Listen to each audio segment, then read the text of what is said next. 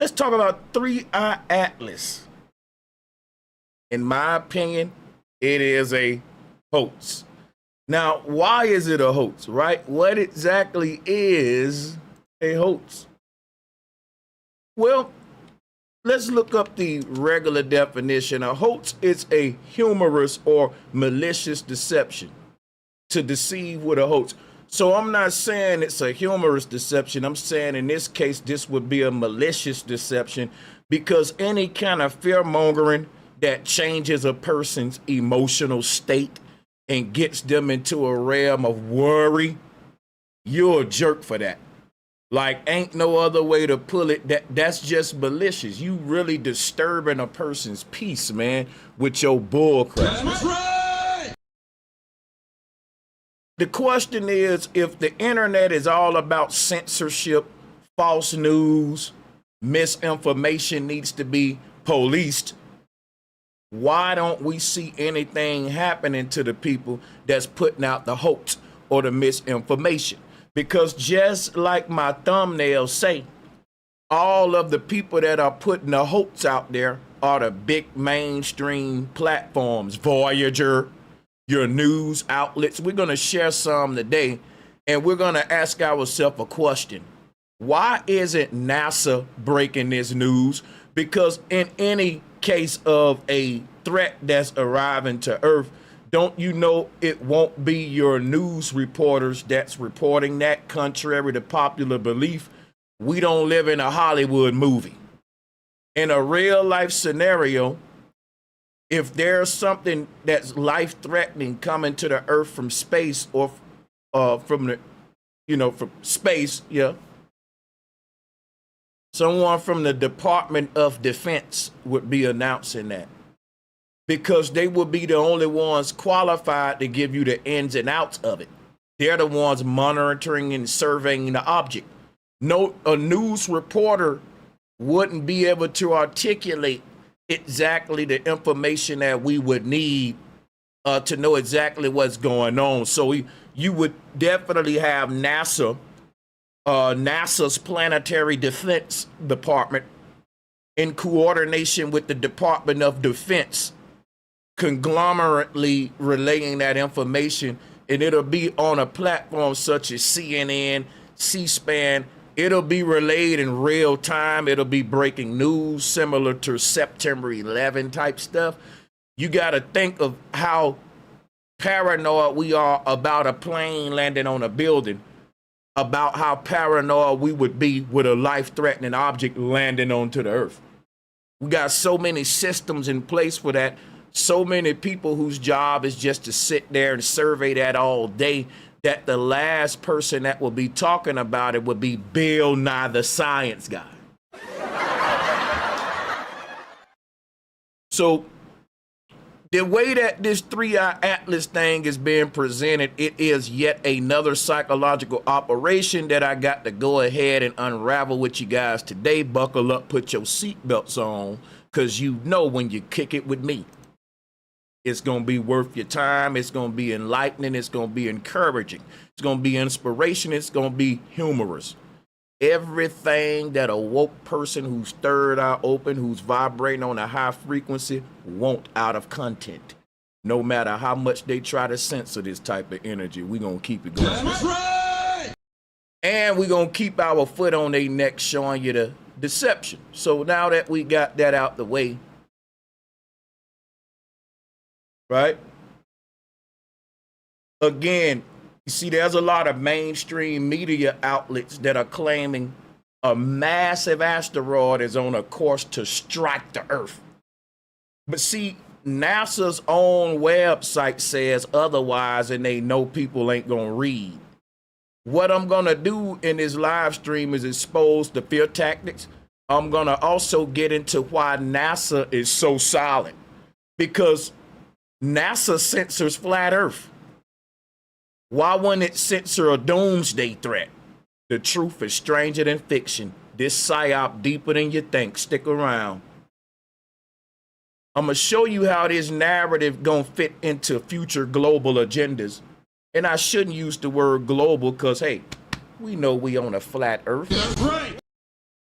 But I'm using that word because the concept of an asteroid and all that is the globe model. It's their model, and it is a global agenda because it is only can be carried out if one subscribes to the globe model. So when I say things like global agenda, it's not that I believe in a globe. It's literally an agenda of the globe. You can't push this narrative on a flat earth, but the video ain't about flat earth.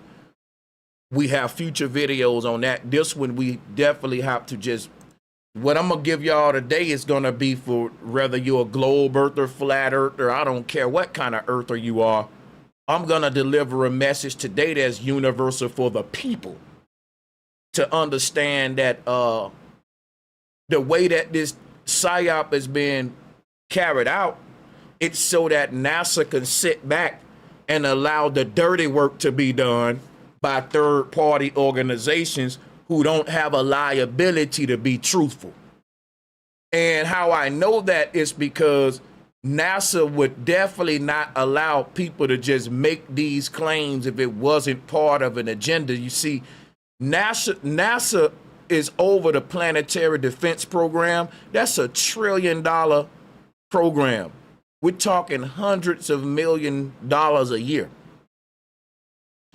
It's therefore a program that if no one's scared of a comet crashing into Earth, we'll cut that budget.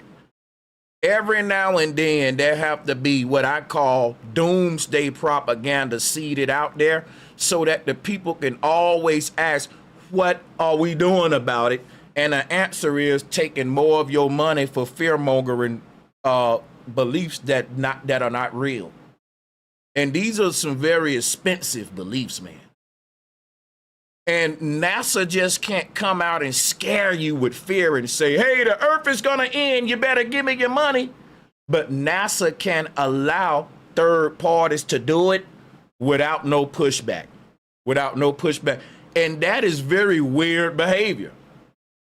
Because in a nation, you can't have your top major outlets coming out with this kind of misinformation on big news platforms, and the people who are literally over that department don't even come out and say, nope, that's fake news. They're just completely silent while the mainstream narrative is a bunch of doomsday stuff.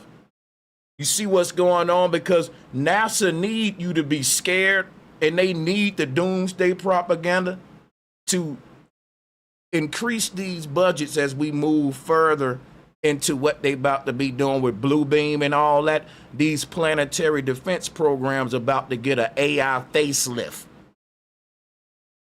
And you're going to pay for it. And I don't think it's just to what they're going to be. So the whole thing about us paying for this is these are beliefs that are not substantiated, but they're costing us, fake beliefs costing you real money based on fear. And the people that's putting the fear out there is putting it out there in beautiful edited videos with suits on and music in the background. And like, does it seem real to you? This is a simulation. This is a Truman Show. I'm going to get into some of these clips today because people are speaking for NASA, and NASA ain't coming out checking it, fact checking it. They ain't doing none of the stuff that they do to flat earthers, to the doomsday cults.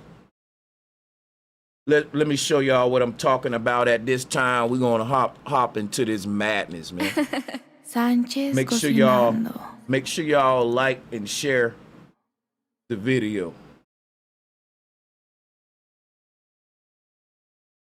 Interstellar object observed from Earth, currently racing through our solar system. Now, astronomers have captured that moment live, streaming in real time around the globe of them watching all of this. Take a look at this. Oh, everybody. Oh, nice. Yes, look at that. I don't go for stuff like that, man.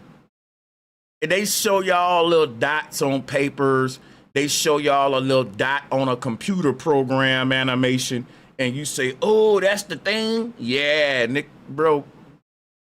I'm not sold at all. This is how y'all are sold this belief system. Bad boy. 3I-ATLAS isn't behaving like any ordinary space object. It's defying basic physics. My thing be how they know all that about the object when the people who directly studying it don't know it. How does a news station doubles as a Department of Defense, a astronomy department, a astrology department? We're talking about a Voyager journalist. They're putting this fake stuff out there for views and ain't no one checking it. It ain't no type of systems to fact check this, to they're able to say, speak for NASA directly. Look at here. And if you go to, and look at the image that they got with the shit crashing into Earth. 3I-ATLAS is preparing for arrival. New data confirms. They speaking for NASA. Let's go to NASA website. This was shit get crazy. Let's read the overview. We'll start from the jump and we'll make it to the part in blue. Let's zoom in on this. Comet 3I-ATLAS is the third known object from outside our solar system to be discovered passing through our celestial neighborhood. Astronomers have categorized this object as interstellar because of the hyperbolic shape of its orbital path. It does not follow a close orbital path about the sun. When the orbit of 3I-ATLAS is traced into the past, the comet clearly originates from outside our solar system. I don't believe none of this.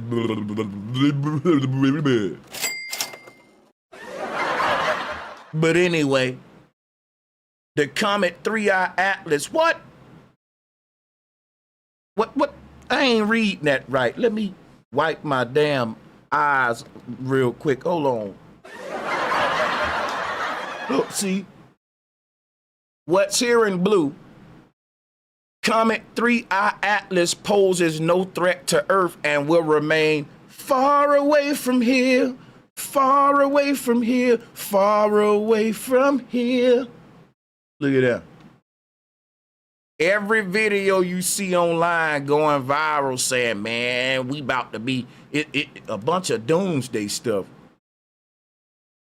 Now, my thing is, why is NASA sitting back, letting these people go up here and show us pictures like this and telling us it's preparing for arrival? New data confirms it. NASA officials is confirming this data. Bro, why is NASA gonna let this big old news company, the Voyager, they ain't just on YouTube, they're pretty big. How NASA ain't gonna check that? Why don't NASA get on the news and say, let me clear up all the dumb conspiracy theories. This thing is not gonna hit her. Nope, NASA won't y'all to eat that up. Again, it benefits NASA for y'all to eat that up because the planetary defense programs are a cash cow. If this thing is real, why don't we got doggone cameras out there that can go up to it and look at it like this? We're literally doing that with the sun, so don't tell me what we can't do for real, for real, for real, though, for real. We literally send cameras from the Earth, and they take off toward the sun. And then they just get into a zone where I guess they ain't gonna burn and melt because I don't know what material those kind of cameras are, but they never melt. But they be right there next to the sun showing you the little splashes and all that. So close you can feel the lava pop on your lip. Them cameras don't melt, by the way, that's another stream, but the fact that we can go to track an object, any object, and go to it, which we can, just like missiles can. If you shoot a missile at my country, we got missiles that'll target and pinpoint the direct location of that missile, and it'll shoot right to it and knock it out the sky. We can implement that same technology with spy cameras, and if we got a projectile on a trajectory toward Earth, just like we would have a missile on a trajectory toward America, we can have an object, pinpoint that thing out, and shoot right to it. But in this case, the object not trying to collide with it. We're just trying to get close enough so that the people on Earth can have a real photo of this object and not this CGI dumb crap. Because if we got millions, I'm sorry, I'm fucking exaggerating. Let me calm down. If we got thousands of satellites orbiting the Earth right now, we should be able to have one turn around and point toward this thing and, you know, well, like I said, or even just have an object that could intercept and survey it. Should be things we have. Well, NASA don't got that. Well, that's a problem because NASA get $80 million a day. I don't want to hear what the fuck NASA don't got. Well, NASA don't got nothing that can do that. That's simple stuff. Shout out to D-Dub exclusive. 3I-ATLAS has a Jaguar car hood ornament on it. What? Come on now, dawg. Hey, shout out to Panama Jack and to Atom Carbon for becoming a member. Welcome new members. To Diva for becoming a member as well. Welcome new members.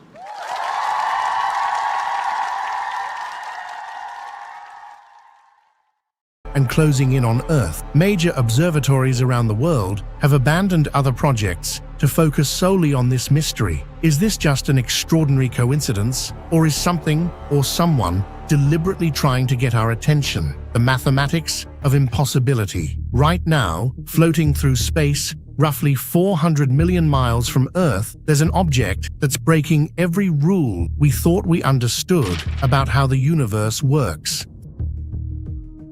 3I-ATLAS isn't just unusual, it's mathematically improbable to the point where some of the world's brightest minds are quietly questioning whether natural processes alone can explain what they're seeing. When astronomers calculate... Now keep in mind that NASA is calling this thing a comet, while all of the news outlets trying to push the UAP UFO agenda. Now you got to think about that. The odds of everything that's happened with this object occurring by pure chance. The numbers become so small, they're essentially meaningless. The mathematical situation resembles a perfect stranger approaching someone on a busy street, calling them by name, knowing their birthday, and handing them exactly the amount of money they need to pay a bill due. All of this bull crap. Man, it's going to really be hard for me to get through this one, man. Drop a 1 if you know what I mean with that, man. Tomorrow. Each individual element might have a small chance of happening randomly, but when you multiply those tiny probabilities together, you get numbers so close to zero that most people would assume the encounter was planned. That's exactly the statistical reality astronomers face with 3I-ATLAS.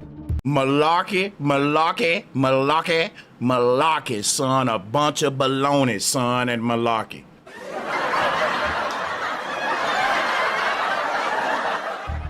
The object was first detected by the Asteroid Terrestrial Impact Last Alert System in Hawaii, but what makes this discovery extraordinary isn't just the detection itself. NASA's TESS mission had actually photographed this same object months earlier when it was still in the outer reaches of the solar system, but nobody realized what they were looking at until much later. It's like having a But do y'all see this? Man, bro. Security camera accidentally film a bank robbery, but only discovering the footage after the robbers have already announced their presence by walking into the police station. The detection algorithm Oh man, what a bunch of BS. Used by both ATLAS and TESS process approximately 40,000 individual images each night, scanning for objects that move against the background of distant stars. These systems rely on sophisticated pattern recognition software that compares. Watch, you gonna get some fool trying to debate me, and he probably fell for the chorizo sausage galaxy. Yeah, you get these globalists calling Sanchez, you coming with conspiracy theories, and that be the same person believed in the chorizo sausage galaxy. Compares sequential photographs taken minutes apart, identifying anything that has changed position between frame. The software automatically calculates preliminary orbits for detected objects and flags those with trajectories that don't match known asteroids or comets in the solar system database. This delayed recognition reveals something fascinating about how we search for interstellar objects. Our current detection methods are designed to spot things that behave predictably, following the patterns we've established from studying objects born in our own solar system. 3I-ATLAS was hiding in plain I don't know how much of it I can take, people. I'm trying now. This is when Superman get hit with that kryptonite. sight because it doesn't follow those patterns. It was active and bright when it should have been dormant, glowing with the wrong colors, and moving along a path that seemed too convenient to be natural. The mathematical analysis gets even stranger when you examine the timing of everything. 3I-ATLAS is arriving at a moment in human history when we finally have the technology to study interstellar visitors in detail. If it had come So why the hell are we looking at CGI pictures if we got the technology to go and study this thing in detail, sir? Let me give a shout out to Jay Scaramella. Where's the globe head shouting? Show the proof. How is it fake? Show me how it fake. Show me how this CGI animation fake. Yeah, you show them anything, and they listen. What? Shout out to Marlon Wells. It's the current level of fake. It's the current level of fake it till you make it tech enough to make you believe in NASA embezzlement program. Yo, this is cray, man. 50 years earlier, we would have missed most of its unusual properties. If it arrives 50 years from now, we might have even better tools, but different priorities. Instead, it's showing up precisely when we're equipped to notice that something extraordinary is happening, but not quite advanced enough to immediately understand what it means. Oh man, it's so much malarkey in this video, man. You gotta watch this with a roll of Charmin. Chemistry of alien worlds. When scientists analyze the spectral fingerprints of 3I-ATLAS, they're essentially reading the biography of another star system. Every element present in its glowing coma tells a story about the conditions that existed when this object first formed, potentially billions of years ago, in a region of space we may never visit. What that biography reveals is a cosmic environment so different from our own that it challenges our basic assumptions about how planets and their leftover building blocks develop. The 16:1 ratio. Oh my God, it's 18 minutes. Jesus Christ.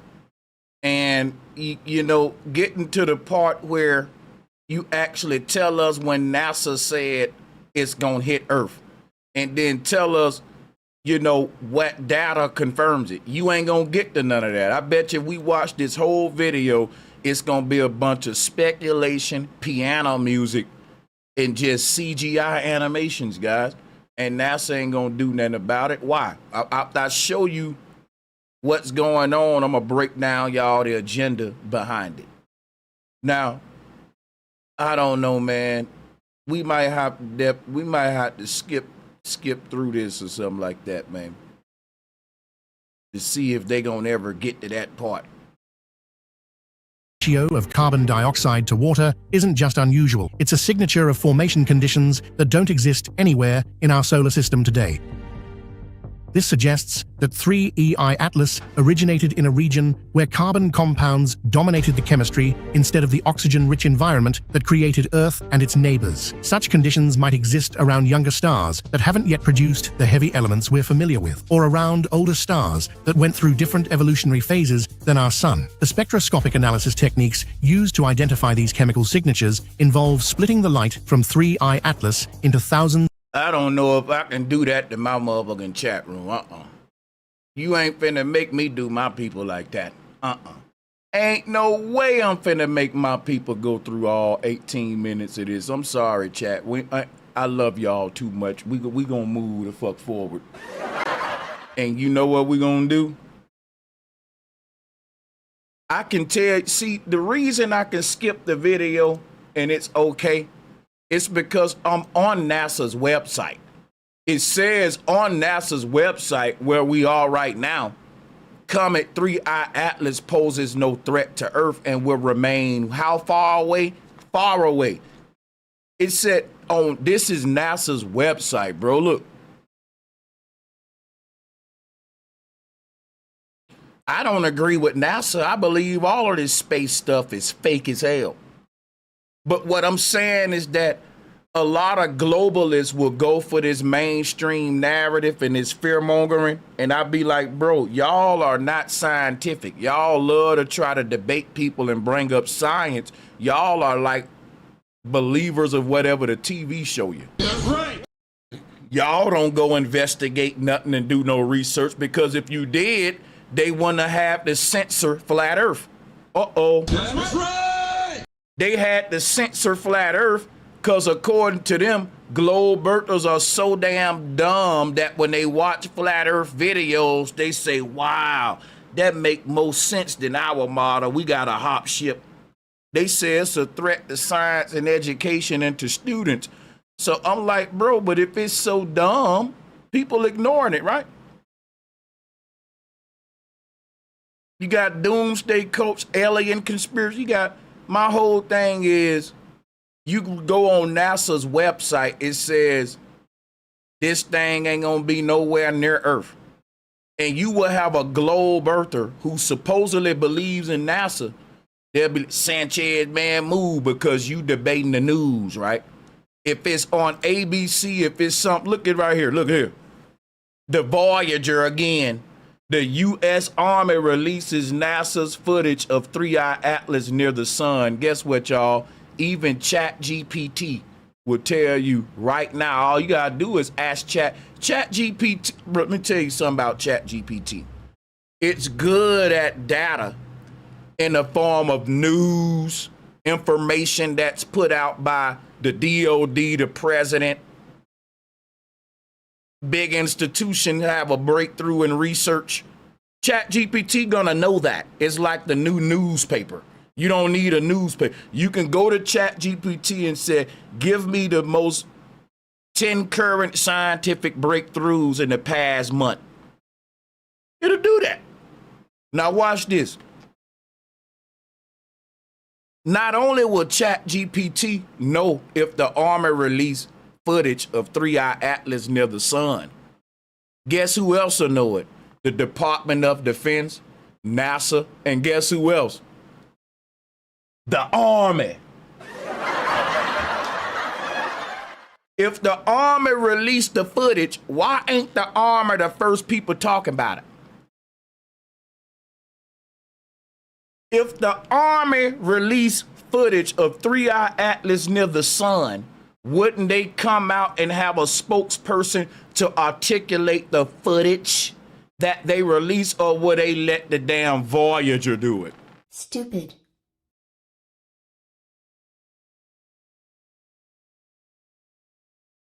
Would they let Neil deGrasse Tyson do it? They let Bill Nye do it. No, I guess Bill Nye, the science guy, got a classified clearance. I guess he worked with the DOD and the Army and let him do it, huh? Stupid. Maybe the Army let Makakaku come share it with y'all. So you don't think that nobody with the Army, the DOD, the Aerospace Department at the Air Force, the Planetary Defense Department, you don't think none of them would be the first ones to open up it's their stuff, it's theirs.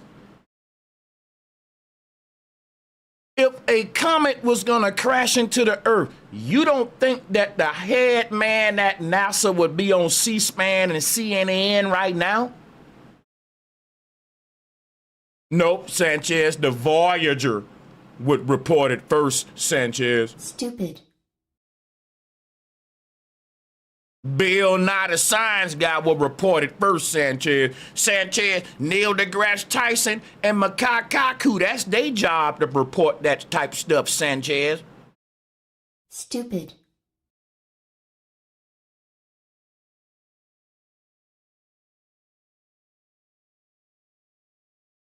Spacecraft sent by aliens to test. Oh my God, now it's sent by, I can't do this shit, man.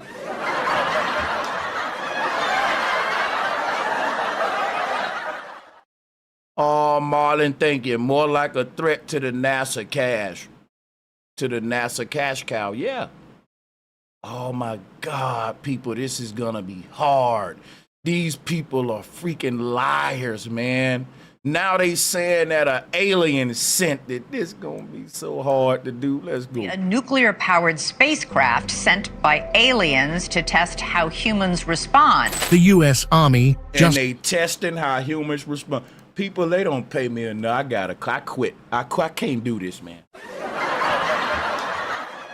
This stuff is infuriating, man. It makes me angry because they gonna censor my stuff.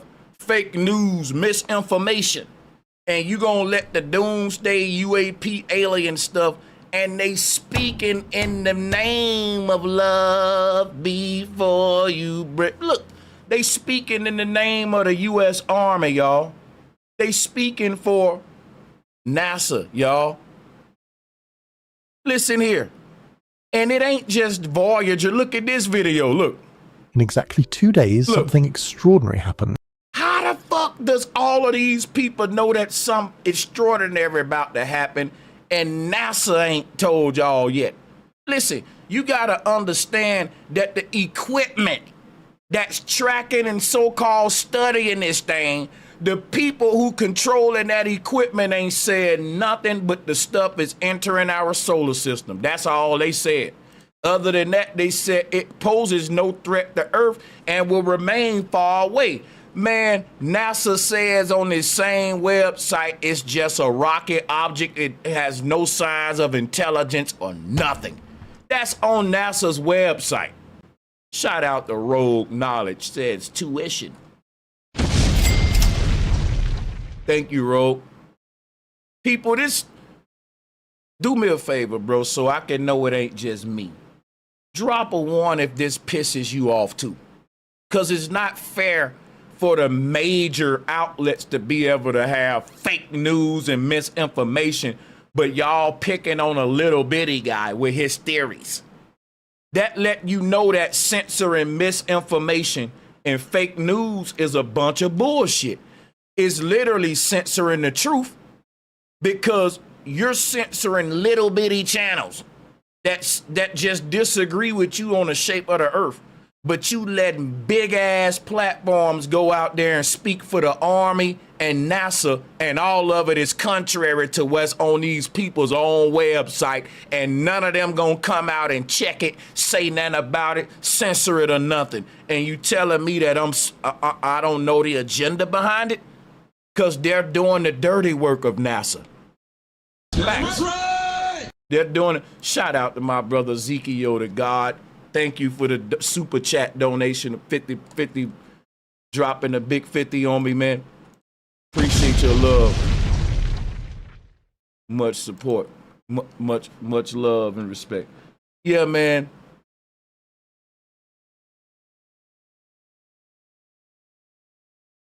I don't understand this.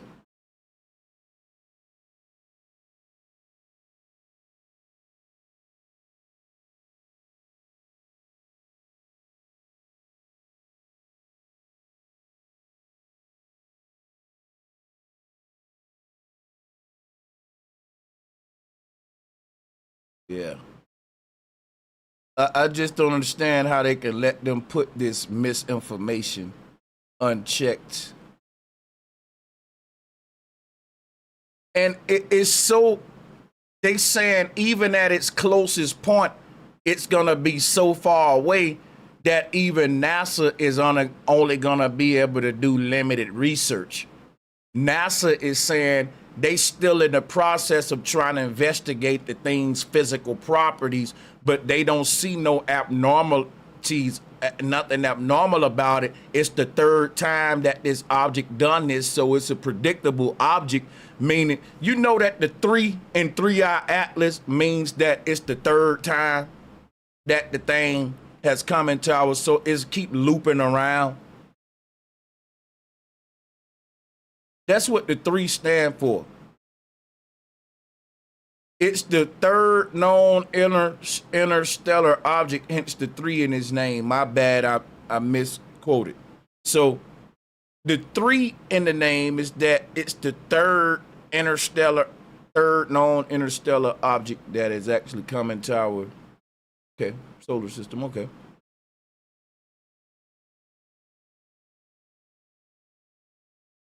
But NASA ain't saying stuff like this thing is behaving weird. There's abnormal stuff.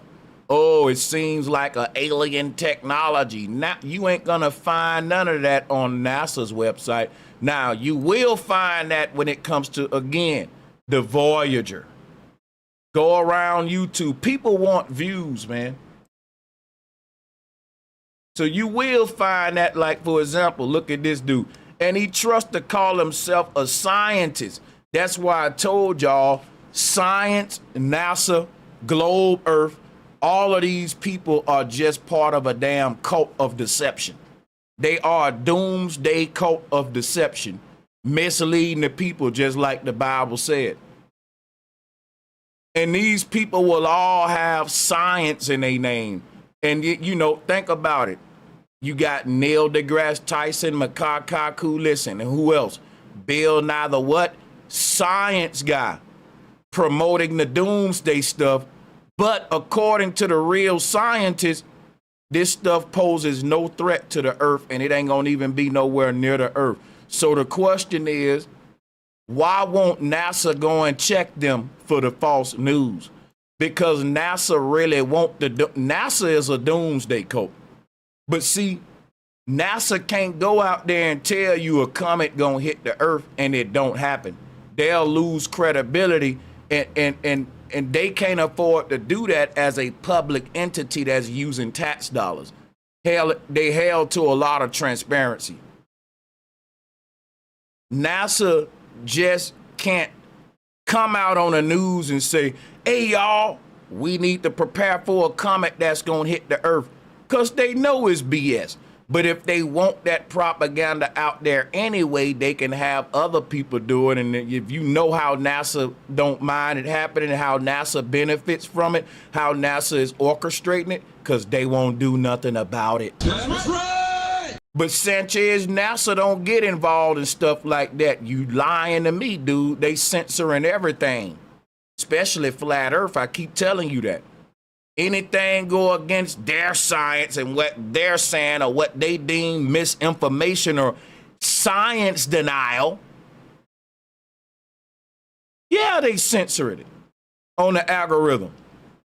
They putting a blue thing on it. They doing a lot of measures for it, but not this.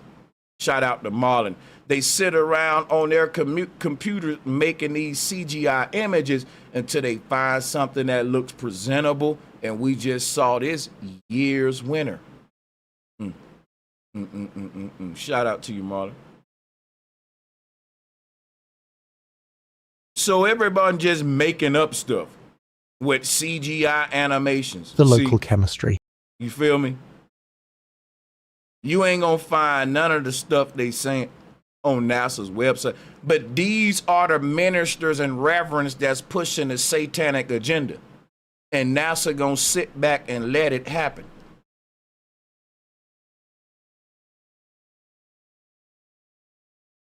So people talking about 3I-ATLAS gonna collide with Mars. And you can't find no, I asked ChatGPT, because I went to NASA's website about 3I-ATLAS. Is only one page. It don't even say nothing about the word Mars at all. People are just making up stuff and NASA letting them do it.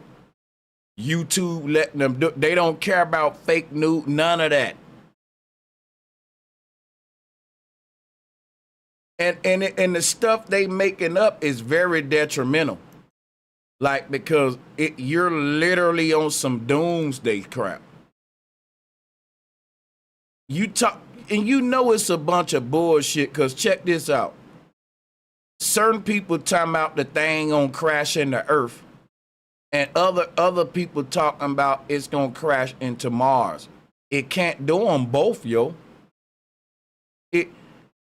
3I-ATLAS can't be headed toward Earth and Mars. Which one is it gonna hit?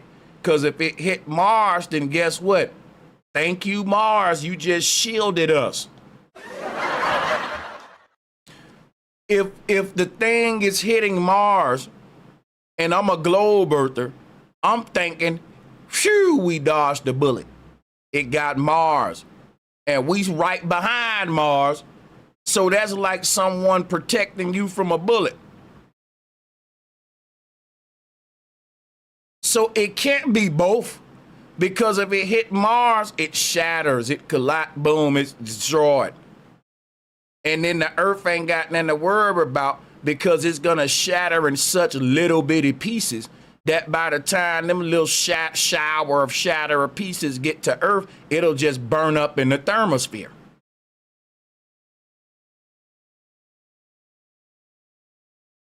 So is it gonna hit Mars or the Earth?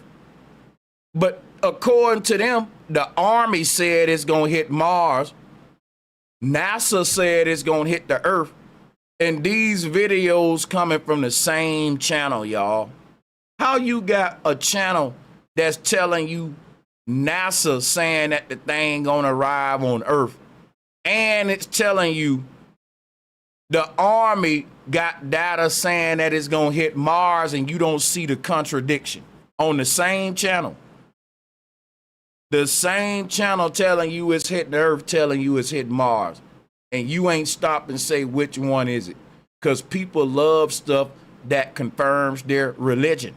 And doomsday, rocks crashing in the Earth, that is a religion, just like Christianity. And people love when their religion is confirmed, which is why they don't even want to go to NASA's website to confirm none of this, because they want to be scared. They want to think, oh, a comet gonna crash into Earth. Oh, Jesus. Oh, gee. Look, 6K people heard about a comet that's gonna crash into the Earth, and they hit like on a video. Tell me we ain't cooked. Tell me we ain't cooked. Tell me we ain't cooked. Hey, everyone, we are all about to die. A comet is gonna crash into the Earth. Like the video. Let me make sure I like this video.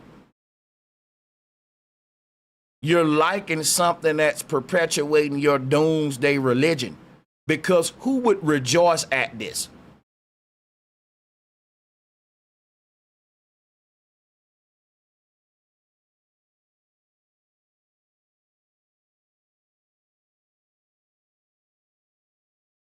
So again, you got all of these different channels, and they try to pass off like legit science channels, like this one, Asteroid Space, Factual, and then they telling you stuff about, see, look at here.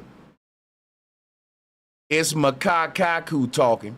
Again, like I was telling y'all, and it's never NASA. And this is an AI version of Makai. That's crazy. That's 3I-ATLAS is now moving closer and closer to Mars.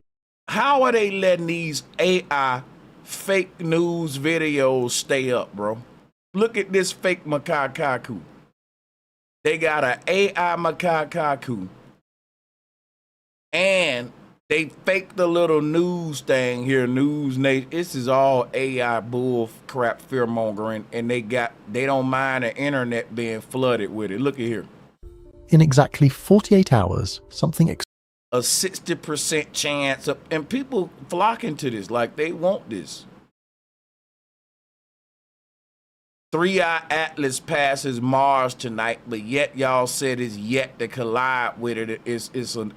Some sites saying it's gonna take it a few weeks. This person like, fuck that, I want all the views. They ain't censoring fake news. Look at my video saying it's passing Mars tonight. Tonight is the night. Hours from now, 3I/ATLAS. Open that bitch up like the Chris Cross video. Tonight is the night. Tonight's tonight. Tonight is the night. Oh my God, the Bureau is back. Yeah, dumb crap, you know. Stupid. Hours from now, 3I/ATLAS. The strange, emerald glowing interstellar visitor that's kept astronomers awake for months will sweep past Mars. What happens in the next few hours will... People be talking about the Anunnaki incoming. That's our ancestors coming back on the mothership. Stupid. Boy, I tell you, I'm so tired of these kind of people, y'all. I'm so sick of these damn people.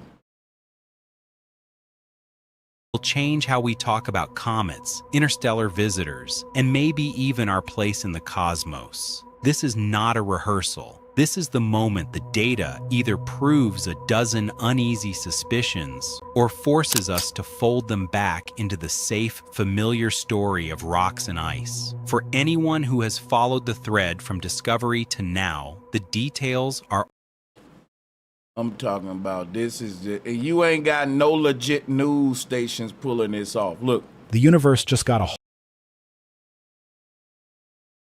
3I-ATLAS aimed straight at Mars. Harvard scientists warn this is no accident. Come on now. Anything that comes after this, come behind this, is gonna be blue beam. Newly released image of 3I-ATLAS confirms it's not a comet. You see this, y'all? The latest series of images captured by NASA of 3I-ATLAS have left astronomers both. It looked like Starlink. But here's my thing. People will see images, right? And they will automatically go to jumping the gun. And first of all, we never asked the question, are the images real? You didn't see nothing real. See, NASA can just show y'all anything. Like, let's go to this. Let's see these images. This right here, right? This what they want me to believe. I don't believe this is up there floating around, people. I don't believe it. I haven't seen enough evidence to make me believe it. Y'all can. So, but I will say it looks strangely like Starlink, which is very weird. But again, people who ain't researched blue beam technology, you know, they'll fall for anything.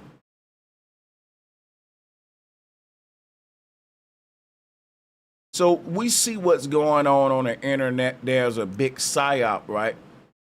A big psyop to keep us in fear, to keep us mystified, to blur the lines between a natural object and intelligent object.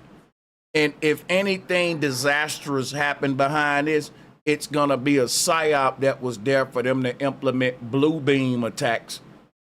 And people gonna pass it off like 3I-ATLAS, and that will be the beginning of World War III, which is a silent, covert war of the powers that be against the people. People say, Sanchez, why would they go through the trouble of lying and faking all this, right? Centralized global governance, a planet-threatening object or event, it provides a global non-national threat like aliens, pandemics, or climate change. Planet-threatening stuff, it automatically warrants a worldwide police state. It can justify international emergency treaties, space defense budgets, which I've been telling y'all, or even a global authority such as the UN stepping in to govern the world with one world sort of order, you know, new world order, you know. So, you know, this can open up the door for citizens having to accept loss of sovereignty or expanded surveillance even. For safety under a one world approach, right? This could lead to massive funding and economic shifts, for fear of impact justifies huge new spending on space programs, missile defense, and planetary protection contracts. It'll create a new pipeline for defense contractors, aerospace firms, and private space companies like SpaceX. It could justify carbon taxes, planetary security taxes, or reallocation of public funds away from social programs to emergency projects. This could lead to surveillance and control mechanisms. Governments can argue we need more eyes in the sky, more tracking systems, and more data sharing to protect you. In practice, this means expanded satellite surveillance, or sataloon because they're balloons, real-time monitoring of populations, and mandatory ID or location tracking under the guise of safety drills or evacuation planning. Information control laws could be passed to suppress dangerous information about the event, so that can lead to more censorship, narrative management, and fear conditioning. Media cycles dominated by the object drawn out other scandals or issues. So think about this. While they got everybody scared of 3I-ATLAS, Donald Trump just passed Project 2025. That's right. After denying that he knew anything about it. Project 2025 is basically the first step of the New World Order in America.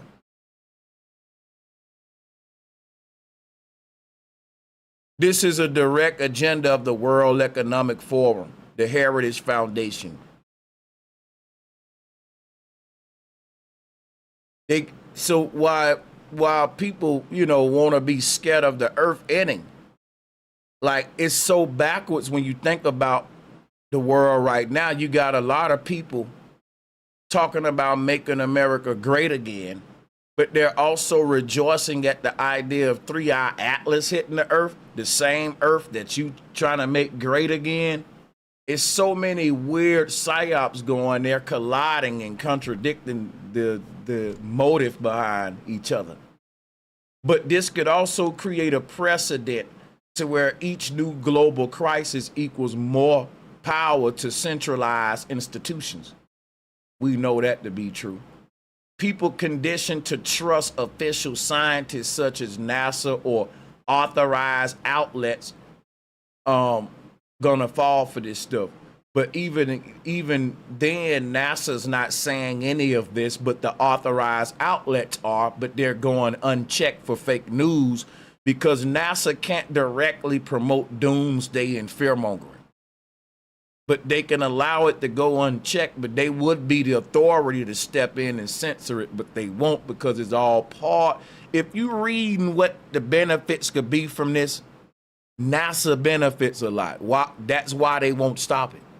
They're only gonna leak certain images to fuel it. And you're gonna see people like Neil Tyson, Makai Kaku, Bill Nye, and the same minions come out to scare everybody. But you never gonna see the Department of Defense, the Army, NASA, the Air Force Aerospace Department. You ain't never gonna see the real, cause they took an oath, bro. If you can literally sue the government, you can't sue these third party people, right? And there's so many laws and loopholes for them to be able to deceive legally. So everyone know what's going on. Like certain psyops, when stuff is a psyop because the people, the authorities that govern that department won't be the ones speaking on it because of liability issues. If they want to push a medical psyop in the mainstream media outlets, they ain't gonna, it's very rare that they're gonna get real experts, real people with degrees and all that. Those people don't want to be liable and risk their, credentials or whatever to be participating in fake media, fake news, the same fake news they trying to censor. If this all come back to bite them, you right? And they don't want that to come back and bite NASA or the DOD putting this doomsday stuff out here. So yeah, people will say, Neil deGrasse Tyson, you was wrong. Bill Nye was wrong. This news company was wrong. And NASA was just sitting back like, well, we never said that anyway. Hey, they did, but you never policed it. You never censored it like you do everything else, which lets me know for a fact that my theory here got to be spot on. The way everybody moving with this. This could lead to mobilization of populations to where emergency drills, forced evacuations, or safe zone relocations could be a test run for mass compliance. This can help governments learn how quickly people obey, how to handle dissent, and how to track and ration supplies. This could lead to space militarization and weapon testing. And space militarization isn't space militarization, it is upper atmosphere militarization. Right? They want to have these advanced surveillance systems in the upper atmosphere. That's they invisible, but they watching you at all time from that height and can see what's going on and look at the time on your watch. Let me tell you, when I was in the Air Force, this was what they told me about the U-2 spy plane. They said that the pilot never got to leave our base. He go up real high above the base, to almost to the edge of space. You know, to the beginning of the firmament dome, for those who know. And from this height, they can spy on North Korea without ever leaving South Korea, because the higher up you go, the more ground you gain, advantage point you get. They told me that, but they didn't know that they was debunking the curvature of the earth, because you can't see around the curve. But at the same time, they was just let me know even then, like the advanced zooming capabilities. I think we don't really understand the zooming capabilities and how they got these cameras that can recreate what's on the ground in real time from up in these ridiculous heights. Like, I remember sergeants telling me, man, that U-2 can see the time on your watch from the edge of space. Now, they talking about the beginning of the firmament dome. This thing can zoom in and see the time on your watch. That is fucking amazing. And we're talking in the 2000s. We in 2025 now. Imagine what they got up there in the upper atmosphere, surveilling everyone. Shout out to Marlon. You right about the emergency budget. They can only be assessed in an emergency, so they create one and release the funds. That's right.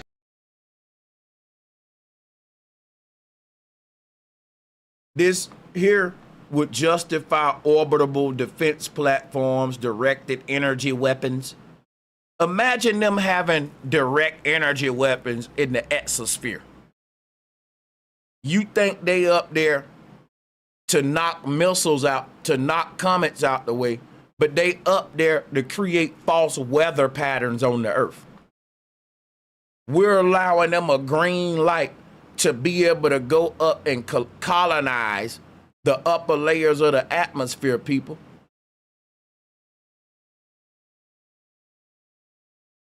It's so much things they can do from up there that's detrimental to us down here, and how those upper layers affect us here, from terraforming us with certain gases to being able to control weather patterns with direct energy weapons, and just like a remote to allow them to start a flood or wildfire anywhere they want, and just expand this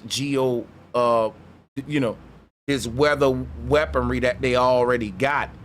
They now want to make another layer of this stuff in the upper atmospheres. This is gonna be the next space race. It's gonna be to colonize the upper atmosphere with very advanced AI drones, very advanced artificial intelligence just up there in the top layers of heaven at all times, acting like Big Brother, creating weather patterns, seeding certain things in the ecosystem. Kind of already gave them that open door with space programs, but they want more. They want more. They want more of our consent. And it's going to be given to them through our ignorance. And this will justify them colonizing the upper atmosphere even more. And once deployed, These systems can be repurposed for global surveillance or anti terrorist, or, you know, if you're a rebel rouser, if you're, you know, I'm just saying the capabilities are endless. We talking about some Minority Report, real sci-fi surveillance monitoring systems that's on a sci-fi movie type stuff. Psychological operations, fear of an existential threat unites populations under a shared enemy, creating fertile ground for globalist narratives. It desensitizes people to constant emergency mode living. Pandemic, asteroid, climate, cyber attack. Like 4 pillars of fear that they can just make you hand over more and more your power just indefinitely. This will lead to permanent restrictions, like as far as traveling, currency, privacy. It'll also lead to a digital currency and ID push, because a world emergency can justify a central bank digital currency or crisis token to distribute aid quickly. So you talk about a one world monetary system. People, a blue beam staged doomsday attack can bring us to the new world order overnight. And I ask myself, why ain't NASA checking all this fake news? Why? This could lead to a global ID passport system, so only verified citizens receive benefits or can travel to safe areas. It also is a controlled distraction from the fact that Trump is literally selling America out to the Zionist agenda, doing everything he said he wouldn't do, and none of his followers will own up to it. They're more dangerous than him. That's right. A fake asteroid story can also, it's just going to distract us from unpopular topics that they don't want out. Right? Political corruption. Media fixation means other moves towards centralization slip through unnoticed. You know, well, are we looking at this stuff? Just a thought, just some thoughts. So if an asteroid threat was fabricated, it would be a multi-tool crisis, as we can see here. Fear, compliance. The compliance equals new. The fear gonna bring compliance. The compliance gonna bring new systems of control. The new systems of control gonna make it easier to roll out long-term New World Order policies. This is why global threat narratives are often discussed in the same breath as global governance. So these are things we gotta think about with this Psyop, man. It's only gonna get more popular. Shout out to poet Renika Rain. Thank you for your donation. You're gonna start hearing a lot more about these sort of this doomsday narrative. It's only gonna get popular and more popular. Shout out to Free Energy. Thank you for the donation. It's serving an agenda, and I'm right on time as far as time. I gotta get out of here, y'all. This was supposed to be a 1 to 2 hour stream, and I was gonna open up the call lines, right? If we were to reach our donation goals, but I didn't set any. But I still technically have an hour to answer questions. So I mean, y'all drop a 1 if y'all want to open the lines up about this one.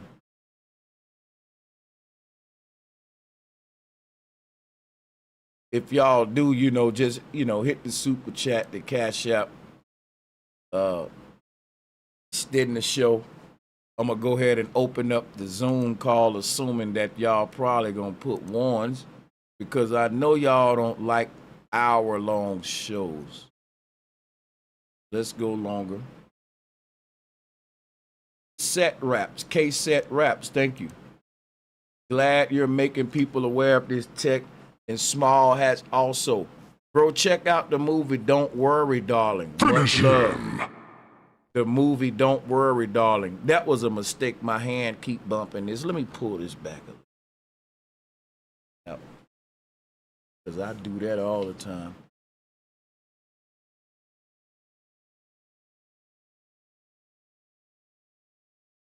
I'm going to open up the call lines. And when y'all call in, only thing I ask is just stay on topic. And don't come with that sneaky stuff either. Some of y'all will try to, you know, act like you on topic, but you'll be off topic, you know. I know the little tactics. We can't clickbait the people, so call in and let's speak on how y'all feel about this big booger that they trying to scare, this floating booger that God flung toward the earth. You ain't gonna scare me with the bull crap, man. Shout out to That Away, man. The true comet is Donald Trump. That's right. That landed on the earth and gonna destroy the whole thing. Now that's big facts. Big facts. A doomsday comet if it ain't never one was. Big facts. Let's pull up that link for y'all. Come on, people. First come, first serve, one caller at a time. Come holler at me. The call link is now out there. Let's talk about 3I-ATLAS, the agenda behind this hoax, this Psyop. Come talk to your boy. We waiting on our first caller. While we do that, I'm going to take a little commercial break. And for my commercial break, I got something I want to share with y'all. And what I want to share with y'all is my other channel for musicians and artists, producers. If you are an artist, if you need beats, collab with me, man. Here's my music channel. I'm going to be putting more new music over here when I hit the studio. I always upload beats over here. Look, I put one up one day ago. In fact, let's listen to this beat that I put up one day ago. And make sure you sub up to my channel, Sanchez. The link should be in the description area. Let's see. We'll wait for the first caller.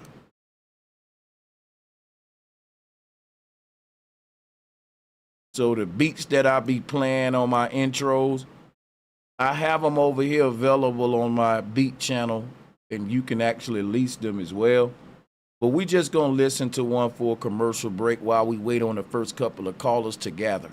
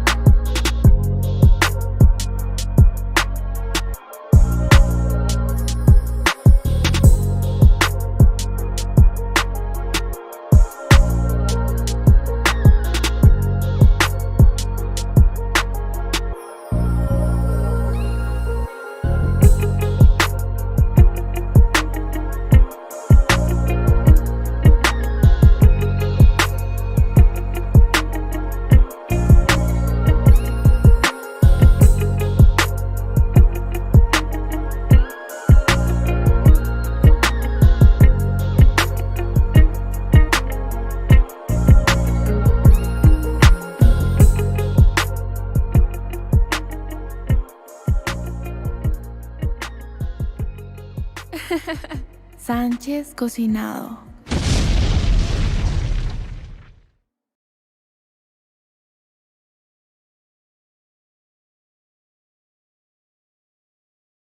Shout out to Kristen Smith. Thank you so much for that donation. What up, bro? Keep up the great work, man. You shout me out last time. You thought I was a chick, but I'm a dude. But it's cool. Salutes to you. I sincerely apologize. Kristen, I get it. And you know what? I see that is a masculine name. My bad. I see how it's spelt and all that. That was my bad. Yeah. So the feminine version of that would actually be Christine or Christina. So that's dope though. Kristen would see what you got going. Salutes to you, man. Hey, oh yeah, Marlon, I hear you. Yeah, Marlon, I can hear you. My mic was muted on your end, but yes, go ahead. Yeah, you salutes, man. Welcome back. Thank you as always for your continued support. And yeah, man, we are all ears. Lay it on us, bro. Oh, good, man. Oh, good. We appreciate you. And for keeping us informed, keeping us conscious, awake in real time. So, yeah, this is a big distraction to what they got going on, in my opinion, my humble opinion. Because when you focus on the events that's going on, and you start to see and talk about it, and they start to lose that narrative, they throw some fear-mongering stuff out there to distract you away. You know, they're going to scare your ass away from what they want you to ignore. And man, a guy showed me some stuff today. Man, I think the whole Charlie Kirk thing is taking. Let me ask you something, Marlon. You mind if I go ahead and lay a question on you off the bat? Not at all. Go ahead. All right. A brother has said, hey, and shout out to Ripple, man. He said, name the mixtape Beats and Teachings. I might have to consider that. Ripple, man, look. Hey, Marlon, this is what I got for you. A brother said, he said, Trump is the real comet. And when you said this is a big distraction, they just passed Project 2025 in the light of 3I-ATLAS being pushed more on the news than the fact that Trump just betrayed America. What you want to speak on that? Oh, that was already, his executive orders put most of that into place already. When he started off, the first thing he did when he started off, he signed away $2 trillion to Elon Musk programs. Talking about corporate welfare. I mean, yeah, he is the biggest comet because, you know, you got all kind of people that's in the same boat as working us. I call regular America working us, U.S. And they figuring out that he ain't on their side. They figuring out that he ain't got nothing for them. They're going to suffer right alongside us. You know, if you know what I'm saying. There ain't no special perks from being a MAGA. And, you know, I was watching a video today on the way home from work. We're showing how people was exercising their buyer's remorse. And they was crying literally in tears. I ain't making it. And you know, one of them even was crying and said that not that I regret voting for Trump. That's good. You ain't making it. You know what I'm saying? That's some Stockholm shit right there. That's some Stockholm shit right there. Because you ain't voting your economic interest. You need to vote where you is on the ladder for what's going to come good to where you is on the ladder. That's what most Americans don't do. What do y'all keep talking about, chat, about this Earth movie, Party Rocker? What's good, Sin Nana? No, go ahead, Marty. You know what they talking about?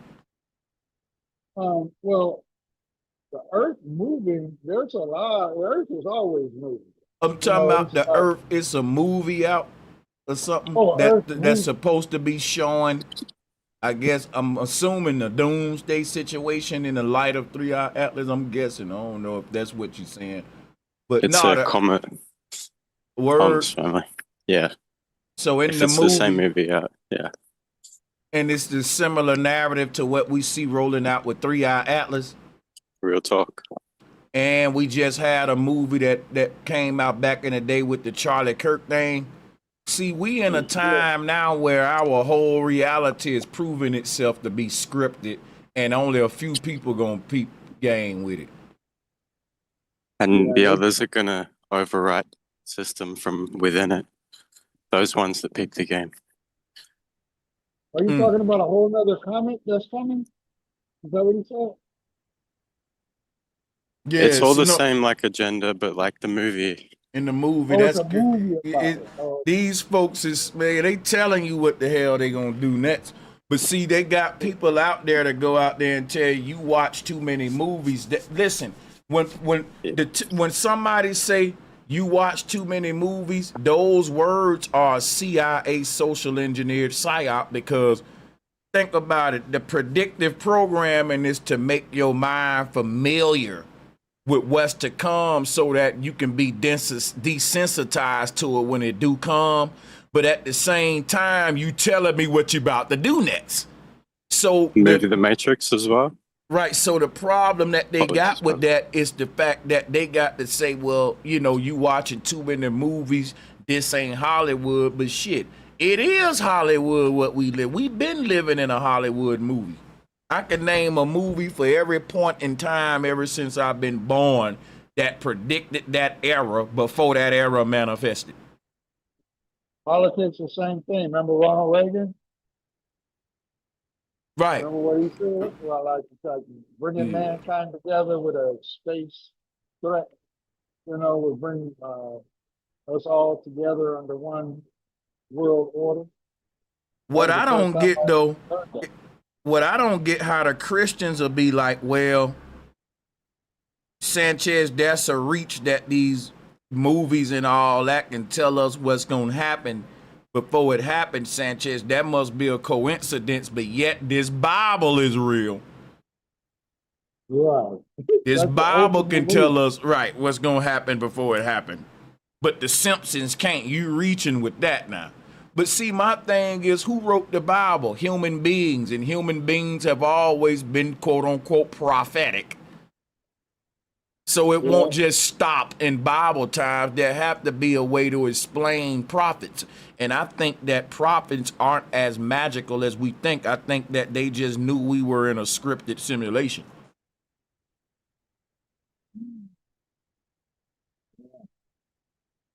Because when it come to all this doomsday propaganda, it tells you in the Bible, right?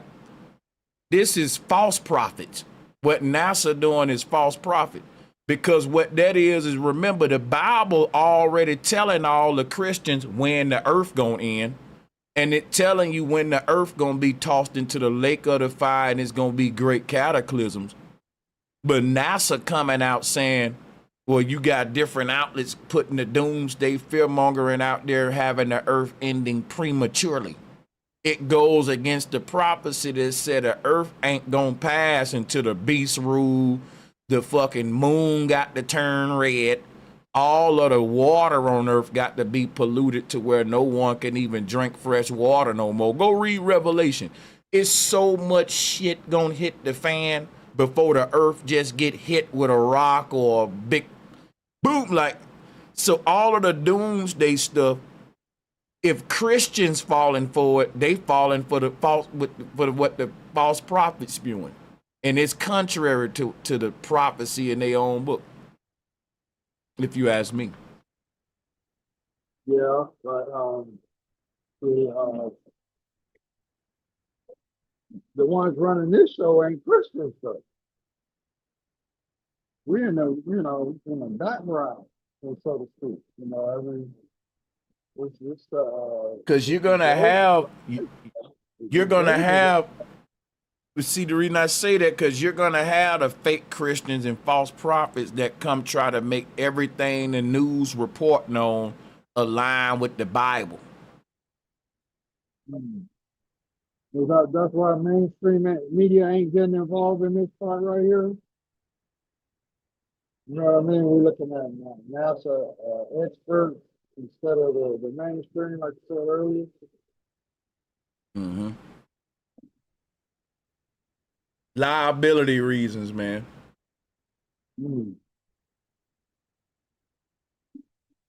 Liability reasons. All that, you know, the technology and stuff that NASA got. I mean, when they come out with those pictures of like from way out of space, and we don't really even got nothing from right above the moon orbiting, ain't nothing looking at Earth from space. You know what I'm saying? Right? Right there, you know, something like just one of them out there, just on the other side of the moon, just watching the Earth spin on the daily. But we supposed to believe there's something way out there where Voyager at telling us about this oncoming. You know what I'm saying? They got some shit. They got the some shit coming, bro. I'm telling you, it's some coming, and it ain't good for black people and poor folks and poor whites. Hey, listen, if you in a certain tax bracket, I'm telling y'all, it may sound crazy. It ain't coming from outer space. It ain't coming from outer space. That's what I said earlier. Do you think the fake it to make it can make you this story believable? Like you gonna believe this off of what they tell you, and then these images all CGI, and then the ones that are supposed to be real pictures. Where's that camera situated? You know what I mean? Where you looking at something that's looking like it's a star out there. You know, it's past us. You know, where's that camera? I can't express to you, Marlon, to you, Sin Nana, how pissed I was coming across all of these videos and not seeing no kind of fact checker, no kind of, and I'm saying to myself, okay, maybe somebody come out from a big science channel and debunk it. You know, your Sci-Man Dan, your what's that fake professor dude, right? So anyone, like even half of the conscious community are like sucking on this as well.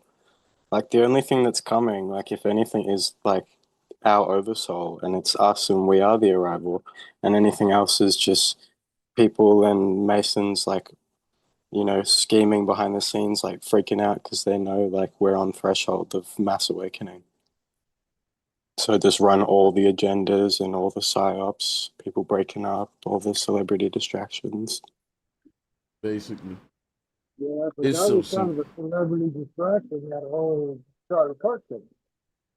You know, and then somebody made a video that I seen earlier today that showing that what a 30-06 would do to your body, right? And they said he got shot with a 30-06. What is that?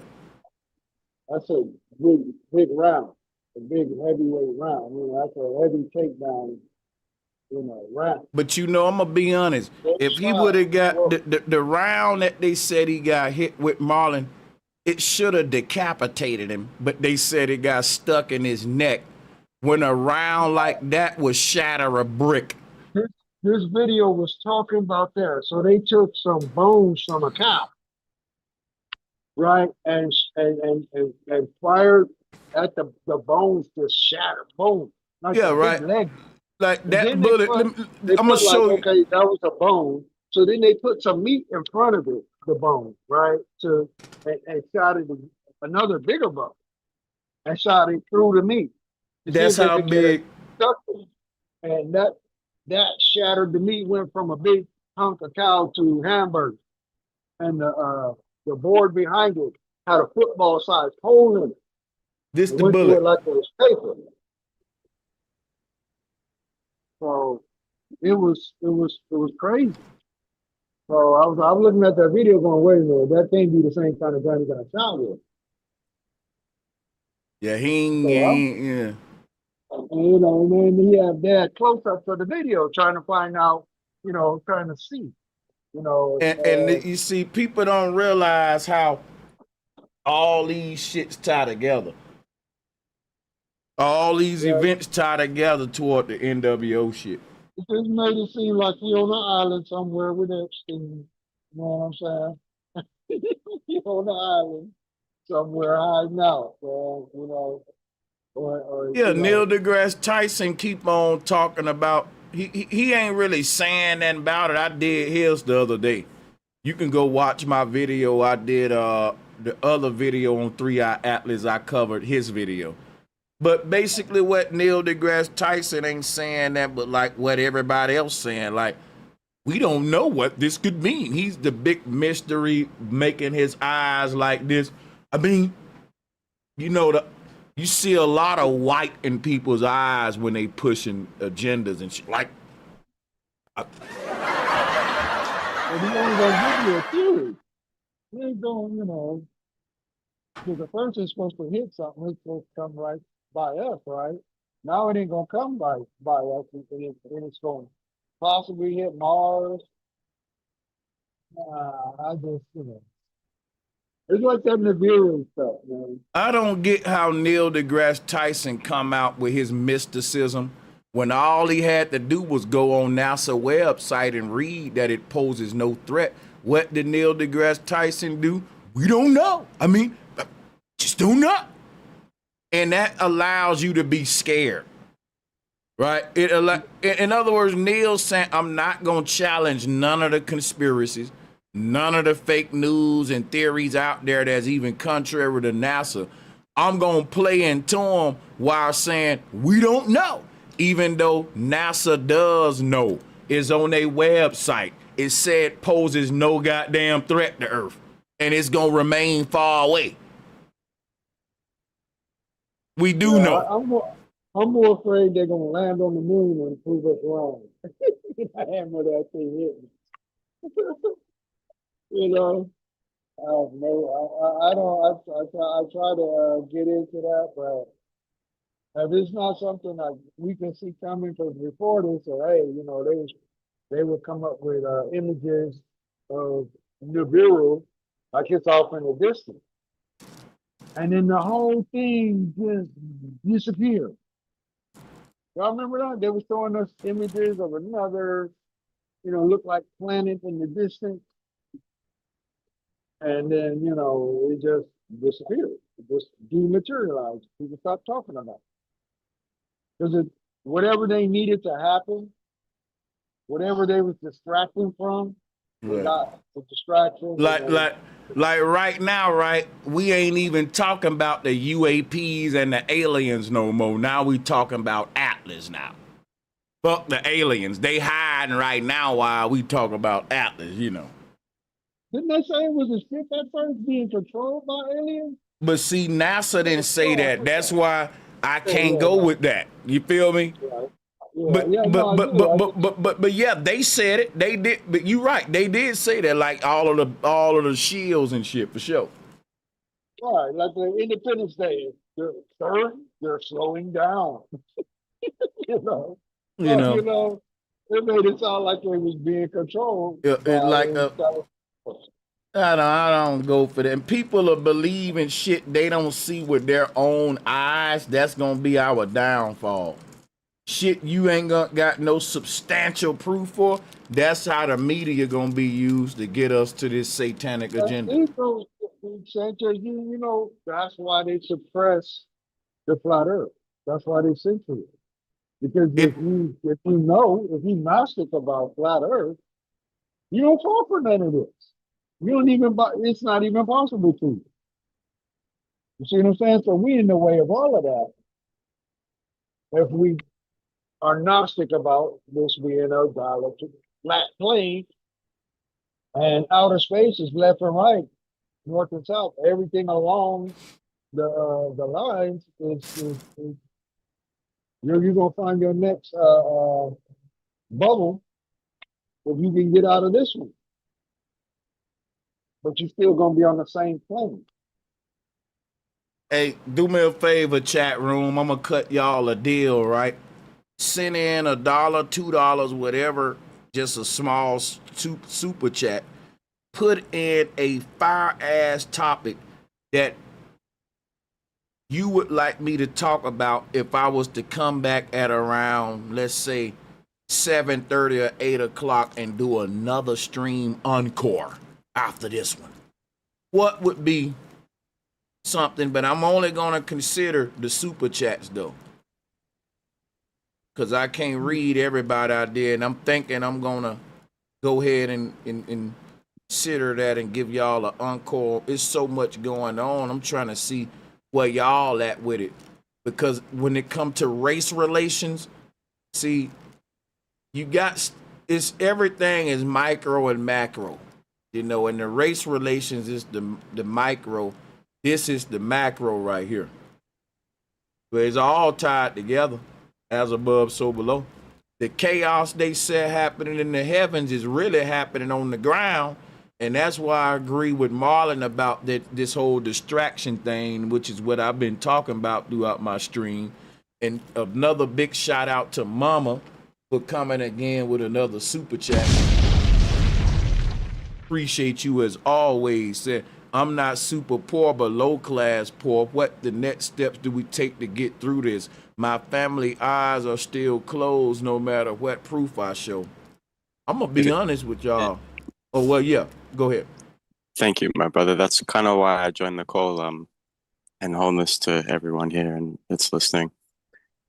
I think like stickers, like if we all print like the 600 of us here, if a few of us print like 50 stickers out for like $10 and they have like the word propaganda on them, or like even like a red pill and a blue pill, like you could get creative with it, but just put stickers around in toilets, public places, like hand out pamphlets, like educating, like it'll take 10 minutes with ChatGPT, put a pamphlet together and print a few out, distribute it, and get playful with it and show everyone, like instead of telling everyone like let's revolt and like government's against us, we show everyone a better pathway that is more fun and nip this all in the bum, and we're ahead of schedule. You know what? Can you ask ChatGPT what are the odds that this is real? I'm going to be honest with you. You know what time it is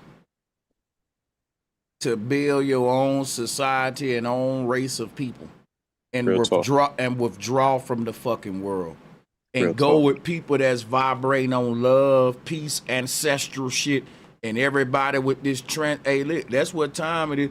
Hey, let me do something. Let's deploy. I just got a flurry of super chats and I didn't even expect it. Let me go ahead and read these, and then I'm gonna go back to my panelists real quick. Let me hold on a second. Are we still live? Because I can't now see. Hold on, give me a minute. Got a glitch going on. Glitching. Hold on. Problem when I try to go to the screen from here back and forth. Yeah, here it is. All right, I got you. It's, all right, let me go through these. My bad.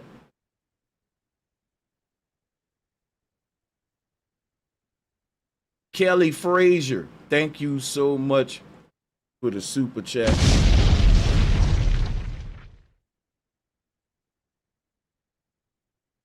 And also Ezekiel, thank you once again for the super chat. Says encore. Yeah, okay. What can we do? Our next steps to survive this? Honestly, the Bible, and I stand behind the Bible, the Mayans, and everybody. The world gonna suffer great turmoil. Many people gonna die from biological illnesses, famine, starvation. What the Book of Revelation said is going to happen. It's gonna happen. Ain't no way around it.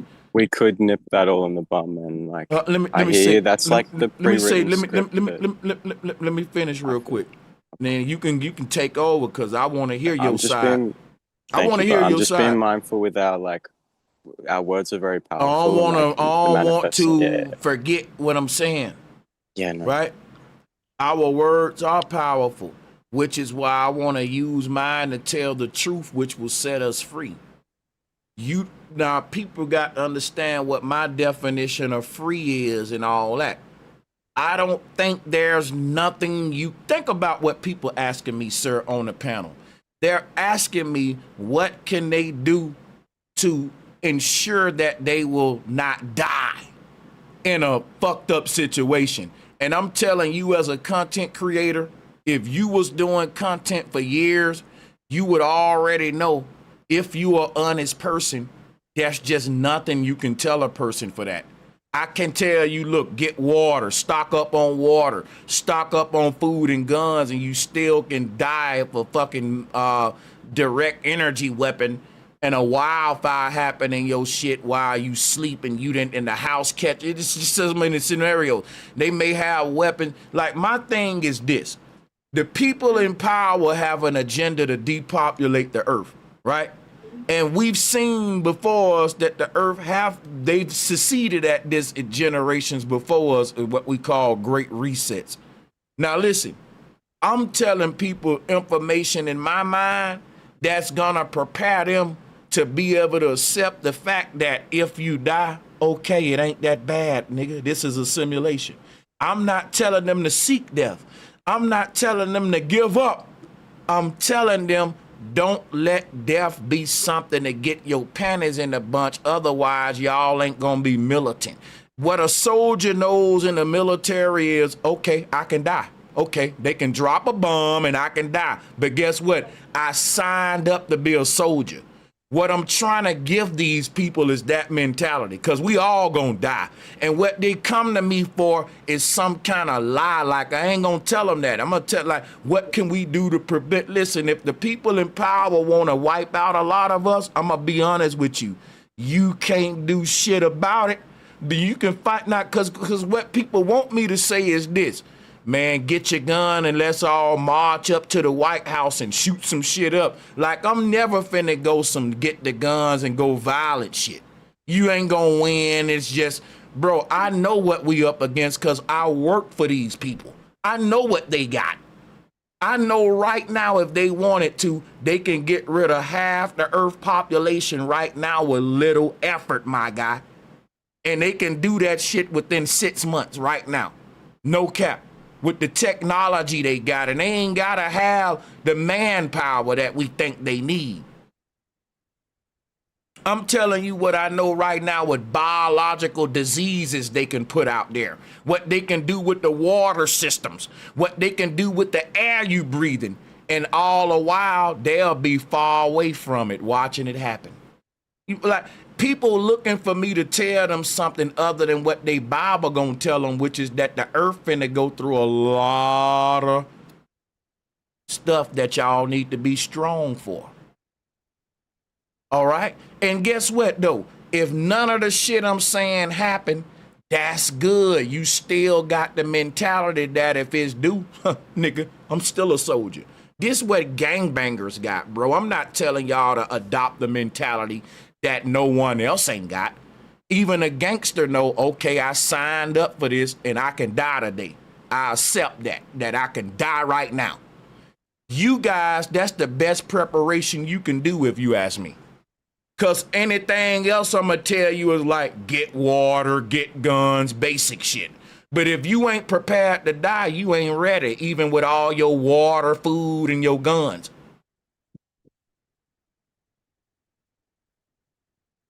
Hoorah, I'm with you all the way.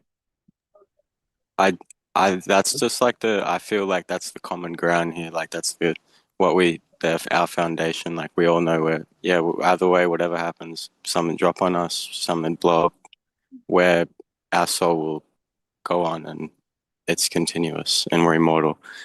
And just to build on what you were saying, like with the militant, like, this is for the children. Like, when you're running or when you're at the gym, like, you're doing it for the children and making sure that they have a prosperous and abundant future that doesn't have all this digital ID stuff and all of this. And there are things we can do. We are very powerful, like even just 5 seconds in, 5 seconds out breath, and the hemisync tapes, and the Bible is all just like, that's their script that they're trying to bring about, but we're here to override the whole thing from within. Like, we are the arrival sent down into the simulation to restore it. I'm with you. I'm with you there. And I thank you for all that you do, Sanchez, and everyone here in this space. Most definitely, and I appreciate y'all. And I'm gonna just say here too, let me give a shout out to Focus Willis. He want me to talk about the Tartarian Empire. In my next stream, I'm gonna go through these super chats and I'm gonna touch every topic in here. I'm gonna give y'all that encore. Shout out to Lord Chief Jaguar, Operation High Jump, and Operation Fishbowl. Oh, I've talked about that a lot, but I can retouch it. Shout out to, hold on, I'm sorry. Let me call these out, y'all. Shout out to, hold on, damn. I just skipped. Okay. I Am Well Meditations. Peace, love, and light, bro Sanchez. Peace, love, and light to you, I Am Well Meditations. Thank y'all all for being channel members as well. And let me give a shout out to That Away Man. Donald Trump had all the generals in one place. Y'all got to send me these links to specifically what y'all bringing up. Salutes to that. I need to cover that. Shout out to Mama. I show so many people the truth they don't believe. Only a few gonna accept the truth, but you gonna show it to many. It's like the shittiest sales job in history. I don't know if y'all ever worked in sales, but imagine working in sales and you are burdened with the shittiest product and you gotta sell it for a high price. You may sell one of them things a month. But what if you sold that one thing a month and you got $10,000? Now I would like that shitty sales job. All I gotta make is one sale though. You feel me? Shout out to Redden. And what I'm saying is that's when you bring a person to the truth out of the many people that turned you down. Right? It's worth a lot. That one, them few people that come to the truth, they more valuable than all of you. So, but check this out, right? Then all the people that turned it down is like a filtering process. Cause everybody ain't ready for that shit. And the truth ready for who ready for it. So I wouldn't be discouraged. Just like when you work these sales jobs, they tell you, look, so many people gonna turn you down. You gotta get used to like a car salesman. Now you ain't selling no car, you selling the truth, and don't nobody want that shit. And it hurt. And it hurt when they get it. So don't feel bad that ain't nobody taking that because I mean shit. And it hurt. And goddammit, you gotta change. Look, it's gonna require a whole lifestyle change, a whole new way of thinking. I gotta lose my friends, probably my loved one, listen, man. Yeah, don't be discouraged. Shout out to you, Retton.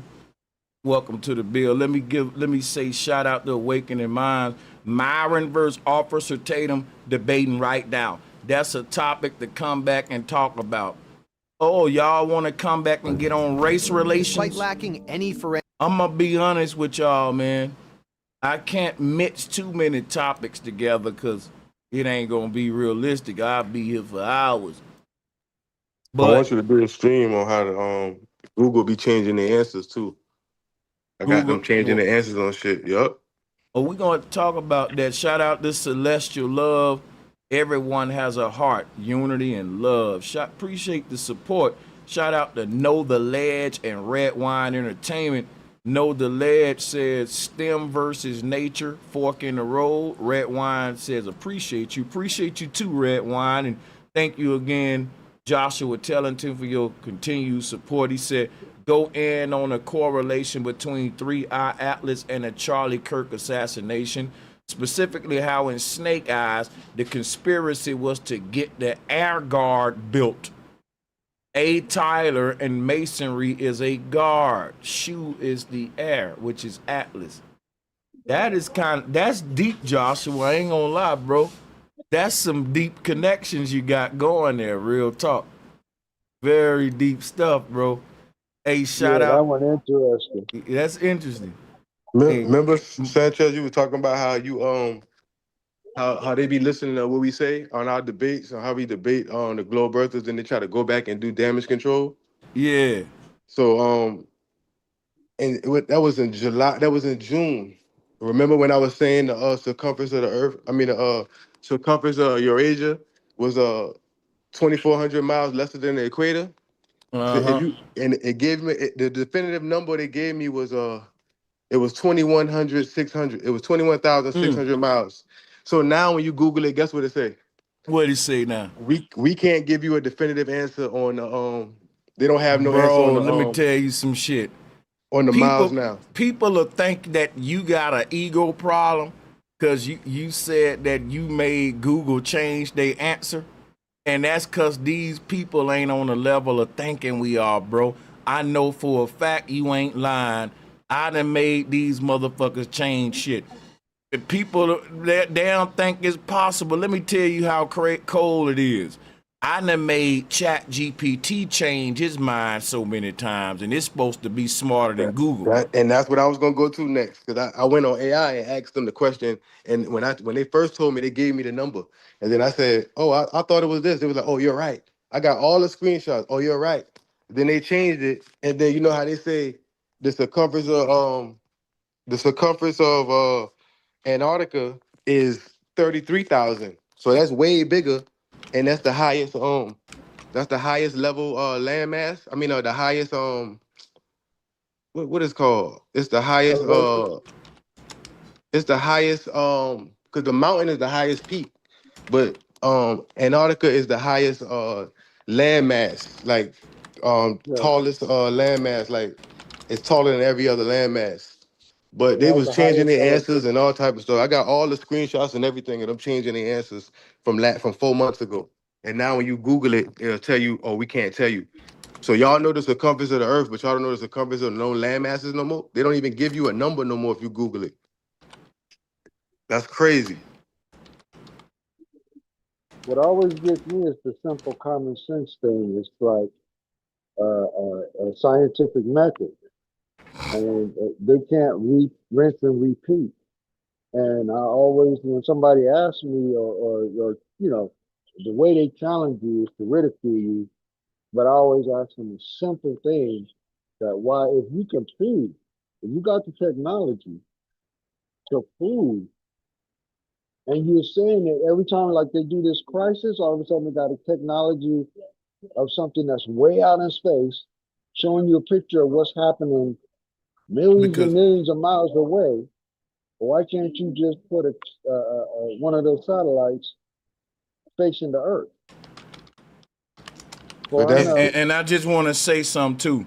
To the people that donated to extend the show, I'm not ripping you off. It's not no deception that I'm doing. But what I was thinking to myself was like, I might as well just keep this one going and for long as we want, and just talk about all these topics y'all putting right now. I can do it right now and put a screen shares and all that. And I can come back later, change the ding on title and all that to put all that in there later, and it'll be uninterrupted. So I thought the people will like that. So that's what we're gonna do, because they voting mostly for that. Appreciate you, brother. For sure, appreciate y'all. Yo, bro, Sanchez, can I hop in really quick? Oh yeah, for hell yeah, we about to get it in, and I'm gonna go through these super chats, bring up new topics, pull up screen share. We finna go deep. You got it. Go. I got something to ask you. Salute to you. Salute to the panel in the chat. I got something to ask you because something you said just a second ago about how we know, like, the elite, if they really wanted to, they could wipe. You said 50%. I would say pretty much 90+% of us out if they really wanted to. Now, we know it's a simulation. We know we're living in a programmed, coded reality. Now, what do you think about the elite? I know, like, what we see and everything we're being programmed with shows us, like, they're, like, evil, a bunch of bad stuff. And I'm not saying that they're not. I'm just saying, what do you think about that being part of the programmed reality to push the souls to awaken, or the sheep to get herded? It's both. That's why. Listen, The God of this world is a God that giveth and taketh away. And he even tell you in his book that he's here to separate the, he don't say it in the words you said. He say like the sheep from the goat or something, it say in the Bible. But what's going to happen is just like in the Matrix, when Neo and his squad is separated from the regular society and they the woke ones and everyone else sleep. That's what this world does. It separates the woke from the non-woke. It ain't you doing that. It ain't them doing that. It's just the nature of the earth. The earth is a in-between dimension where souls get to come here and decide. Let me give a shout out to it. Would you have Darius J. Wright on your show or someone like him that teaches astral travel, how to get out the body? Yeah, but y'all hate me for it because I ain't gonna lie to you, and I'm finna answer your super chat too and tell you how I feel about Darius J. Wright. So everyone who super chatted and put something for me to talk about, I'm finna stroll back to the top and go down and take my time. We're gonna be here a minute because y'all coming with some good shit, and I want to address every one, even if it's a $2 one, because it's more about getting y'all satisfied. I want y'all to get the answer that you need for these specific topics. But watch this real quick, because before you put the super chat out with Darius Wright, what was I saying, panel? I'm gonna need y'all to help your boy. You know how I get. I was talking just about saying the elite being basically just like a programmed template for to herd us into so paths. Like, that's what I'm saying, because check it out, brother. What you're saying is deep, and this is what I want to tell you to answer you. The people in power don't want to kill humans, right? Let me explain something to y'all, right? When they talk about mute up everyone, because somebody background going. Marlon, that's you. Yeah, stay muted when y'all ain't talking, just for your boy. Now watch this, right? The people in power, they don't want you dead. They want you Neuralinked and chipped up. Now here's my theory. Every 7,000 years, they bring brain-computer interface technology back to the earth. The Bible call it the mark of the beast on the forehead. They can't bring it back to every 7,000 years because it takes them that long to convince humans that we should fuse ourselves with AI. That's how listen, people may say we so dumbed down, but I want to give humans credit real quick. You got to think about this. If it takes 7,000 years at a time to dumb each generation down, then I got to look at the human mind and say, damn, the human mind is quite resilient. It takes a hell of a long time to get us to a point where we're willing to hand our soul over with Neuralink, right? And then once people hand their soul over with Neuralink, everyone now realize it was a trick of the devil and they can no longer hide the plan. That's when they reset the earth. The few souls that got Neuralink, that whole 7,000 years of all these events they put on the world stage was just to harvest those few souls that took the chip. It'll be like me growing a field full of weed plants, but I'm fishing for this perfect strand, and really half of all the shit I grow is only gonna be sold. The rest gonna be. So, but what think about it, because they call it the great harvest. They call it the great harvest. Think about it like a farmer harvesting a plant. It takes the farmer a long time to get them plant to a level to where they can be pulled up out the ground or raptured up. Jesus is the rapture. It say that the God of the Bible will uproot you, but they don't know what uprooting means. It means to siphon the soul out of the body with technology, because the God you talking about is the demiurge. But for them to get humans to subscribe to the mark of the beast, it takes a whole 7,000 year world play that climaxes with people getting a chip in their head. Go read the book of Revelation. You can see us heading there. This is all part of one great harvest that they bring to the earth at the end of every 7,000 years. And whichever dummy willing to get the chip based on the fear mongering and all that, they'll be condemned. The Bible speaks to this. You can't say this is Sanchez shit. This the Bible, right? And the whole thing about this right here is this. The Bible said, Sanchez, you wrong because you keep saying half, but the Bible said more than half of the world gonna fucking be. They gonna have a good harvest. They showed them pictures of Saturn eating people and practicing cannibalism. What they don't tell them is the people that Saturn eating ain't humans. It is the soul of humans that Saturn is eating. Saturn don't want to eat your flesh. Saturn is an invisible energy that governs this place, and you won't even be able to interact with that deity until your soul cross over with Neuralink. You can't even see the true devil until you get chipped up. There are people on this earth walking around with chips in their head. They've seen the dark side. They ain't just saying that shit because it sound good. You literally got people that tell you, bro, I've been to the dark side and back. And y'all think that that's just poetry. Man, the Hiram Abiff artwork is real shit. These folks got technology to get their souls out their body, and it ain't even got to be all invasive. Because we thinking they gonna drill in your head and do it. No, bro, they got little bitty hats that they can put over your head and upload your consciousness wirelessly just via the hat over your head strapped on.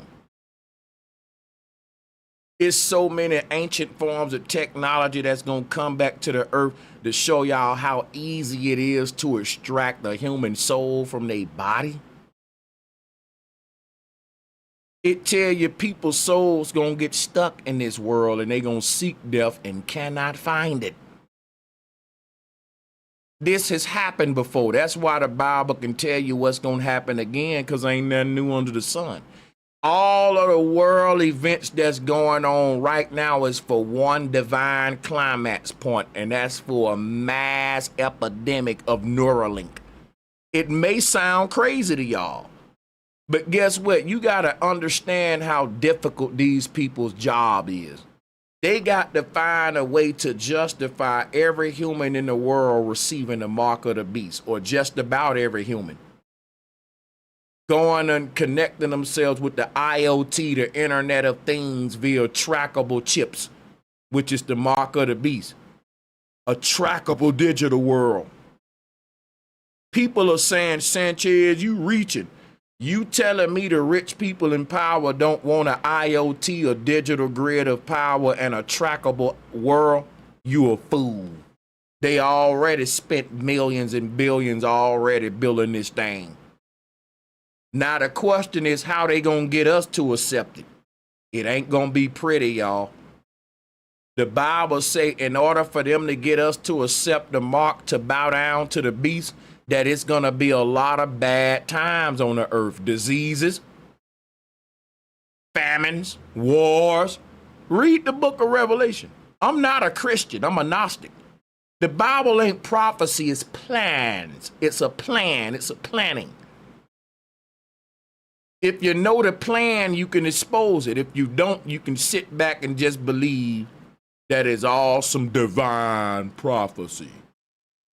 The script for the scripture. Only thing I'm saying, people looking for a way that they can get out of this thing in a good way. And guess what? I gotta tell y'all, you ain't better than Jesus. I don't believe in Jesus, but I respect the archetype and what it represents. I'm not better than what this, if this dude in the Bible was a real person, I ain't gonna lie to you like I'm better than him. That nigga was braver than me, and I'm brave. I'm almost there, but I'm still, listen, let me tell you what I feel, why I'm saying what I'm saying. People trying to have a happy ending when they're born in hell. And they don't realize life is a dream. But what kind of dream? You got good dreams and bad dreams. The person who said life is a dream should have said, yeah, life is a nightmare. Let's specify what type of dream this life is. Because there's a rule of the universe. Save the best for last. If this is our first incarnation as a baby soul, according to the Hindu, it's going to be our worst. Replace the F in first with a W. It is spelt wrong, but first is worse, nigga. The last is the best for last. That's why your last incarnation, you're going to be born into the highest heaven in all glory.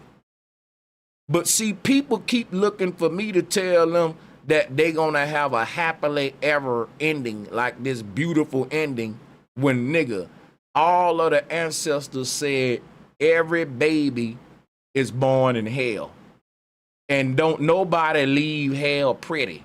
You get hit by a car, you get shot, you get sick, you get old, you die. Something gonna happen, nigga. It's called death. It ain't gonna be pretty. So everybody in this world, they come to Sanchez and they say, but this Sanchez is something we can do to save ourselves. Yeah, take the Neuralink chip. If you scared to die, get the damn chip. Because everyone that's coming to me saying, well, can I do something to escape this? They looking for a way to dodge the inevitable. Soldiers don't talk like that. We just get up every day and fight. And when I die, man. We gonna die. So you don't know how many emails I get, how many super chats I get with people trying to, and that's what the church did to us too. But see, y'all desperation to avoid death is gonna turn into you getting the Neuralink. I'm gonna tell y'all, because this gonna sound stupid. It's gonna even sound dangerous. The best form of preparation that a person can do is accept the fact that humans gotta die. Science is going out of its way to cheat death. The end goal is human immortality by 2050. I got a stream coming up to update y'all with the research on that. Truth is, we already there. There are people walking around now that's thousands of years old. They found this technology out when Jesus was so-called walking the earth. Him and Lazarus cheated death with this technology. See, there were people back in the day that were being rose from the dead with brain-computer interfaces in Egypt, Babylon, and all over. And their stories are told to us today as fairy tale resurrection stories. And you will have some motherfuckers walk up to Sanchez and say, you tripping, Sanchez, that ain't science. Guess what? Neuralink is science. You trying to push the belief system, which is resurrection and magic, which is Jesus. See how I'm scientific and the world ain't? Most other people that'll disagree with me don't realize I'm doing more science than them. Because I'm literally telling you the only way humans gonna cheat death on this earth is with technology and not with no miracles. But the person pushing for science who said that they so scientific will listen at me and say, you tripping. No, they was tripping when they told you it was a magic trick versus ancient technology. Hey, Sanchez, let me. Oh, you done? Yeah, no. Yeah, we got to unpack. Hey, go ahead. Actually, I'm going to step away from the mic, but I still can hear y'all. I can't respond until about a minute or two, but I hear you. Go ahead.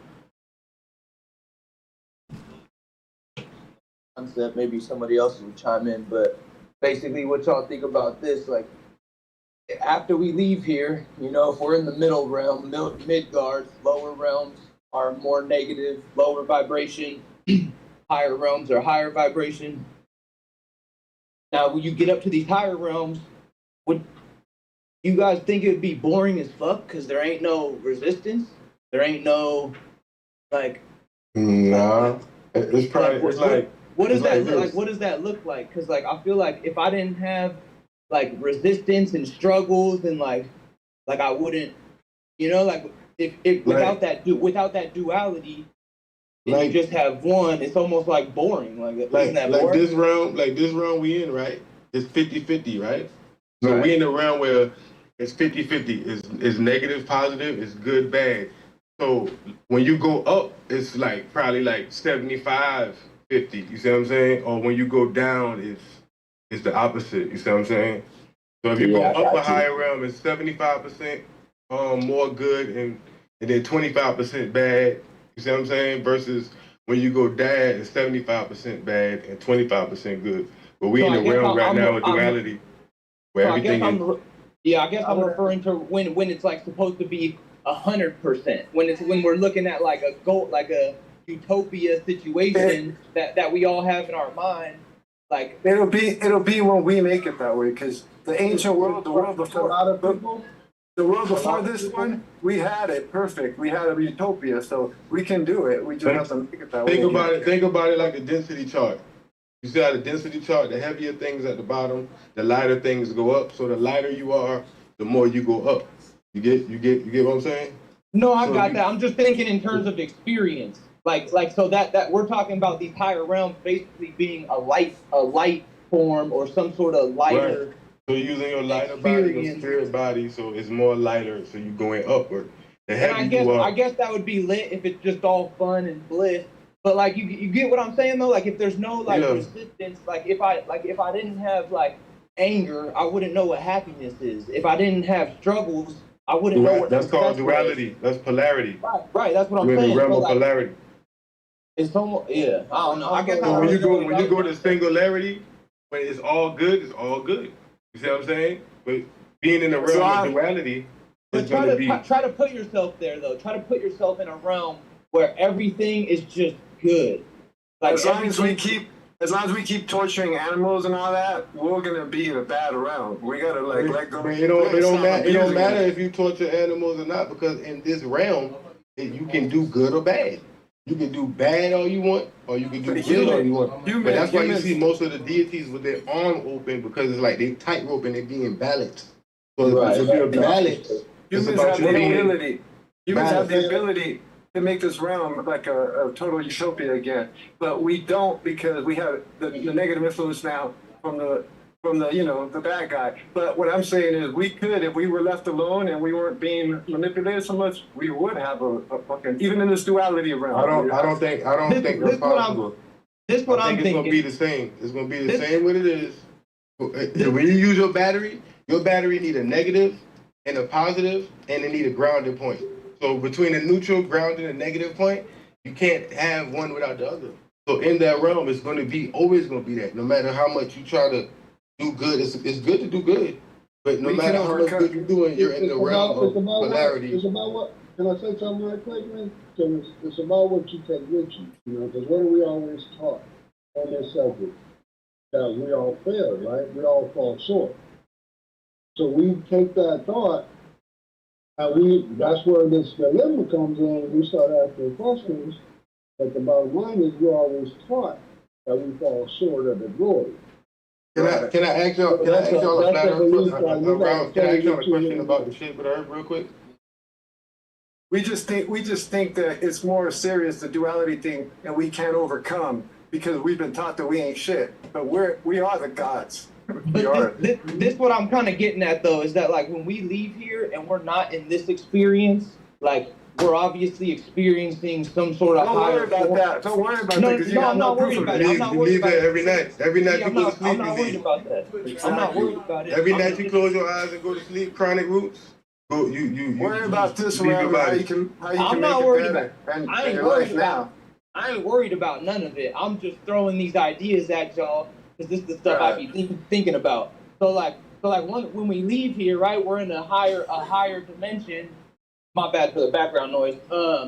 Then we're experiencing that, but we choose to keep coming back into these simulations because what I'm saying is the duality. It makes it fun. Having the hardships, having the struggles. Huh?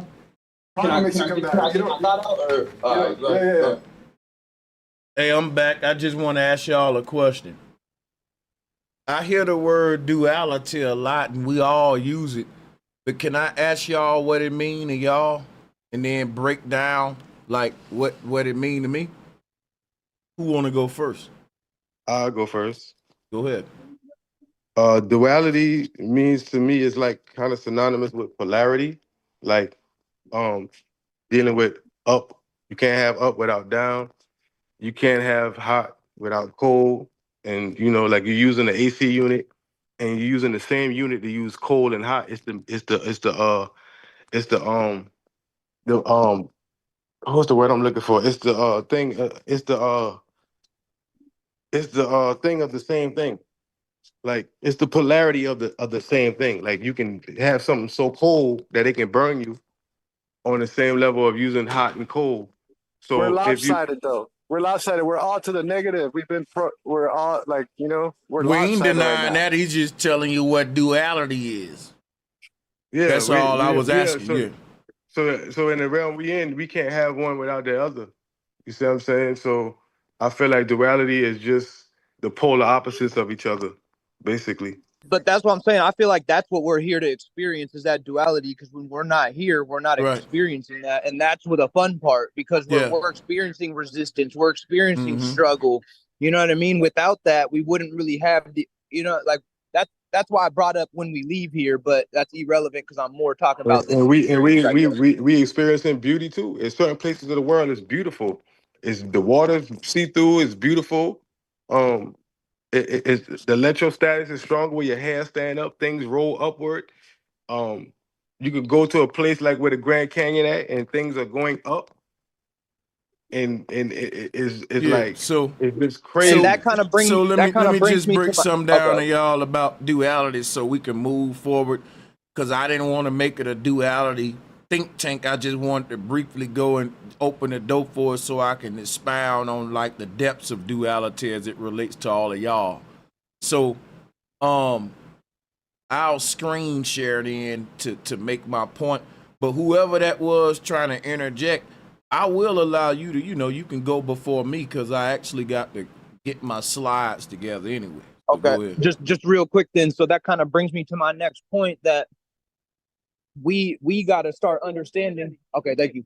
We got to start understanding that we have so much power here in this experience. Like that's what I'm all about. Is like I know that there's all this evil shit going on in the world. I don't experience. I'm gonna be honest. I don't experience none of it because I'm vibrating on a high frequency. You do. I'm creating the reality I want to. Yeah, you do. And that's the You do. power that I'm tapped into. You You know what I experience it. mean? I'm That's why I gonna try to tell you explain right to now. him. Go You ahead, experience Sanchez. it. Yeah, Tell him that. Go ahead. there's no one. Let me tell you something, man. Let me tell you something, right? There's no way you can be a soul that started off in heaven and said that, okay, I'm a fallen angel. I want to see something I never saw before. And the only thing I haven't saw before just so happened to be this ugly place called hell. So I'm going to take my ass down from heaven as a fallen angel to explore the earth realm like God in the flesh. And you telling me God going to get there and say, I don't experience hell. Well, then you got to come back till you do because you miss your mission. Your mission Nah, was to come here and I'm not saying experience I don't the experience. Let him finish. underworld. Let Yeah. him finish, bro. Let him finish. No, bro, anything you try to say to make it to where I'm ignoring it, I'm putting my head in the sand, you gonna reincarnate. Bro, what I wanna hear is I felt pain on this earth. I've been affected by the bullshit people in power on this earth. Sanchez, I can relate to pain. I can relate to struggle. I have empathy for those who ain't got it like me. See, when a person hit me with the world bad, but I don't experience none of that shit.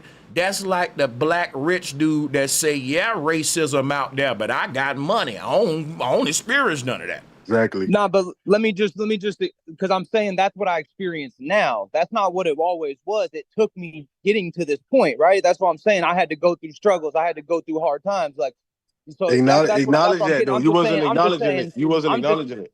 Hold on. I'm just saying now that I've tapped into this this strong, powerful, godly energy. Now I don't really experience that much because I'm just like in my own. I'm doing my own thing. I'm helping I'm people. gonna tell you how I know you ain't strong then, right?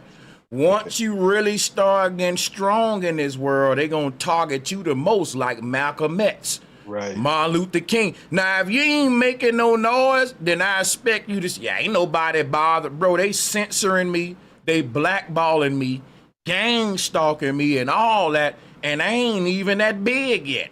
So if anybody else come next to me and say, Sanchez, I'm out here doing my thing with the truth, running flying colors around the truth, and I ain't got no obstacles, I'm gonna say you a damn lie. Ain't no fucking way. It's impossible. I ain't never said I ain't had no obstacles. Because the saying said, if you ain't got no haters, you ain't popping. If you got obstacles, your path ain't smooth. If your path ain't smooth, you shouldn't have this energy you got. I want a smooth path. Until I get one, I ain't gonna have the energy you got. I ain't satisfied, and you sound like, well, look, I done reached a level of strength. Well, I can just dodge these obstacles and say, well, I don't experience fatigue. I do got obstacle fatigue. Even though I can jump over these motherfuckers, right? I don't want to. And I'm never gonna get comfortable with these obstacles just because I'm still running a good race with them. I would be running circles around my enemies without them. Yeah, I ain't saying I ain't got obstacles. I'm just telling people that we got more power than we think, and that's the main thing that I'm getting at. I think it's just being twisted a little bit. I'm gonna tell you what's happening, right? You keep saying you trying to tell them we got more power than we think, and you twisting it.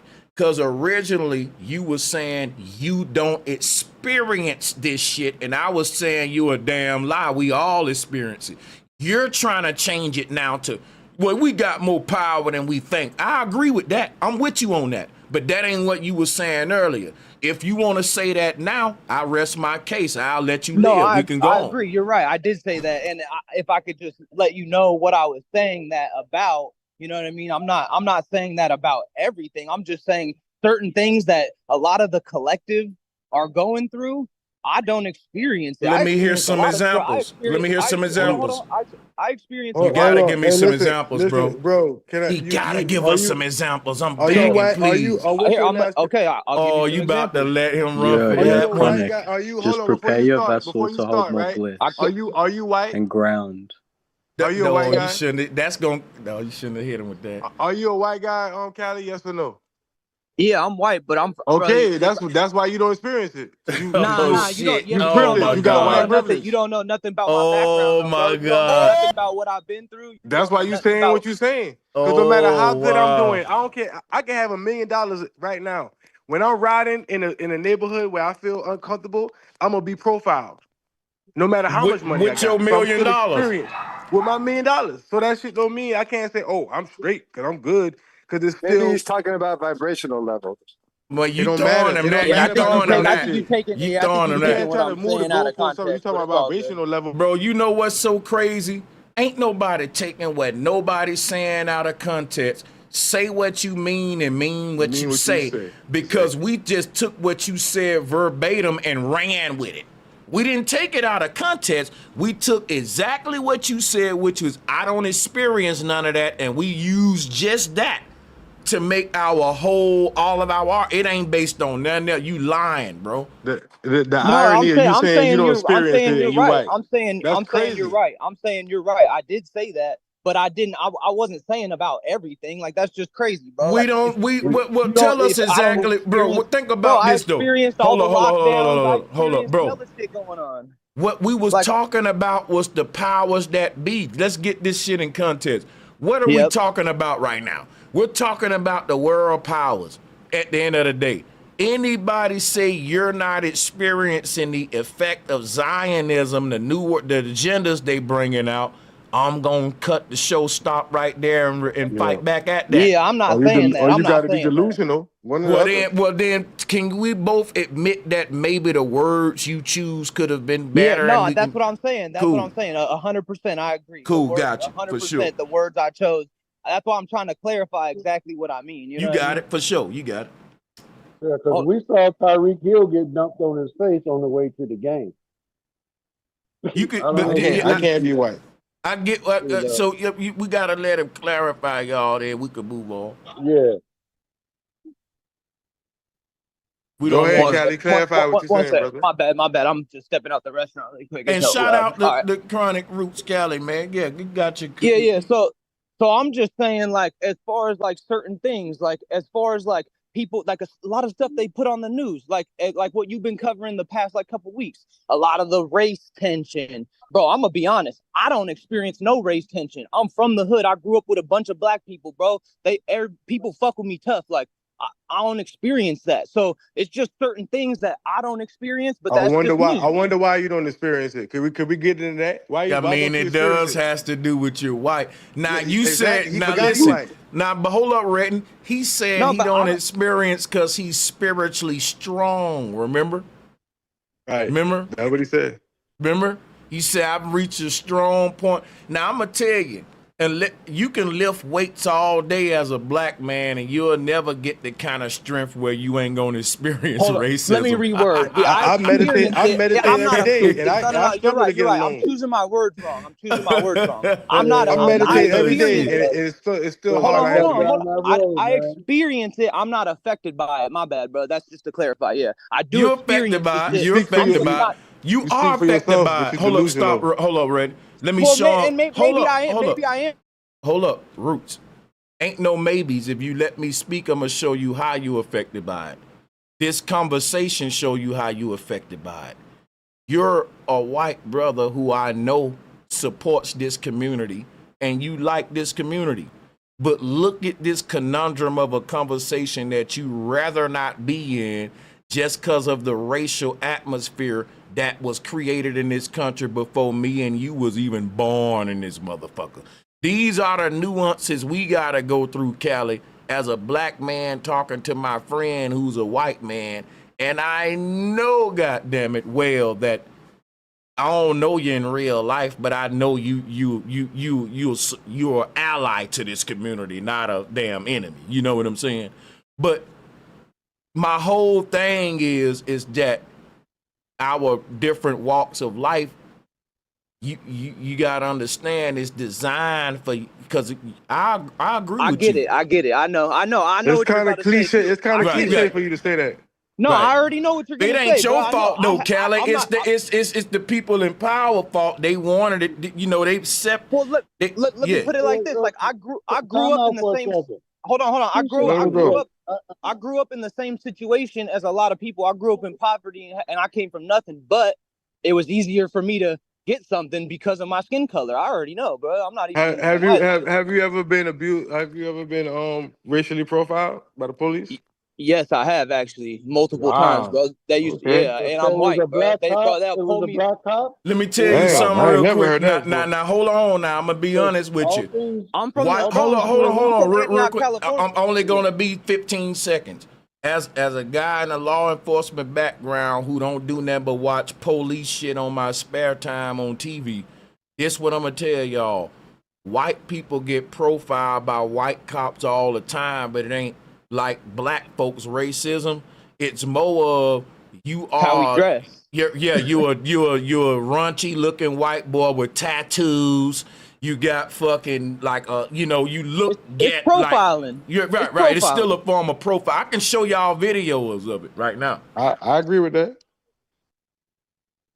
But all things being equal, all things ain't equal.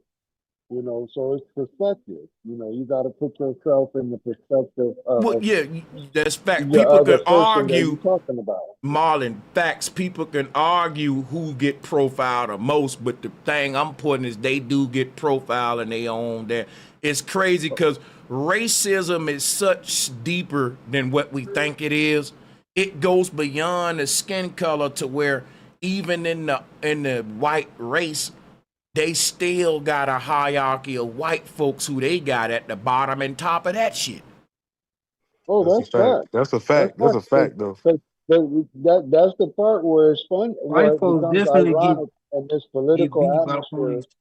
Those guys that get profiled like that will vote for somebody who won't represent them at all, but they voting for them based on what he gonna do for himself and other people in his circle. It's Not voting for him. It bleed Not more voting into for him. mindset. Yeah, they T mindset Norfolk is different. salutes. So, Salute, bro. I was having this conversation earlier.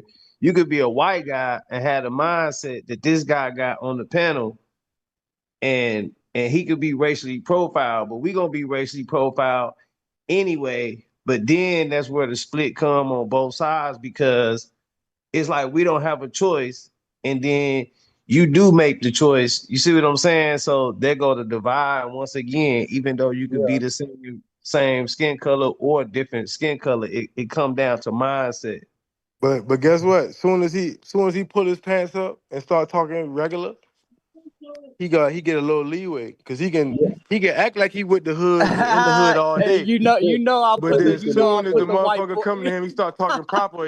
Hey, how you doing? And now he That's ain't facts. profile. He That's done facts. changed the shit quick. That's facts. It's like you can go home, but we ain't got nowhere to go type of shit. You see what I'm There saying? you go, Key. Exactly. so My point. you go into the back of But the I car. do And You gotta, just act as I if was you just getting gonna in the laugh back of about that it, but car. that's just crazy. but see, I do gotta vouch. I will say that chronic roots been around for a long time in the community and shit. But this is a dope bill, man, because guess what? I don't think I ever knew if he was white or black to the night. That's crazy. Sanchez, I get mean, out of here, bro. hey, much That's love, Sanchez, crazy. bro. You know it's all love Sanchez. to you in the panel, bro. I ain't got For no hate in sure. my heart, bro. We Hey, just that's a fire logo you got too. That Chronic Roots is fire, bro.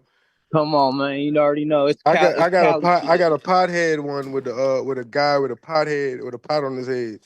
And he made me Whenever I'm think about my pothead logo Now on my that's a whenever I'm in Vegas It's next, called Weed. I got I a gotta channel share. called Weed the People TV, and it's spelled Weed, like WEW33D, Weed the People TV with a pothead logo. So I like that Chronic Roots thing. That's dope. Salute to you, brother. hell yeah.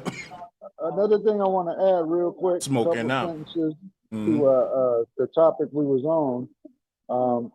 A lot of us spend a lot of time worrying about the next life that we forget to live this one. We so I busy think worrying it's the about what's in the opposite. next life, and then we forget to live in this one. Go into that, Sanchez. Yeah, I think it's the opposite, Marlon. Want to hear how? Get Okay. into it. I Let's get think into it. we so busy worrying about going to hell if we don't follow Jesus' ways, or going to heaven That's if what I I'm do talking about. follow. But Let see, him That's exactly finish. what I'm saying. Let him finish. Let him finish. hold on, you gonna see where I'm going, right? It ain't that we worrying about what's gonna happen when we die. It's that we're hold on, Marlon. Let me answer y'all with your mics muted real quick. This is what I'm saying, because y'all got background noise. I got you. But here's what I think. I honestly think that people's fears of death is causing them to live their life in a way where they ain't doing their fullest potential. Because what the pastor would tell a person is, if you don't live a certain way, you're going to go to hell. And at that point, they never live a true life. They just live a certain way, whichever they religion tell them, so that they don't burn in hell. Now, you may say, well, Sanchez, that's what I'm saying. I'm saying that people so busy worrying about the afterlife, they ain't living this life. Let me show you how the solution to that, while we ain't saying the same thing. The only way you can make people stop worrying about the afterlife is to talk about it, not to shut them up by saying, hey, you too busy worried about what's going to happen when you die. That's why your life messed up. Because guess what? Them people don't give a fuck what you saying. You telling them they life messed up, they saying to themselves, my life is humble, and if my life was all extravagant, then I know I'm following the devil. See, I know them people mindset. They don't value their life like you think they do, Marlon. They care more about going to heaven and escaping hell.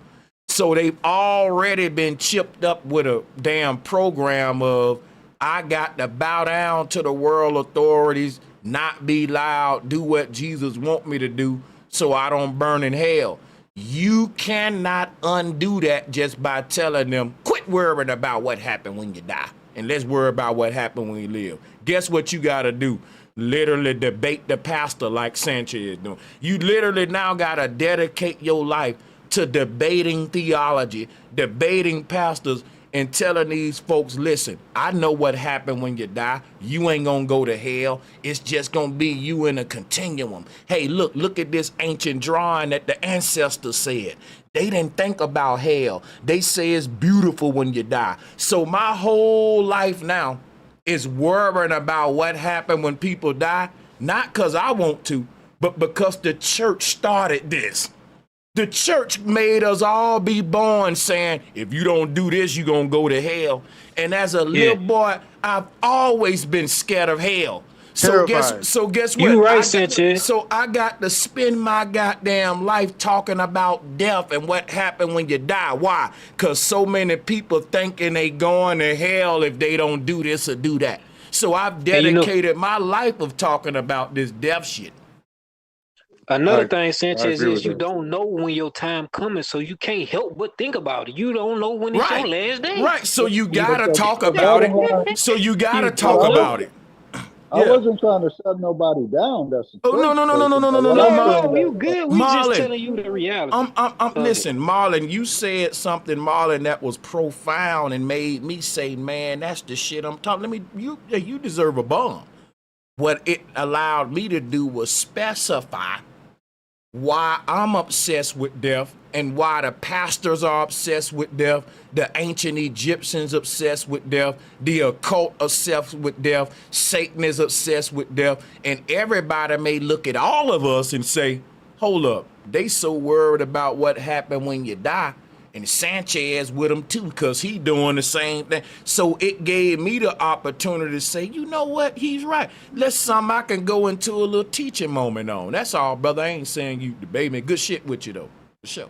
Another thing is we witnessing public executions too, so we can't help but think about it. All I was gonna say, I only had one little more thing to say about that, because that was gonna be the end of my spiel. Was okay, them worrying about the next life. Death is part of life, so it's something that we all got to go through. You know, whether we like it or not, we all got to prepare for that. You know, in whatever way that we gonna do it. You know, we gotta prepare for that. But instead, the Neuralink is gonna be for them people that get so scared that they want to just, you know, I want to just. You ever heard that saying, death gotta be easy because life is hard? Make them people chip up instead of go through the natural feeling. Death gotta be easy because life is hard.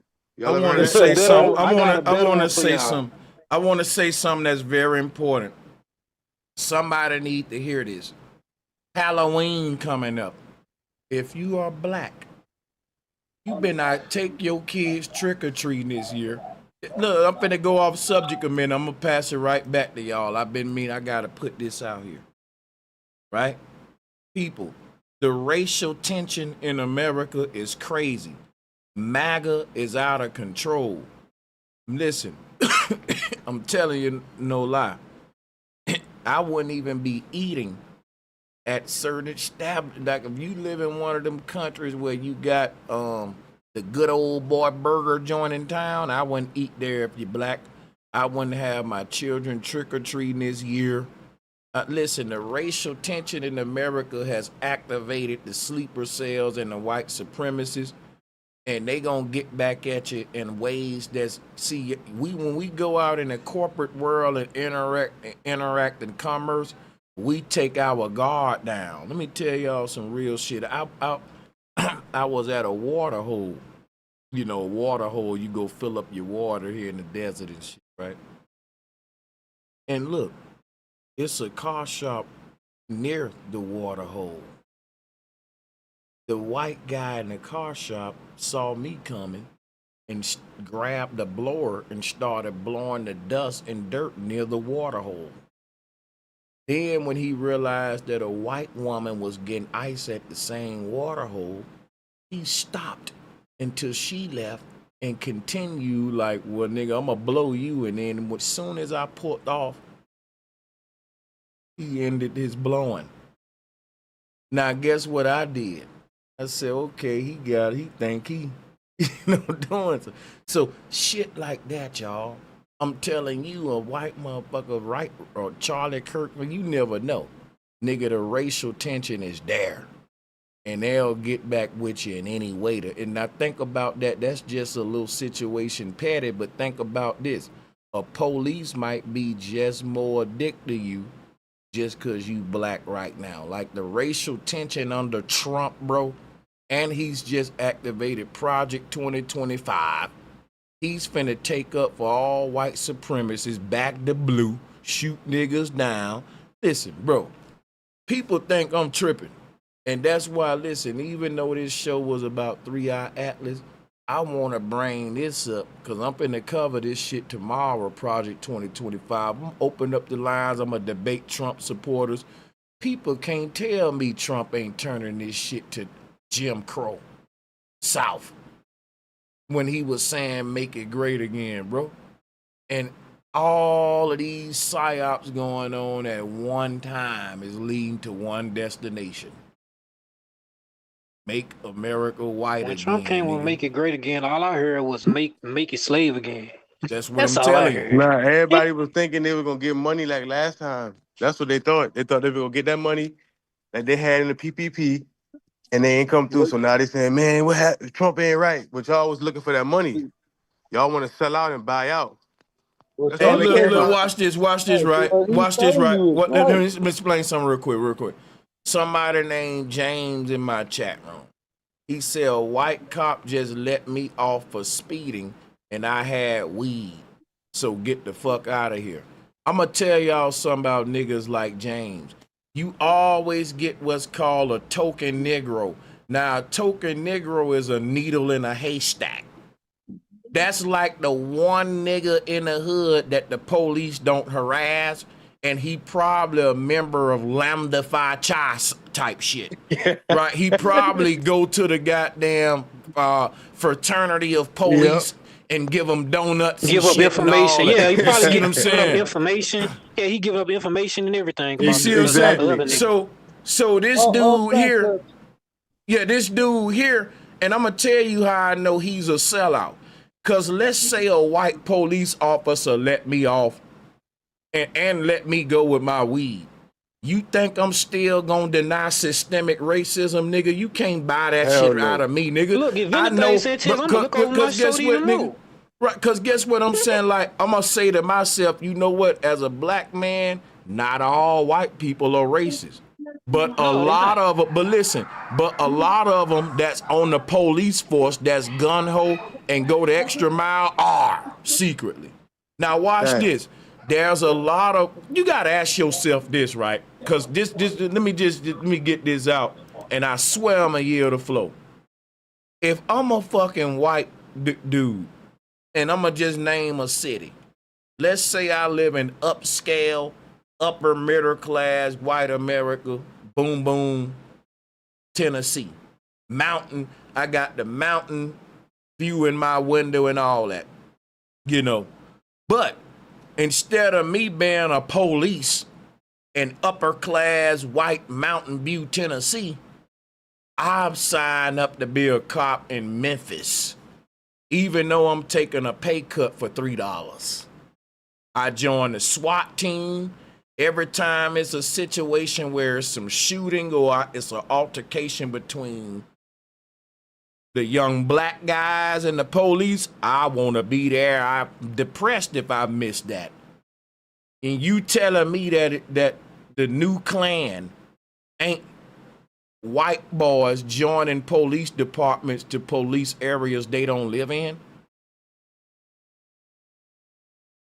Why the fuck when you want, cause think about this, just think about that. Y'all thinking that white police officers are policing the ghettos with the black folks. No, cause guess what? The white guys are Aryan Brotherhood. They gangbanging and they in bike like they the biker gangs and shit. They doing what the black gangbangers are doing, nigga. The fucking it's another type white guy above the white gangbanger. That's just like the black dude that's above the black gangbanger who may be the Freemason, the black politician, the police chief. This is in all races. I'm just showing it to y'all how this shit orchestrated. It's very organized on all levels too. You know, so people will look at, they'll see, and yeah, they'll look at, you know, they'll look at these situations like, okay, you know what? Hold on a second, y'all. My bad. Hold on 1 second. I just got into it with a black cop earlier when I picked my wife up from the airport at the international airport. He yelling at me, telling me, get out the street, cursing me. I'm talking about ghetto, yelling. I'm like, bro, relax, bro. I'm picking up 3 women, and it was a car in front of me, a white guy in front of me. You ain't said nothing to him. And as Yeah, soon he as I just did being what he overly did, aggressive with the Nigga be like, bro. as soon as I did what he did, he starts, It's I'm a talking, he problem. walking down the street screaming, are you serious? I can't believe this. I'm like, bro, relax, bro. What you talking about? You supposed to be my people. You cursing, you screaming down the street, walking down the street, power tripping. Just because you got a badge. Like, imagine them type of people, though. The motherfucker that look like you, and you abusing his power, going against you, helping them. That's even But think crazier. about this, right? A person will be like, racism don't exist. A white police officer let me speed and have weed in the car. But the whole thing that make racism a reality is when you say, let me, nigga. That mean an Right. authority above you had to allow that shit, nigga. That's just like on a plantation. If a slave said, you know what, master let me steal a chicken and he didn't beat me. Racism ain't real. While you on a That's a plant. perfect example. That's Whole exactly what time, he's doing. whole time, Mouser hung Right. 4 people You know what I'm earlier that saying? morning. Exactly. Mouser hung 4 people earlier that morning. Right. He just let you slide. Right. Hey, y'all Yeah. go into bed early. I get to stay out late and get to drink with Master while everybody gotta go to bed. I get to stay out. Hey, when he sent Like you the that, pod, did like you the stay pod rep in the lucid? jailhouse. Everybody gotta go in their cell, and I get to stay out, and all I'm doing is cleaning up. I'm Well, cleaning Lil up my Judy, cell, and I think Lil I'm better Judy than got y'all. whipped. Lil I think Judy I'm better got than y'all 30 though. whips on her back for stealing eggs or I'm in a jail. drop for Listen, eggs. listen. I'm in jail with y'all now, and because y'all going to bed, and Master say I can, y'all go in y'all cell. I get to clean up a little bit, so I'm staying around cleaning up, looking at TV longer. I think I'm better than you. Get the fuck out of here, man. I think it's important to remind people why racism exists. What's the point of it? Where did it start from? For control, to turn us, to have us fighting and so we can kill each other, the humans. Because it's humans against machine, man. Hey, have you guys heard that the homeless people are disappearing and shit? Like they're just disappearing? I think soon they're going to start depopulate all of They've us. been doing that. They've been depopulating since I heard they're mankind existed. getting guillotined. They're getting taken away and guillotined. That's what I heard. So, Man, you they doing know, everything. And it's like it's Racism. COVID. The old one is diabetes, cancer. so Right. let me It's in the hey, food. I gotta It's do something processed important. food. I got so many super chats with different topics. If I don't get into them now, we gonna be hella behind. Let me get back on track. So the first one is Tartarian Empire. Now listen, people.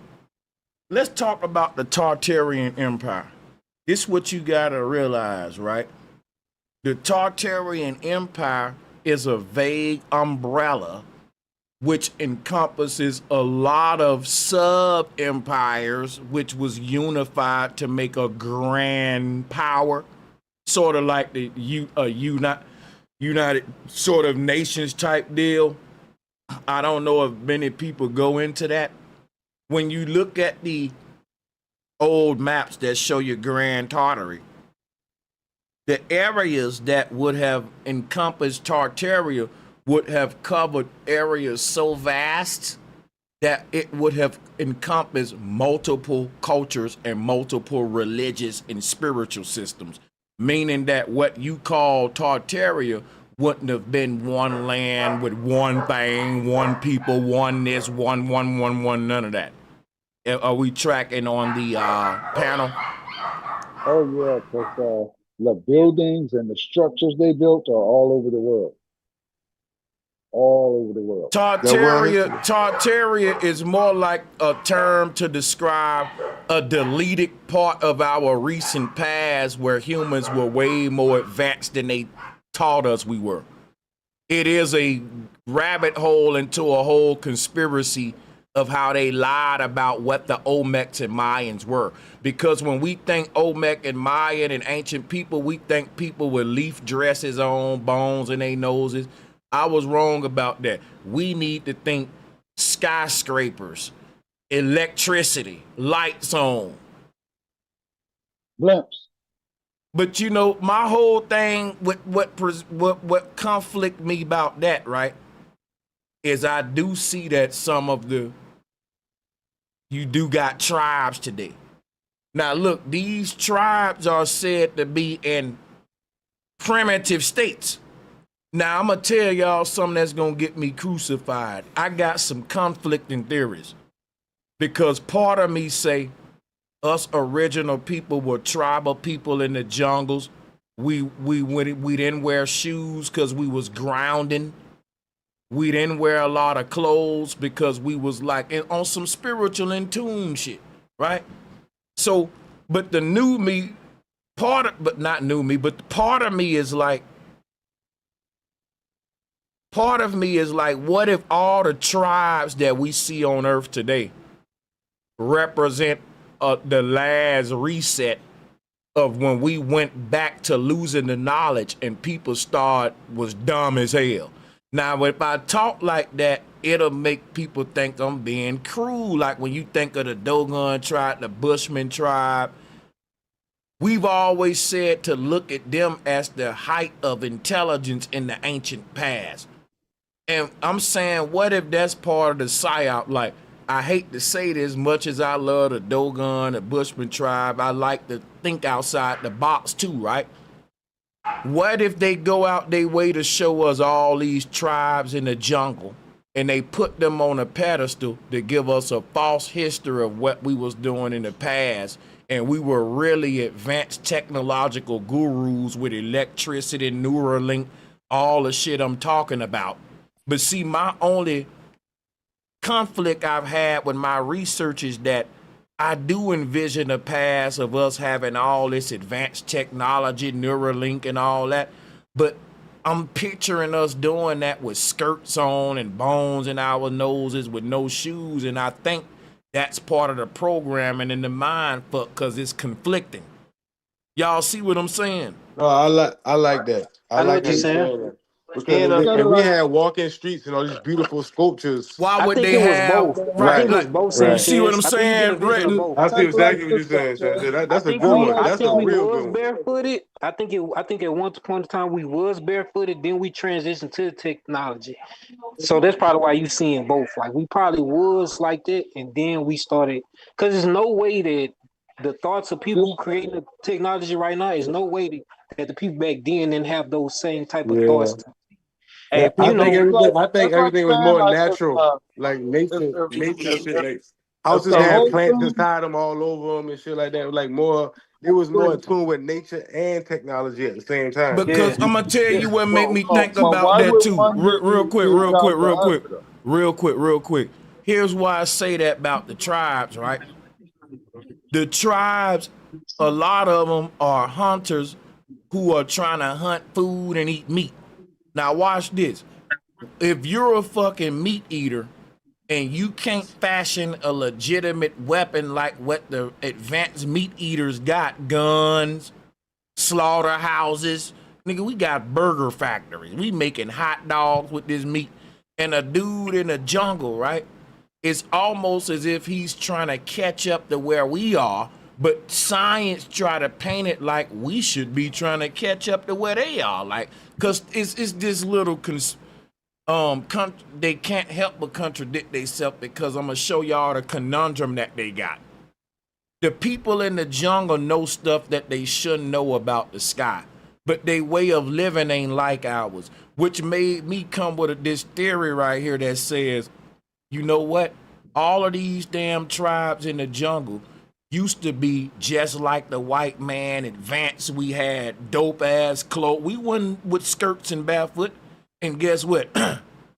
we traded places. He was like that with the skirts, the barefoot, and we taught certain people, human. Think about this, right?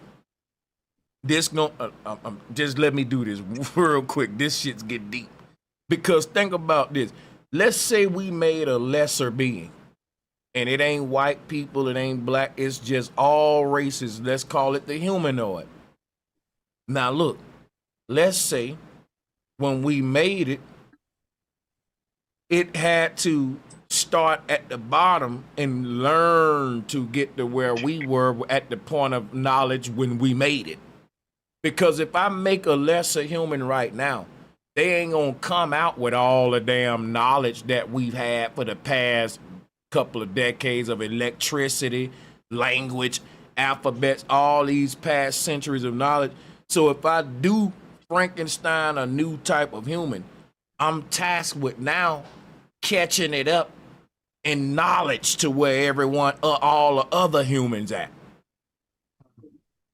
And that seemed like, hey bro, be quick. And it's, I gotta see what I'm go. I saying? gotta have some business. Salute to you, bro. Oh yeah, for sure, man. Appreciate you. But y'all see where I'm going? Like, that's gonna, it seemed like these tribes and shit are what happened after some advanced people lost the knowledge and they next generations had to sort of be primitive, or like quote unquote primitive. I'm just rethinking my shit. Go ahead. Yeah, what if like the technology and the level they got to caused a calamity that affected the people exposed to the technology, and the people in tribes wasn't affected, and when they built the technology back, the people in tribes were still in tribes. They could have been there the whole time and never reset. That was my original theory. But if you listen to how we get to this conversation, you'll see why I'm challenging my original theory that you bringing up there. The reason I'm challenging it now is because I'm saying that the Olmecs, if they had brain-computer interfaces, cell phones, cell towers, why would they walk around barefoot with leaves on and bones in their noses? Now, somebody can say, Sanchez, their dress style don't got nothing to do with what they knew. Maybe they liked it to be barefoot. Maybe they liked it, but it just don't make no sense for you to have a world of cars, technology, and you ain't protecting your feet. You got your nuts hanging and you own all this equipment and shit. That's dangerous, son. I'm just saying. Yeah, you're right. But I'm just throwing something out there because y'all got moving there. streets, and then people is like, you're right. I got a question, bro. So, do you think the Tartarians, because they got this TV show called Lost, so those people landed on an island, right? And so they was living like everybody else, but because of a lack of resources, they had to start over primitive. So do you think my theory is these Tartarian people are master manufacturers and they had the resources and they just made the lesser humans, like you said, start over like a test type of thing. I think Tartaria was the last checkpoint where we invented AI that was able to manifest in the flesh, and we overpopulated more AI than humans. We went to war with it. The AI took over. The humans are now what we see in a tribal state, and all of the humanoids took the technology, and that's the people in power and the tech bros and Bill Gates, all them. They ain't human, but they get this technology from humans because we created them and the technology type shit. So what I'm saying right now is making me rethink everything I ever taught. And the only, not everything I ever taught, but the part that we are tribal people walking around the jungle. No, I think Tartaria represent that those tribal people left the jungle with technology and built technological utopias that thrive for years with advanced technology, so advanced that they created the very technology that destroyed them and made them fall from power. And here we are now, because check this out right now. The people in the jungle, in the tribes today, I'm saying that their ancestors were the tech gods. You see? What I'm telling you is what history tell us is that the Olmecs had dresses on, bones in their noses, no shoes. They was like Flintstone people. But when we realized that the Olmecs had electricity, brain, computer interfaces, and all that, then we don't see them carving stones by rubbing a rock against a rock. I see them with an electric saw. I see them with tools plugged up, cranes, all of that. We can tell you how they built the pyramids now. Why? But I've been saying that, but here's the problem with what I was saying. I'm picturing all of this advanced technology with people walking around barefoot with skirts on. So the only tweak that I got with my new way of thinking is we wasn't in the jungle. We didn't have bones in our noses. We wasn't barefoot. That's new shit that we started doing. Cause think about this too. This'll back me up too, right? Watch the movie Mad Max. In the movie Mad Max, it's a post-apocalyptic setting. We left the technological age, and everybody went back to just vying for water, resources. It was very simple, primitive, but you can still see old technology fading away. But it's like, hey, nigga, we just whatever. The setting is a perfect example of where we at today in the world, because the tribes are like in a Mad Max state. If you really look at them, other than what they trying to tell us to see when we look at the people in the jungle, no, they're in a fucking Mad Max, like a post-world apocalypse state. Maybe it's like kind of how, you know, how we said we got smartphones with dumb people, and people depend on technology so much they can't remember phone numbers no more, and they get dumb. Maybe back then we had so much advanced technology, we depended on it so much, we got dumb like that, but it was like to the 10 times power than it is now. We could look at it like that, maybe. They created the machine, and the machine You get what I'm saying?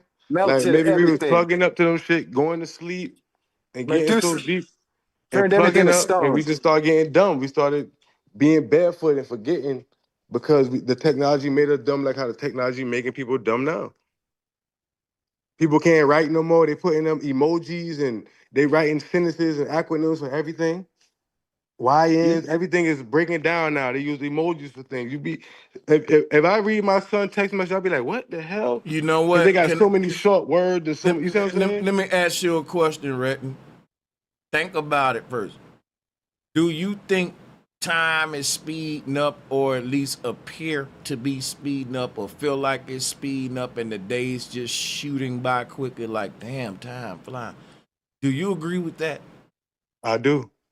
I do It agree with seems that. like it's something that's embedded within this simulation, that time moves faster toward the reset cycle point, or the checkpoint where time start to loop back around and the past meet the future.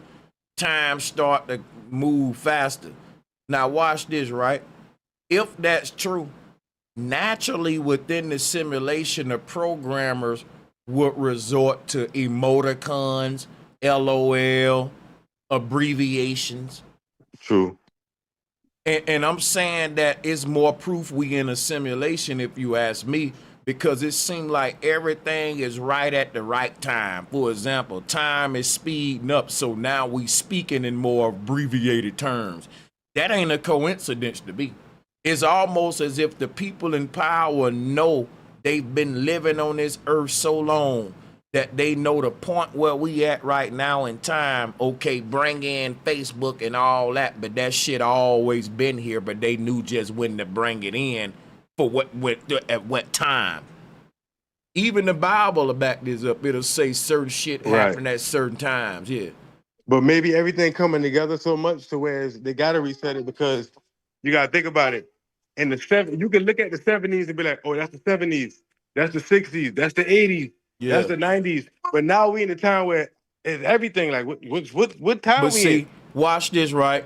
Let's think of this shit like a book written. Let's say the 60s is the pages in the book that's from 60 to 69. And that I like that. and the author that wrote the book knew that in the pages, in the 60 pages, he was gonna have big ass phones and like Mustangs and Corvettes, convertibles, old school Jerry Curl days type shit, right? And the author said, okay, in the next chapter, that's gonna be the 70s, right?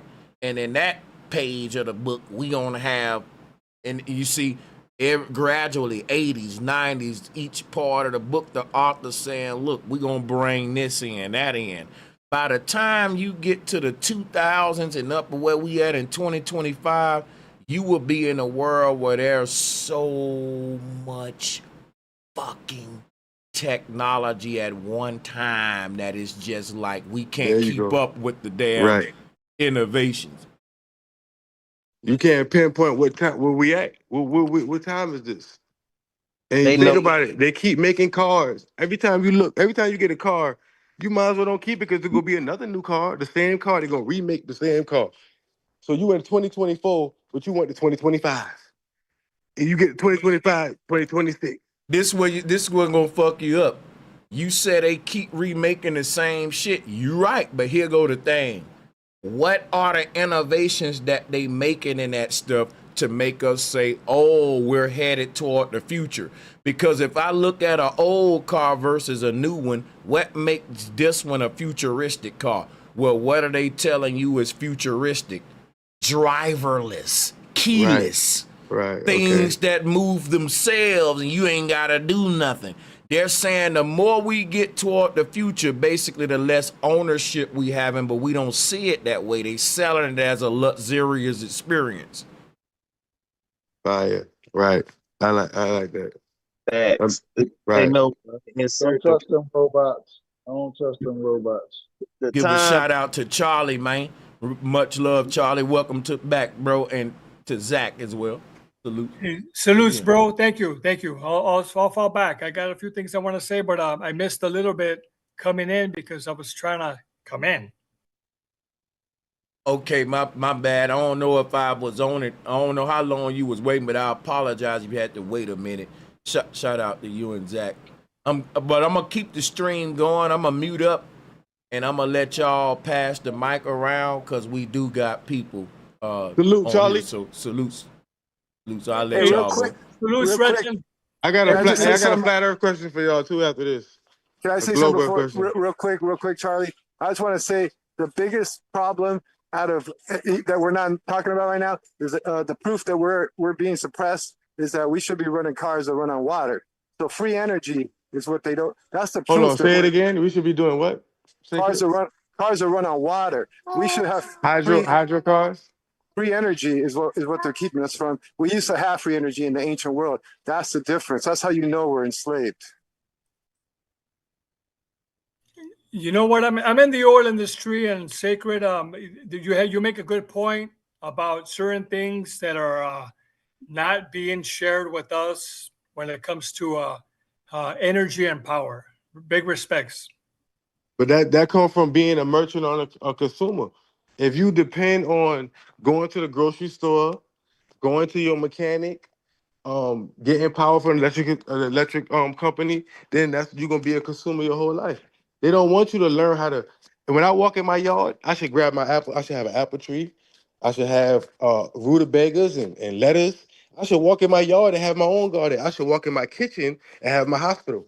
My hospital should be in my kitchen, not going to nobody. You see what I'm saying? So until we change that, like I got books about survival, building water systems, and learning every plant in the woods, in the wilderness, and learning how like people using tissue and they go crazy over tissue when it's natural tissue in the woods for you.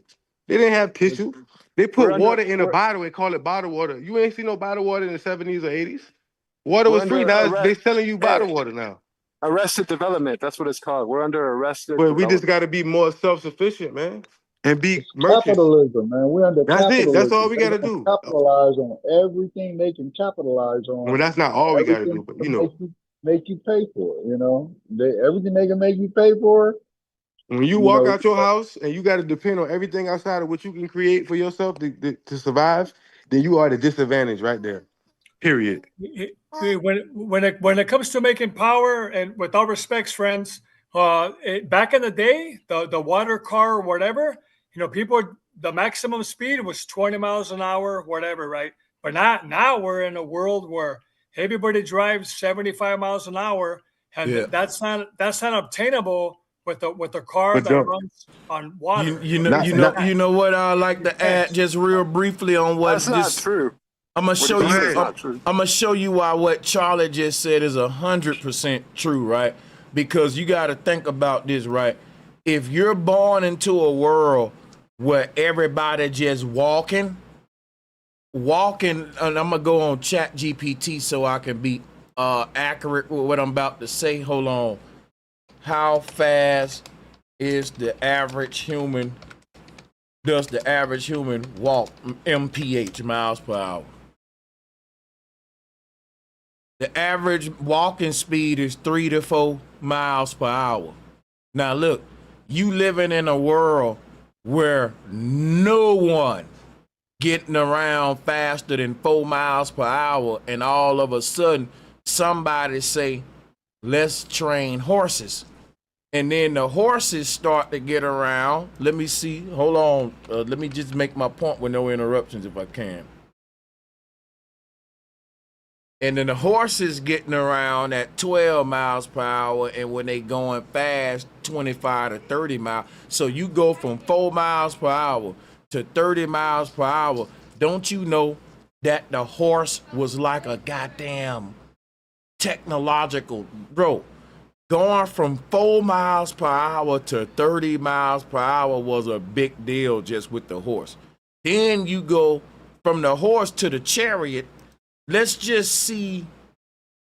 The reason I'm bringing this up is because I do believe that our early forms of technology and the forms of transportation, at some point after the reset, we had to start over. And then now you gradually build all the knowledge back. So that's why the Model T Ford didn't go that fast. But everything, even the damn athletes, they kicking 70-yard field goals now. So everything getting fucking faster. And if you born into a world where shit already fast, that's your slow. If you born into a world today, you're looking at all you know is airplanes, jets, cars, Ubers, internet. To you, that's slow. That's normal to you. But coming from our world, to us, we're in the future now. But to y'all children, the children don't look at the world like we living in the future. This is their now. This is regular shit to them. All they know is this shit. They teaching you how to use technology and shit. You see what I'm saying? Right. Yeah, I just want to say that what they tell us, so everything they arrest our development on, they give us a cover story and say, oh, cars can't run on water for this and that reason. It's all BS. They got cars, the government's using them to run on fucking water right now that can go super fast. I mean, it's all technology that they have is way advanced and it's free. It's torrent technology, like a torus. You can make a torus field and create free perpetual energy, and they want to hide that from us and use it. That's all I'm saying. So when all I'm saying is though, when they say like, to the whole point, man, shit is like this goes into the conversation about when I was saying time speeding up. If time speeding up, like even me, man, the world don't move fast enough for me, but we still say it's moving fast. That's kind of the paradox we all in. We'll all admit that the world moving fast, time speeding up, but you can't lie like you ain't still rushing it though. You don't want, like, if I told you let's walk to the store versus let's drive, you'll be like, bro, chill out. Let's hop in the car. Yeah, definitely help speed up time, because the time it would take to walk to work, you like cutting it down like way more. Like you speed up your time like that. Like when you with the technology. And shit, like instead of having to travel to give somebody a And you message, know what's crazy call about them their on the phone. technology? Their technology is built off animals. They use But horsepowers in cars. They plane, yeah, they aircrafts are shaped like the fastest birds.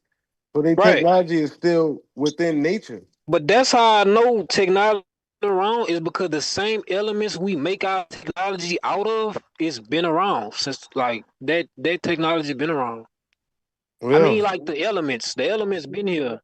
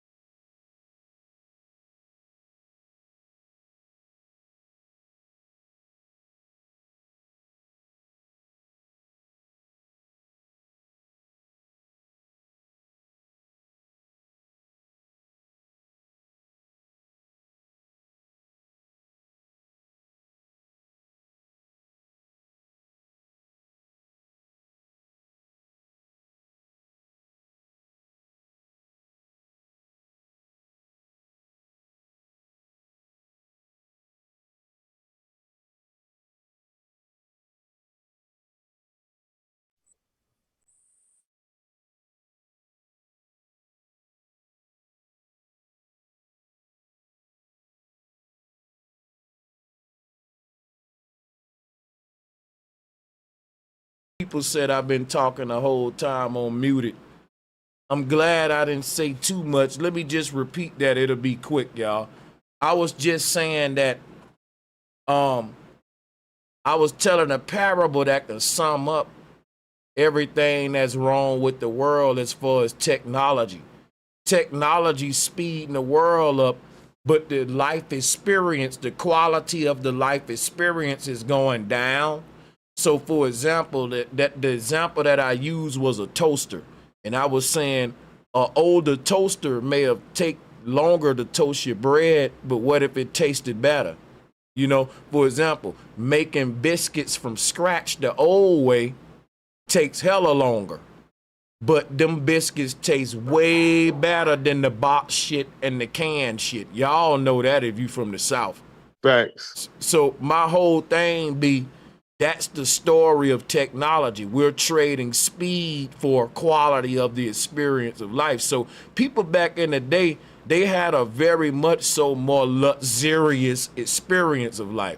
Like, just for a little money, you was living like Beyonce and shit back in the day. This is no lie. My grandfathers told me stories about this, to where they cashed their check and they was in the same, the lines was blurred between the rich and the poor at some point because they was in the same places and shit. I'm just saying, like, it was a different experience of life at that point, because you could literally achieve, you know, a luxurious experience for a little of nothing, you know, for example. So, but my whole thing is this right here.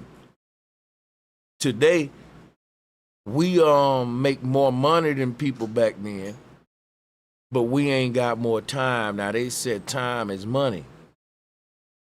My whole thing, I think that when we say time speed up, I think that's part of the whole trick here as far as the value of money, how much you gotta work to get a dollar in your pocket, and then what you can do with it when you get it. And that's give us the illusion of, you know, time speeding up, but really that all can be looked at on a scientific way. Let's factor in inflation. How long are you at work just to get water and food nowadays versus back in the day?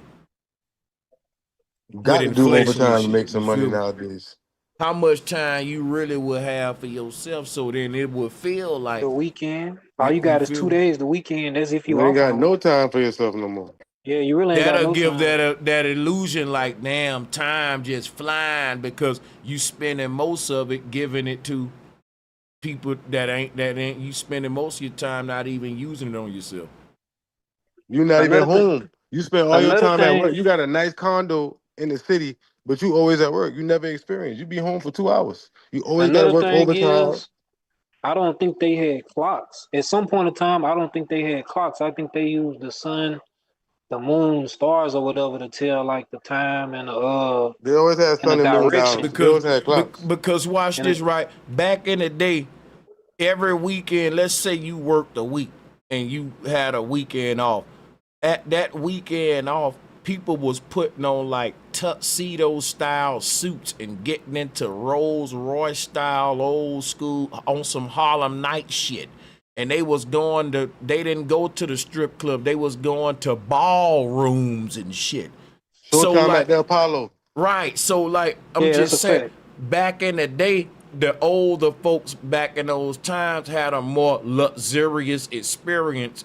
So today, if you look at what Rick Ross tried to paint the life, like the brand with Rose and Maybach and all that, that's really going back in time on some Harlem Nights type shit. Like, and back then it was cheaper to have that experience versus today. For example, that old school car gonna get more expensive the more time pass. If you want to go cop a old school, it's gonna cost you more than a newer version car.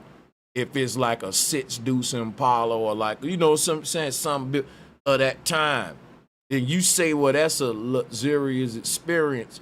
And most of the cars that y'all calling luxury cars or shit you call a luxurious experience are brands that was around in the 40s and 50s, like Louis Vuitton, Hennessy, for you name all of these They luxury all of brands. them. You see Dodge, what I'm You're saying? right. Dodge, Everyone, Mustang, Dior, all has everything. been around. You Mustang, see what all I'm has been saying? around.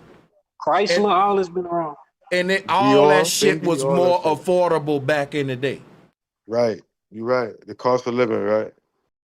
And ain't Because, nobody had no yeah, microwave or nothing. We had to hang our clothes out on the power line. When the last time you see somebody hanging their clothes out?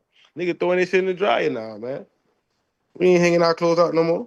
because think about what a rich dude will say, look, man, a luxurious experience is me going to get my shoes shine.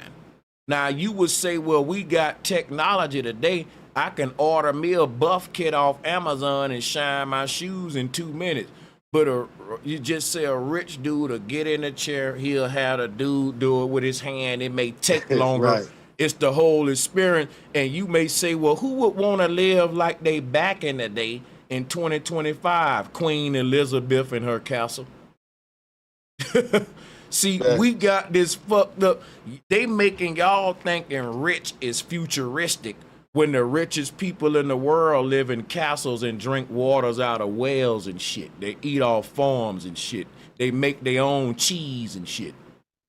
That's a fact. That's like as the Indians still live on reservations with acres of land. Like they live away from society. Like they got their own cattle, everything, their own livestock.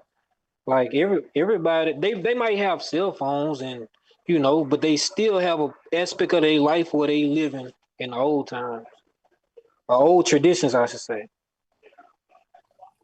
They sure put the landlines out of business. I don't see nobody with no house phone no more.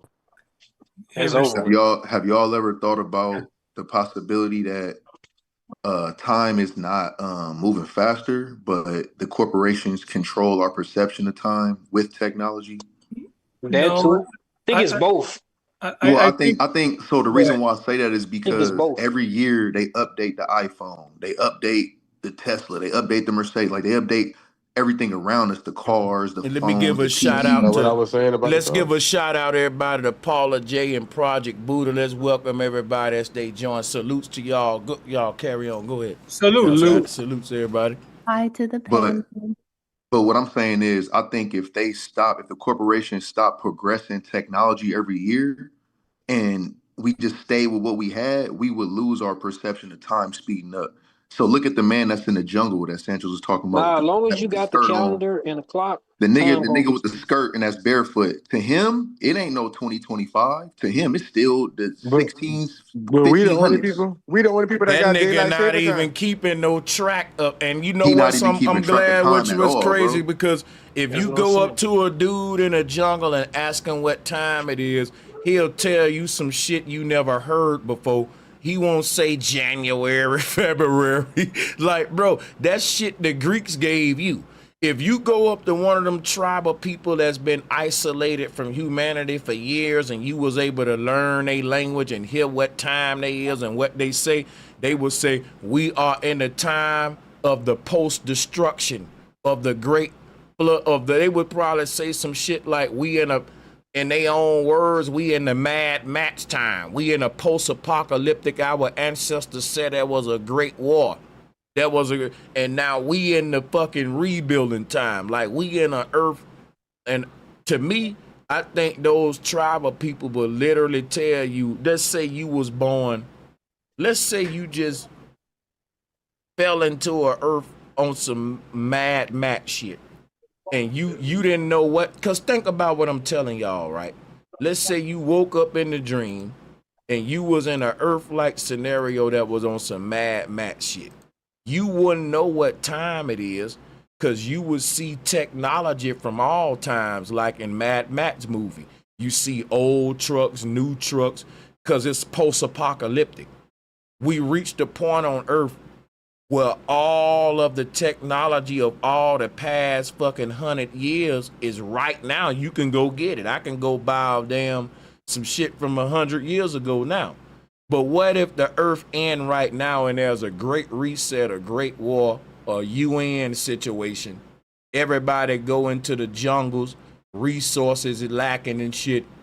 Guess what it'll be like? The movie Mad Max, to where you see all these different people in these different technological states and they're forming tribes based upon their technology. Go back and watch the movie Mad Max. Every little group that you see formed in the movie is making a group based upon the technology that's in their area. They got other movies like this too, called, like one is called Doom. Yep. So if you look at these tribes and nations of the world today in our time, everybody doing the same thing. You making your own tribe and nation based upon the technology and resources you got in your land. And another thing On is, some Sanchez, Blade Runner you know, type shit. this how you know Yep. we creating. This how you know we creating time in the days.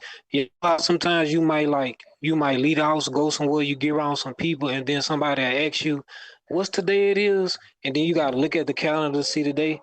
Well, if you didn't look at the calendar to see that day, you wouldn't even know what day it is. Cause Cause we think keeping track about of it. time. We keeping track of the days. If there's a great war and a great reset, and it takes hundreds of years to get this shit back connected, the communication grid and all that worldwide, people will be isolated and separated for hundreds of years, and it'll be based upon whatever group of children in your area that's the next generation.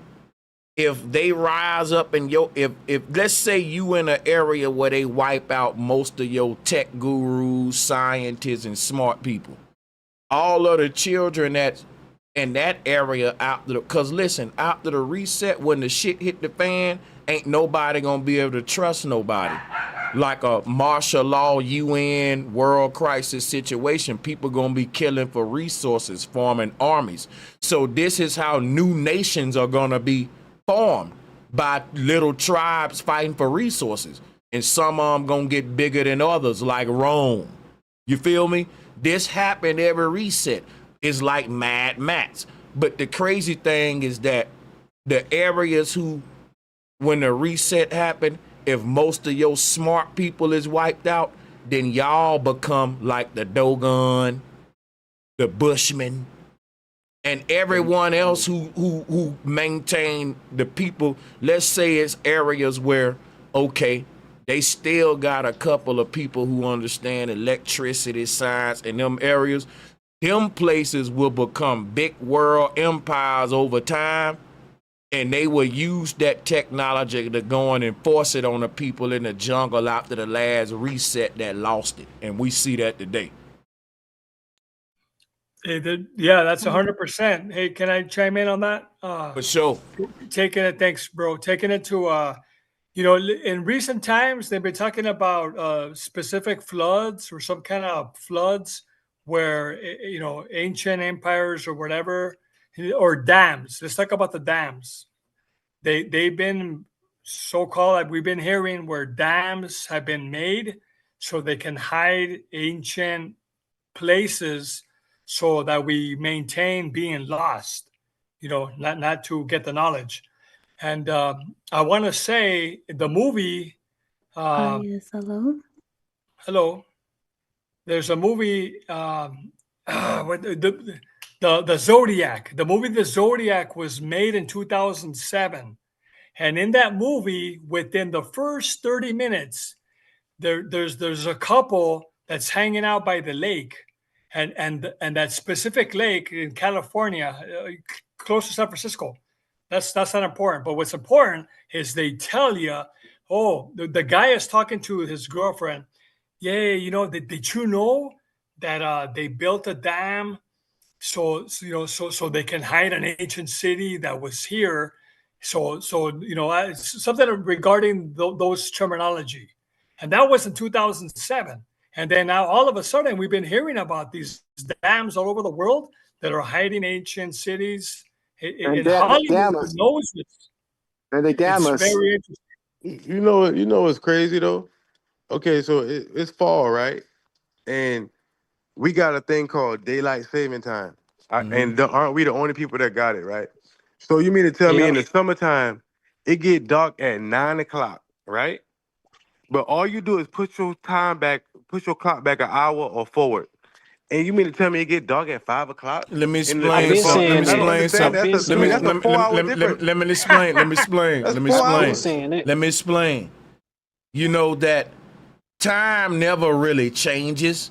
It's just how we manipulate time to govern our workday in the Western world. I've done streams on daylight saving time, and it ain't that the sun or the stars is acknowledging daylight saving time. It's only something we're doing in the Western world for our workday. So they giving you an extra hour of sunlight by actually bringing the time, manipulating time and pushing the fucking hour back. You know what I'm saying? So it ain't that the sun is up there longer. It's just that you woke up earlier because they changed your clock. Like, right? Because I understand the winter and the summer solstice. You know what I'm saying? Early and get a longer but day. It's just crazy how it changed from 1 hour, but it'd be really 3 hours because it get dark at 5 o'clock. That's right. It went from being dark at 9 o'clock to 5 o'clock. That's 3 hours. It has to do with the flat Earth and the way the sun is. No, I understand that. I know that. I understand. Yeah, you know what? I'm gonna be honest with you. On a celestial level, I can't explain daylight saving time, right? I don't because get that part I didn't even think that the stars and all of that was involved with man's whole daylight saving time thing. And but I don't know everything. So, but yeah, we can. Remember the time. But ain't we the only people that do? Are we the only country that do daylight saving time? I don't know. It's definitely not a worldwide thing. Right. That's for sure. We the only country that do that. That got daylight Another saving. thing is, when it comes to time, who is it that said a year is a year? Let the sister chime in. Yeah. Hey, the sister trying to get in. Let's do that. Yes, thank you. So I wanted to provide some evidence. I came very prepared today, you guys. I listened to everything that you guys say because it's not a coincidence that we all think alike. And each one of you was saying something different, and it all goes together with notes that I have been taking because I have been researching this. So one day, you know how like you'll be led to watch a particular video, like something will pop up that's really hard to find. So all of a sudden, this video was recommended to me, and it was this white man, and he's an archaeologist. And what he was doing was he was going around the world checking ruins, checking artifacts, and this is what he found. He said that it's not just him. They have found many artifacts that precede the so-called Big Bang. So he was saying that the Big Bang would actually have to be something very recent if it existed. He doesn't believe that it exists like they say, but it would have had to be recent because they're finding artifacts where there was technology that has never been seen here before. Like he was saying that they had kitchen items that could do stuff that we wouldn't even imagine. They had aircrafts that were like something that has never been seen. All And types of I'll say technology. How does he know that it precedes the in, Big Bang? instead of saying it haven't been seen here before, it haven't been seen by our generation of humans on the earth before. Exactly. He was like, because they do testing, you know how they can, Hey, you but know, sister, can you answer how does he know that it precedes the Let her Big finish. Bang? Let her finish that's though. what I was telling you Let her because finish. you know how like these types of people are not stupid, you know. They have the real technology, the real labs in their home. They're not stupid, so They got a gift. they do the testing. Yep, they have a gift. They do the testing and they can tell how old something is. These are not Well, let me people. explain That's something to called you, carbon Uh-huh. Paula. dating. Hey, Paula, I gotta hmm break your heart, sister. Carbon dating is bullshit. I gotta gonna tell you That though. shit is not They can't accurate. tell, Yeah, but I'm not Definitely. I, sure but I ain't saying how what you're they saying is how wrong. But you know, I'm just saying that when it come to what you saying now, it's up for debate, and that's why I debate them on it. well, basically People, what he's trying to say is all connects. He's trying to say that because it was like he was explaining what he was finding, and he was just trying to say we were never primitive like they were trying to say. I agree. They always use monkeys as a way to get us to believe that we were so primitive. But what he was trying to say is that we were never primitive. We are intelligent. As soon as we get on this earth, we start doing things. But they want us to think we're dumb, we're stupid. And then what another caller on here was saying, how they always come up with an iPhone update. If you think about it, all Yeah. the updates they come up with on technology are never really an update. It's so slow. That's a fact. It's not That's a a fact. real update. So what they're think It's about really this just the new too. disguise More as I shit mean, to it's really the track old you disguise with. as new. Yeah, and think about how we used to have Einstein and all these people. Notice how there's no new inventors. Every time someone tries to come out with an invention, It's it's based off like old they one. You're right. borderline want to take their life. They don't want them coming out as a great one. And that just shows you that we have always been intelligent. We make technology very fast. I think we definitely have technology that is way, way, way, way, way more advanced than anything they try to give us with a dumb phone. They have stuff that we remember seeing the phone in our old cartoons, the Jetsons. So they've been lying to us the whole time. They've been had this old technology. And we're debating over which computer, which phone is better. And this stuff is so old, you guys. We've been here a long time. And there's some type of event, like Brother Sanchez was saying about the war. That's what this guy was saying. There's some type of event that happened where they try to wipe people out and they didn't like it how smart they were becoming so fast. It was faster than what the powers could do to just prevent them from taking over. I think they plagued off our ignorance because if you think about it, if you go back and look at certain old movies, when you look at them now, before it was like it probably was scary to you. It was like, oh, Batman Forever was so good. But when you look at it now, you see Batman on the string. You be like, dang, I see the shot screen where they changed the frame. You can see things now because you're more advanced. But before, when you wasn't tuned in, you look at things and be like, oh, that's real. That's just like If you go back and look at all the old moon stuff and the moon landings, or when they show the fake stars out of space, you be like, man, what the heck? What is this? This looks ridiculous. But before, when we look at it like aluminum, oh wow, it's amazing. But it's not. What It happened was was just the weakest technology they gave to us that they already had.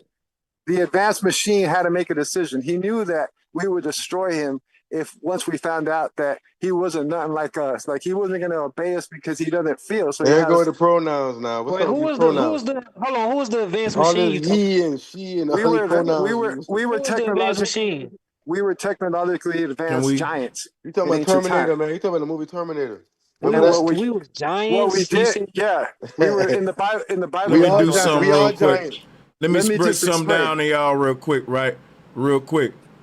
I asked ChatGPT about daylight saving time being natural or just man-made, and ChatGPT said daylight saving time is entirely man-made. It put that in bold.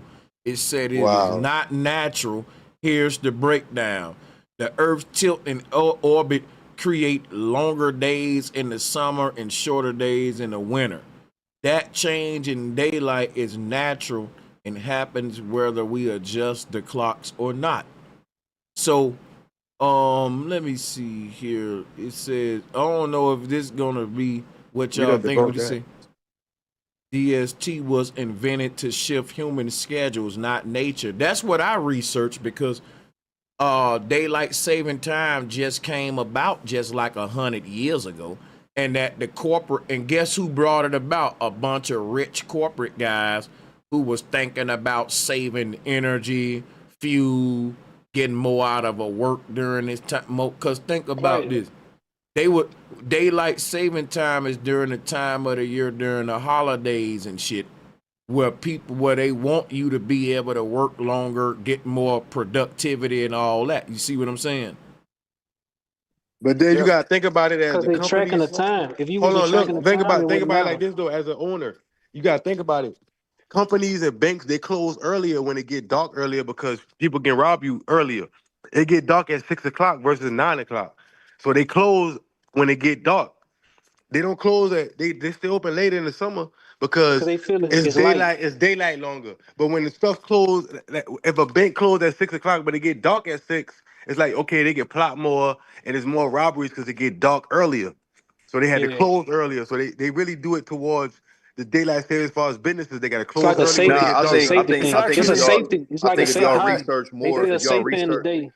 It's to hide the flat Earth. That's why they no, do no, it. no. 'Cause I think if y'all research Man, more, they ain't got nothing you'll to No, do. we find know out all that that, daylight. man. We ain't talking about that. We know that. I They think ain't I got think nothing to if do y'all with it. research more, you'll find out daylight savings was invented for agriculture, and farmers really made that No, but shit. that's what I'm just reading here. No, It we all still work. agreeing. That's what we saying. Yeah, But we look, saying work.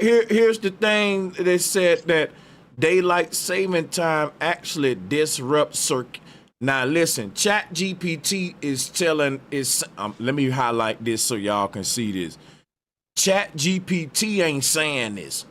Chat GPT is saying that health studies show that daylight saving time can disrupt circadian rhythms, leading exactly. to stress, sleep loss, and more workplace accidents. Wow. Look at that. They They took do the it bells, made to daylight throw us saving off. time. Yep. It throws us Knock off us off. just like they Knock change us the out of whack. calendars. You know 13, how you know 13. that's true? Because when the time change, you can feel it when you wake up. You can Man, feel Yep. I that hour hate Yep. that that you shit. miss. It's You can always an feel that uncomfortable time you shift. miss. Bro, it Yeah. seems like, bro, Right. you know, nature like consistency with the pattern. It wouldn't disrupt. Think about it. Our bodies and everything around us is made for consistent patterns. So they got it to where at one point every year we just break every fucking thing up and let's switch this thing around a little bit. You know what I'm Right. saying? Yeah, because they Yeah, that makes even sense. have a quote that they always say, there's no time like today. So there's only today. There's no No better time. time Yeah. than the That's present. true. The moment is now. And Everything that's a fact. happened That's in why I this say moment. Everything I happened say chance time of life. exists because we tracking time. If we didn't track time, you wouldn't know a year is a year. You wouldn't even know your age if you wasn't tracking time. You know what I want to So ask y'all real quick, man? If we didn't have daylight saving time, what would happen during the winter time from summertime shifts? Guess what? You would sleep the same, but I think instead of getting an extra amount of daytime, you would be sleeping in the daytime, like where you would have, like you would literally be falling asleep where it would have been nighttime at that point, but you would be off work getting ready for bed and I don't know, like, cause it'll have to flip, right? Cause if we didn't that's how change the that's how it hour, would be. yeah, But you it's would so out of sleep in the whack. day. It's Yeah, that's so out how of it would whack be. though because So watch this, right? Hold up, people. Go ahead. I swear some just dropped on me that's fucking, I had a, bro, this may be a genius moment. Charlie, please listen to this, y'all. Listen, everybody. Critique this. You know how in Alaska, it's like 6 months day, 6 months night. That changes too over time and shit like that. In places like the North Pole, how it shifts during day. Our daylight saving time, these places have their daylight shifts too. I was thinking, like, what if this got something to do with them hiding the shape of the earth and it's going back to the flat earth shit? Because right? Because when you living in Alaska, you get used to sleeping during while the sun out, but it's really 8 p.m.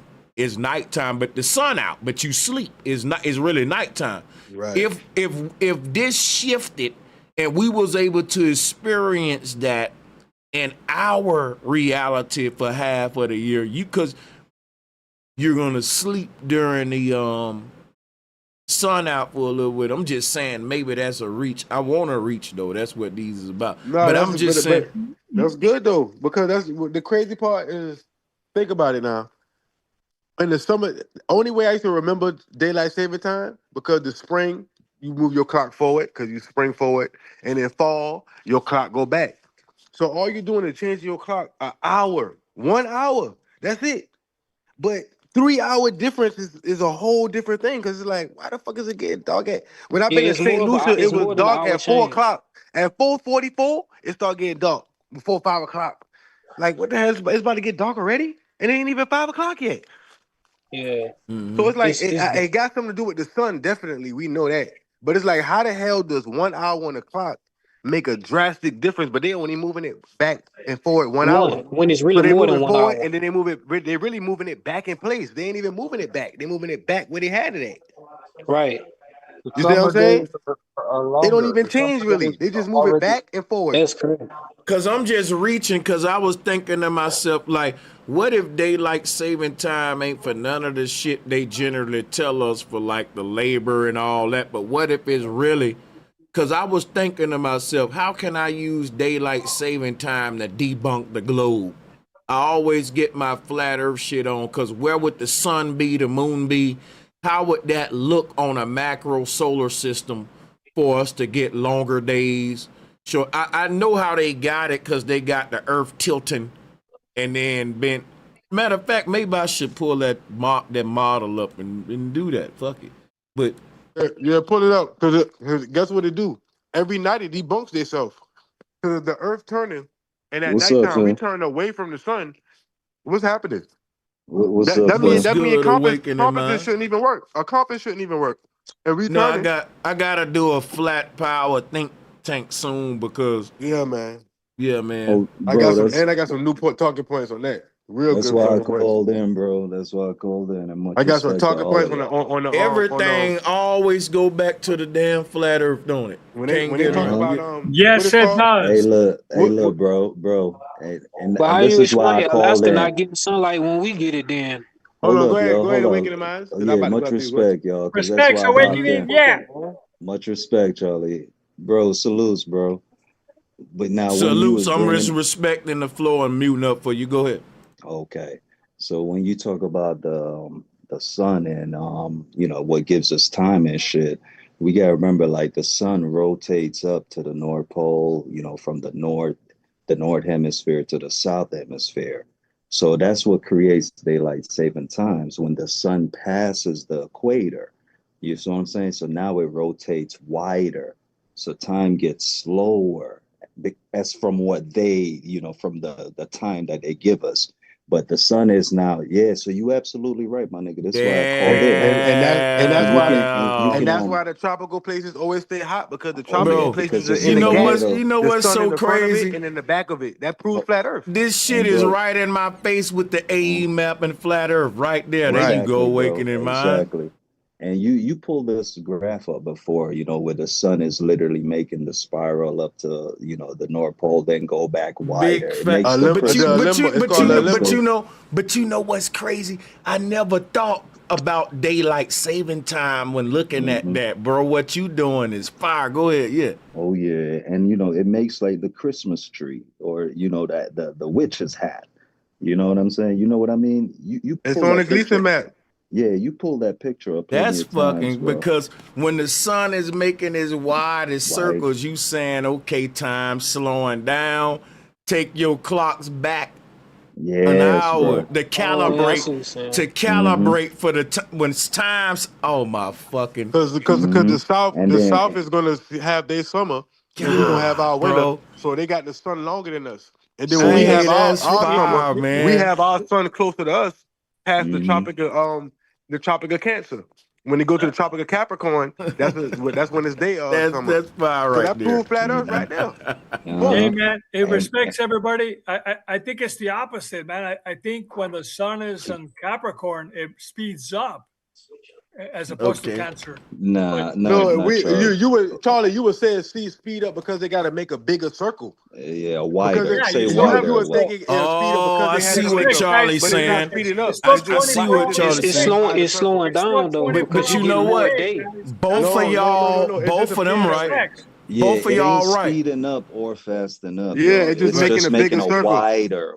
then when Say it's in the wider. North Pole, it's making a smaller circle, so you'll see it Yeah. longer and it look Yeah, like it's but you, moving slower. That's it. yeah. The but reason why I say this because the winter Damn. solstice, we're told the winter solstice is supposed to be the shortest day of the year, but that's Hmm. a hoax because it's still yeah. 24 hours in a day. And let me tell you, man, No, it's Regardless. only 12 hours in a day. It's 12 hours at night and 12 hours in a day. No, it's 12. Let me It's ask. 12. I'm gonna pull this. I'm gonna pull this up for y'all. Let me ask you something real I've done quick. the science, but 12 plus 12 I is fall back. 24. You get 12 hours a night and 12 hours a day. Yeah, but in the winter solstice, we're told that it's the shortest day of the But year, it and I only stayed up. depends Well, I on the, stayed up you only get 26 your winter. hours. I Hey, just You want only to get your finish, winter or y'all. solstice Yeah, let's let according to where awakening you are minds located. finish. There you go, No. bro. That's all I It wanted you to depends on where pull you up. located. That's where you get your winter and summer solstice. It depends Yeah, on it's if you're all in south, it's Let's there all we let in go. them. this. Go. I'm gonna read all the super chats and cover all the topics on each one. We ain't going nowhere, y'all. Hit the like and share. Go ahead. Respects Yeah, to so awakening minds, man. Much Yeah, respect. much go ahead, respect, yeah, awaken. bro. Thank you for pulling this up, bro. So once it passed the equator, that's why even now we even get the term equator, equal days, equal nights when the sun is in the middle. You know what I'm saying? But so it's making the spiral of life if you're looking down on it as well. So once it gets to the winter, yeah, it's still going the same speed. It's just making a wider turn. You see what I'm saying? Then the sun exactly. dies for 3 days and start making a smaller, a smaller spiral back up. That's why even why they said Jesus, the sun, died for 3 days. As well, Mm-hmm. because the sun is starting to go back up now. After December 21st, 22nd, 3 days later is the 25th. You see what I'm saying? It's like it's the Yep. Christmas tree. It's all the same shit. You know what I All the mean? same shit. Yep. Yep, So it's not like it's it's definitely. And see the thing about this right here, I don't think I know too many people that's using this to. Cause listen, what y'all made me think about you and Charlie is that if the sun get at its widest base at the bottom, it needs to speed up if we're gonna keep equal day and equal night all year round. But if Yes. that's not the case, then we would have what y'all saying now, which is what that made me like, damn, okay, yeah. hell It's yeah. So Hey, in the respect, That's north, why guys. they say the sun is the so fastest on the track.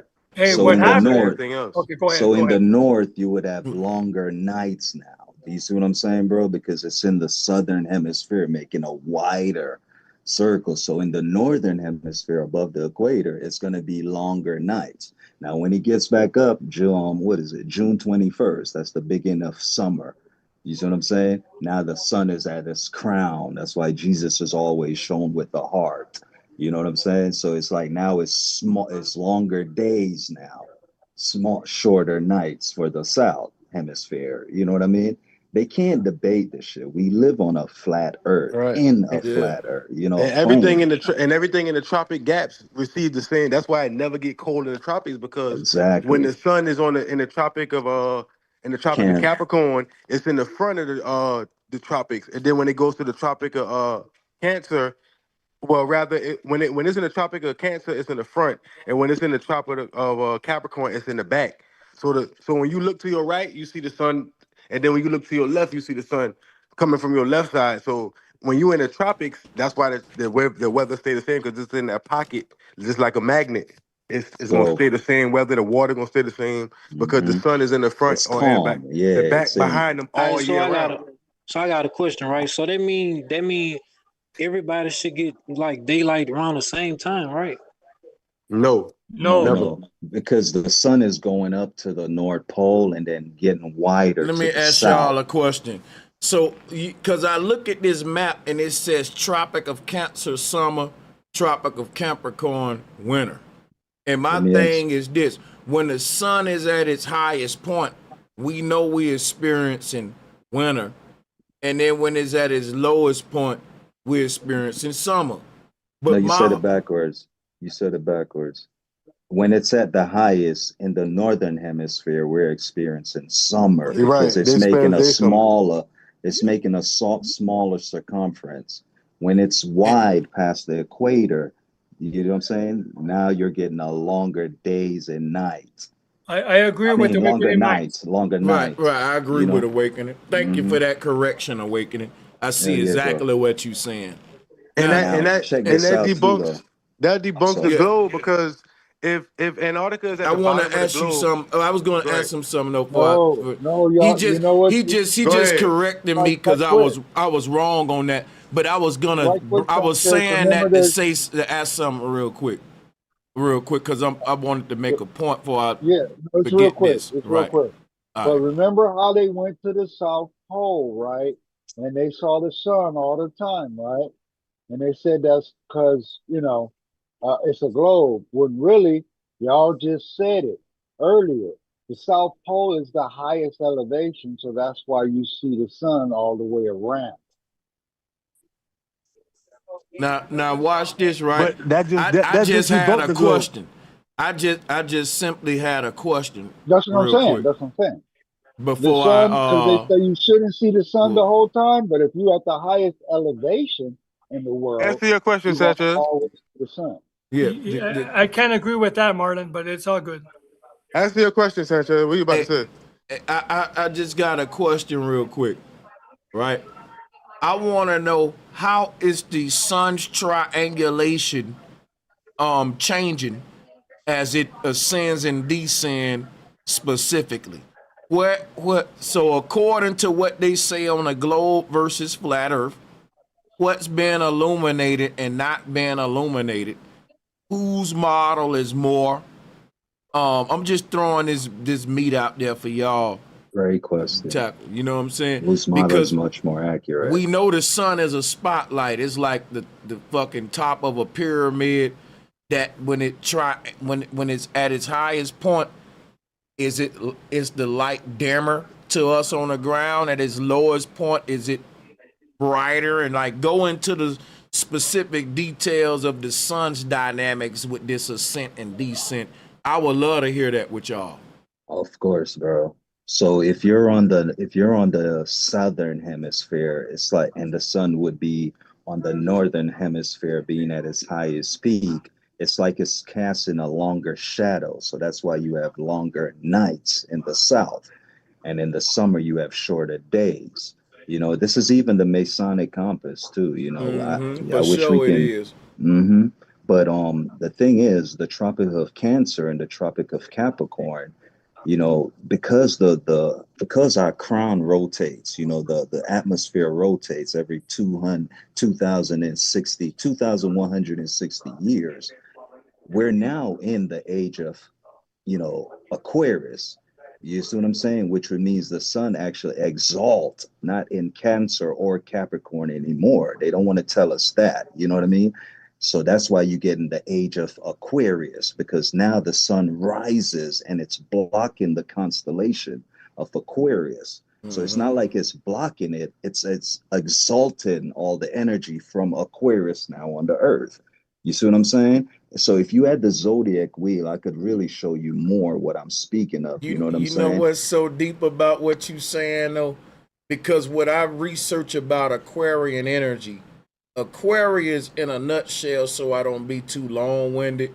Aquarian is basically the energy of, if I don't know, I'm gonna find out today, fuck around and find out type energy. But at the same time, it's the energy like, if you don't wanna know, you ain't gonna know. But if you've been looking for, no matter what that shit may be, because that's what I was peeping with the AI, with the technology, with the internet. The reason they got to go hard with the more technology they implement, because the more that this shit connect us and we go to waking each other up, so the more shit they give us, the more dictatorship the world gotta be, if you really think about it. Because it's Aquarian energy they fighting against with all the censorship, with all the shit they doing. It's because, look, we got to roll out technology for the transhuman agenda, for our NWO agenda, our IoT agenda, Internet of Things. But at the same time, when we connect everybody, the woke folks going to be connected to the sleep folks, and they going to wake them up. So at the same time we roll this out, we got to do it in a tyrannical way, like what we seeing now. All the new shit they doing to prepare, because we going to connect more and more. People is about to have the technology to put on certain headgear and eyewear and see the same reality and envision and exchange thoughts. Y'all think I'm making it up. I'm telling you, I'm finna do a lot of streams to update on folks, like real talk with what's going on these levels. And that's when y'all gonna see my numbers pick back up on this channel. I've just been covering shit what I want to cover. But check this out, right? On some real shit. The more they connect us, because they gonna connect us in so many layers of reality. The next way coming, Google goggles, clothes that connect everybody. Imagine a world where you can do a whole workout plan with a workout group, but everybody in their own house.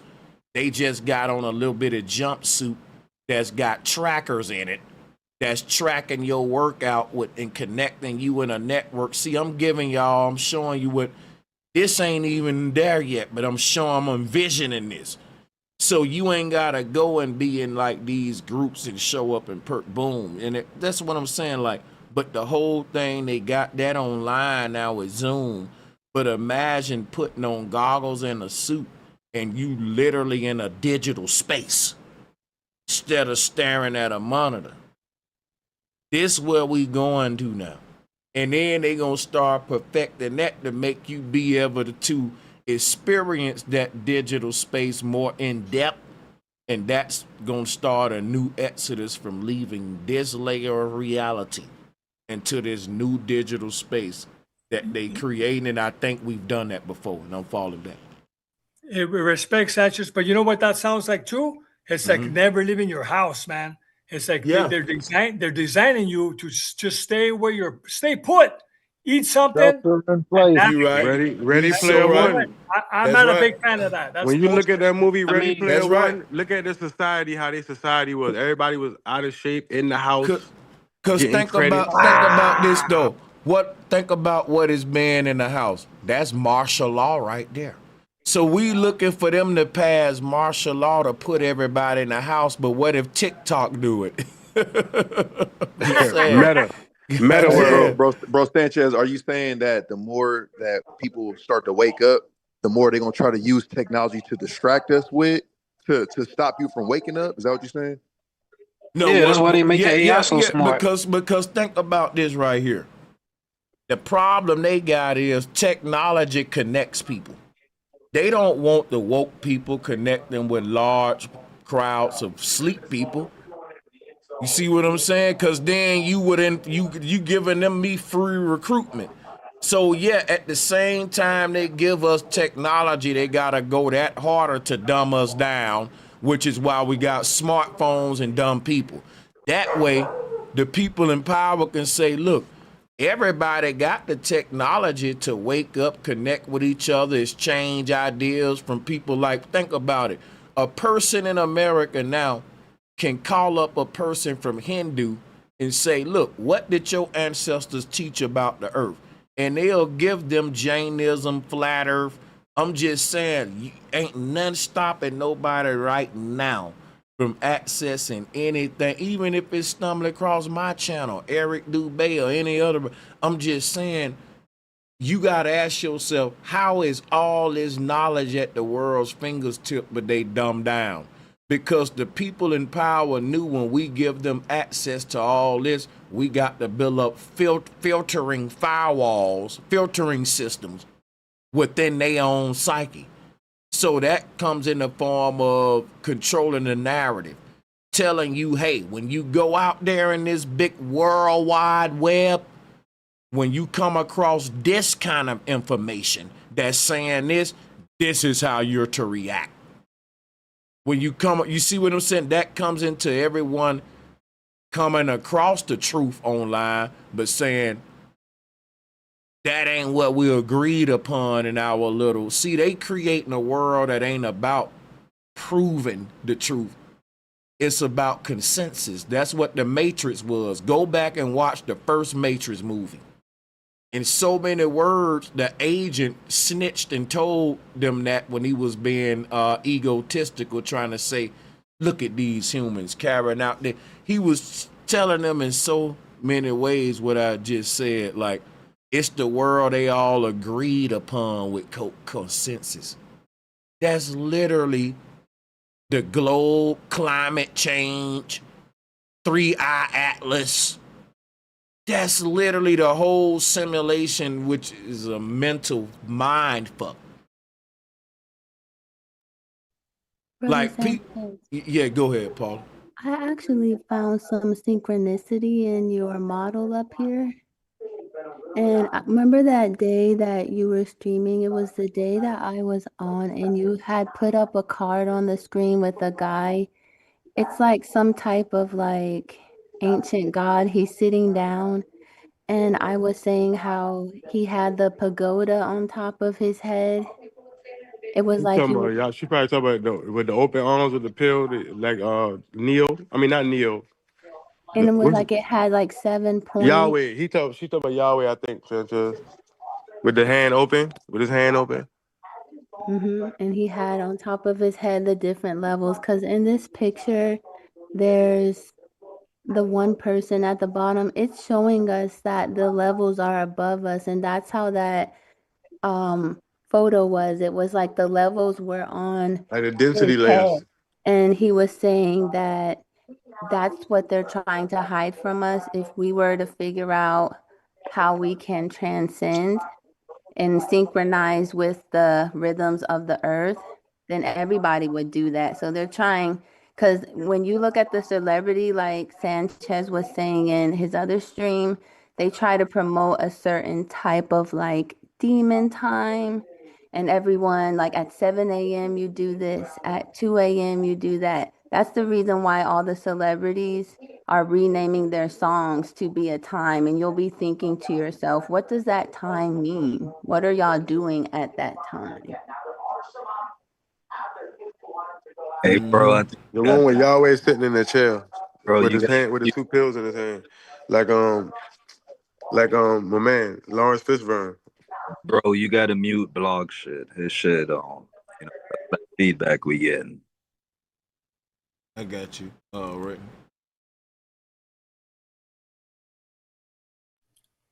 Also, Yeah. drop the link back. Yeah.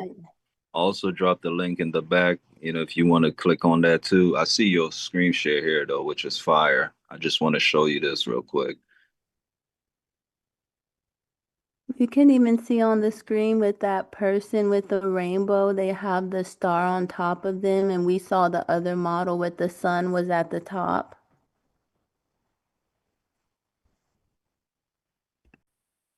Hey, do you guys know? But see, one thing, and I'm gonna bring this. I think this what y'all talking about.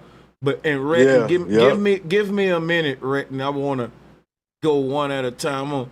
And then I gotta go back to those chats too. But listen, hear me out, y'all, for 1 second, because I wanted to bring this up earlier when we was talking about duality and awakening minds. Right when I go here, I'm finna go right to what you saying. This ain't gonna be long. Let me see quick. This is what I was trying to go to my slides and show earlier when I was telling the brother, you go ahead and wait on me, and I never got back to it. So let me go and knock this out. This is what I want to let y'all know about duality. You see this image? All right, so look. Like one part of you is the Joker. It got the clown paint on, it's painting over the real face. It's the part of you that don't take life serious. It's a crash out. It's your gang member. It's your rapper. It's your capitalistic nature. It's almost like we went in a video game and we went in a game like Grand Theft Auto, and when we got in it, since we knew we was in a game, we had these alternative egos that were like caricatures of our real self. They was exaggerated forms of it, because in a video game, you ain't gonna filter yourself. If you give your grandma the Grand Theft Auto stick, she gonna be rolling people over, shooting motherfuckers up, and what that shows is that you may think something but not do it. But if someone say, look, it's just a game, would you create a different persona of yourself if you good with new rules? Just say we're from heaven, right? Heaven represent the solar tetrahedron. That's the pyramid that's pointed up. That part of you represent the dude on the left side, right? Which would be our right side. That would be his right brain. That's my left, his right, right? So his solar tetrahedron is pointing toward his heavenly self, his high self. That's the part of him that's saying, this shit ain't no game and I gotta treat people right. Because if I roll them over in the car, that's real. If I shoot up the stove, that's real. This ain't Grand Theft Auto. Now, the Joker version is literally your physical body in the earth realm, the earth tetrahedron, where you at now. It ain't your soul. That's your part that ain't in the game. The you that's in the game can literally die and still be living because it's just a game. And that's the you that's literally a cosmic crash out. It got the Joker paint on. It's saying, ha, ha, ha, this shit is a joke. I can shoot up the bank. I can be a bank robber in this world. I can be a fucking military soldier here. Think about it. Everybody got the new Grand Theft Auto today. They want to be ambulances, polices. The newer versions of these games gonna resemble more and more like reality, where people just doing more basic, mundane shit. And after a while, you're gonna be like, wait a minute. If you a damn paramedic in real life, why would you find fun in being a paramedic in a video game? See, the person that's a paramedic in this world, when they playing a video game, they want to be a running back. And the person that's a damn running back, when they play Grand Theft Auto, they want to be a paramedic. Everybody in their wrong place here because they got a little paint on. It's a costume. It's Halloween. If I'm a goddamn lawyer, but I say for Halloween, I'm a be a comedian. That's just my costume paint. And eventually, guess what? If you in the game, I'm a comedian, but the real me a lawyer. That's like Halloween. Everybody is something different than what they are. which is why death is you going back to what the fuck you really was, because that's just the paint version. Like, this whole world is Halloween. It's you with a costume on, and everybody's something they ain't. Like, you got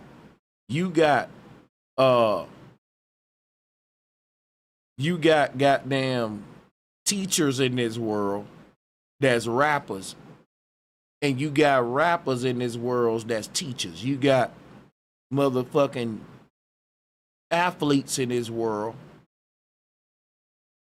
that's podcasters, and then you know what I'm saying? Like, it's like you got people that, like, if you were to play a video game and in the game it's simulating real life, like what they doing in the new Grand Theft Auto, I forgot the name of it, but it's like a real version of it. But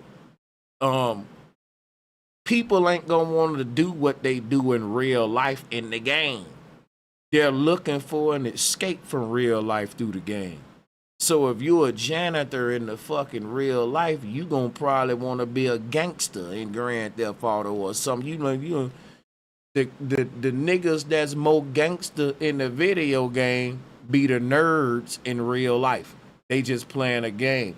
And the gang members may pick up Grand Theft Auto and say, nigga, I'm gonna be the police, cuz let's be 5-0, cuz. They may have more fun being the police just to see the other side because they live the game shit. Would that really be fun playing what I do every day? I'm just saying how everybody come in the game and swap and shit like we see with this. So your Earth tetrahedron is like who you want to be in the game. And that can change at any time. The game ain't limiting you to any. You can edit your avatar throughout the game. Just like Grand Theft Auto, right? I can say, look, I want to be a police right now. Then I can say, well, now my new passion, nigga, is a YouTuber. And then fuck that. Now I'm a fucking pastor. You know, and you can edit your avatar in the game. So, but you can't really change what you are on the other side from this side. You gotta so this, to me, when y'all talk duality, right? It's like this. Everything that I really am exists in my solar tetrahedron. That represent a bunch of infinite realities where I'm born into the truth, into Godhood. Now, everything that represent God name is I am, right? Now, the Earth tetrahedron is I am not. That's the I am not. You got the most high, the most low. They don't tell you about I am not. This is the big dragon with a bunch of heads, and every name written on the dragon head is a blasphemy because that's who God is not. You know, you calling yourself this, that's your avatar in the game. That's blasphemous. That's one of the names written on the head of the beast. And there's many head, and this Earth tetrahedron got many parallel realities of lies that you live in. So it's almost like we are new souls, and the universe is giving us a choice, which leads back to this image right here.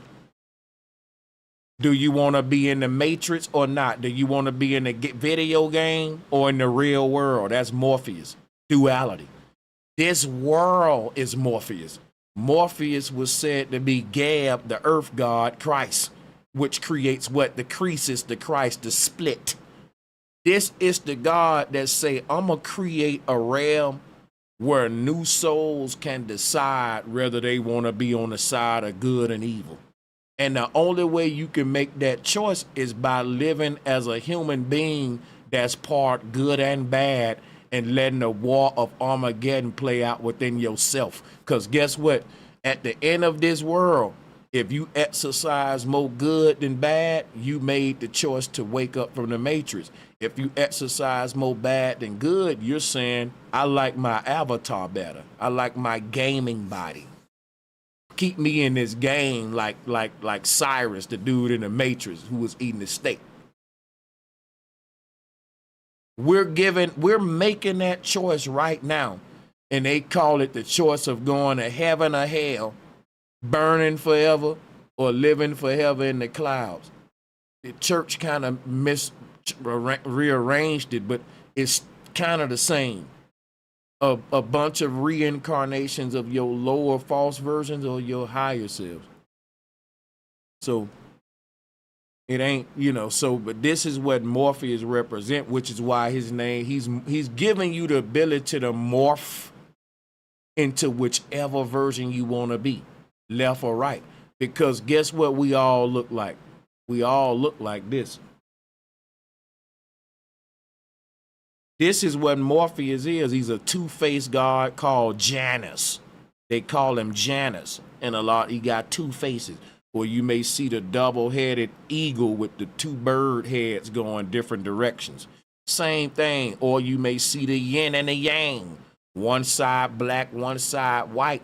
And the same thing right here, what I'm showing here, this is the yin-yang. The earth tetrahedron and the solar tetrahedron. Every one of us is our own version of the demiurge. Because guess what the demiurge is? He's a cosmic fence straddler. See, the demiurge know the knowledge of good. He's just choosing bad. So guess what? It ain't like the demiurge choosing bad because he don't know good. He's making a conscious decision. Hey, I know what good is, I know what bad is, but I want to be bad. And the demiurge is creating a world where people think that he's making it to where bad is fashionable, bad is player, bad just looks better, bad looks good on your dress code. If you smack a bitch, you just look fly. He's making bad a fashion statement. He's making evil like if you ain't this, you ain't hip. What? And that's what the demiurge is. He's making you consent to choose that as part of your identity that you merge with, which is why I would never let the innocent light in me burn out.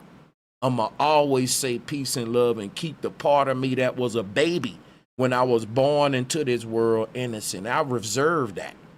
I never let this world take that. It's buried in me. Might not show it because they say, man, he's soft.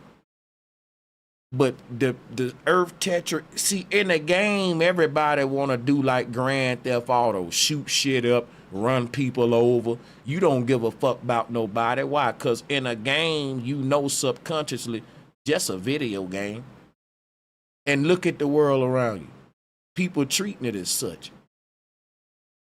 Subconsciously, though.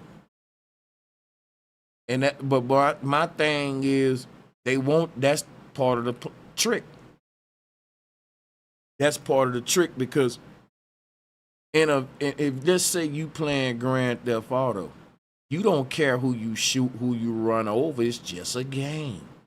But the people in power in this game, they care who they shoot and run over. And they only want to shoot and run over the player characters. But all of the player characters is like, hey, yo, we just having fun in this bitch, nigga. We can run over, we can shoot out with the police, run over everybody. But guess who don't think like that? AI. AI in the game is always on the side of the game and the computer. And it's always against the player characters who just in the game, just whoop-de-doo, just leisurely just fucking around. And they can't see what I'm saying? But that's something y'all can put on the table. I went way far. I just meant to go into duality, but I gave you more.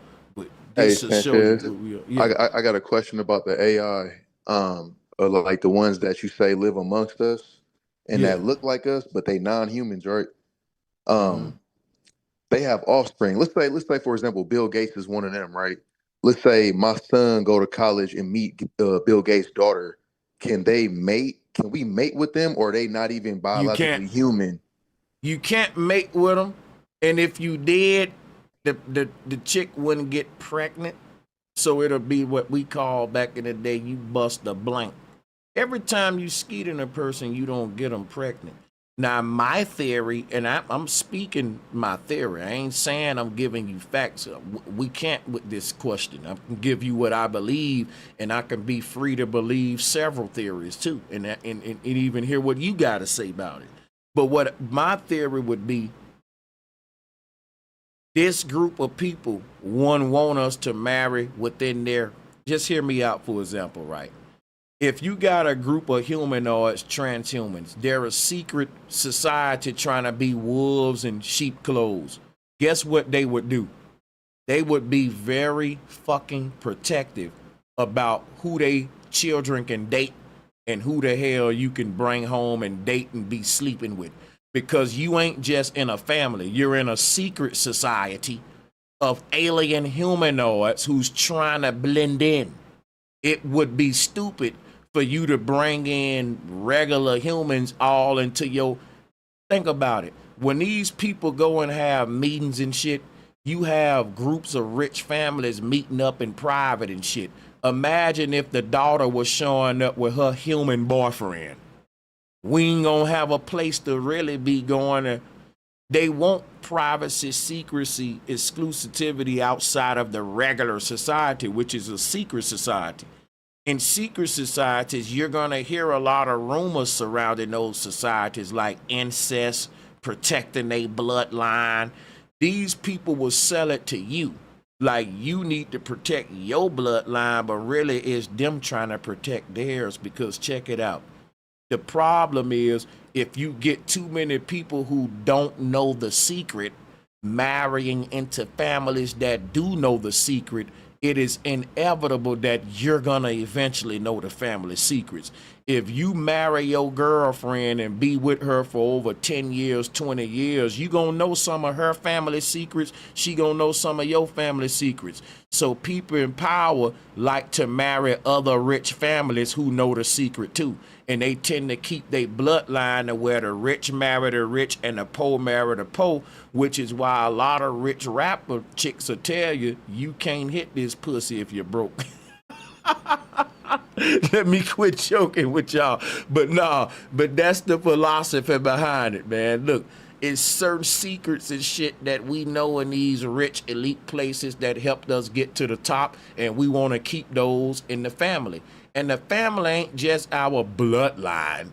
It's other rich people, right? Those are their family. If you're rich, you one of us. You already know the shit we know, right? You know the secrets behind this shit. So if my rich son marrying another family's rich daughter way over there, cool, that's fine. But when my rich son bring home a chick from the projects, I'm gonna be like, well, she can't be coming to the secret meeting we having, and son, you can't be telling your whole daughter about our secret society shit.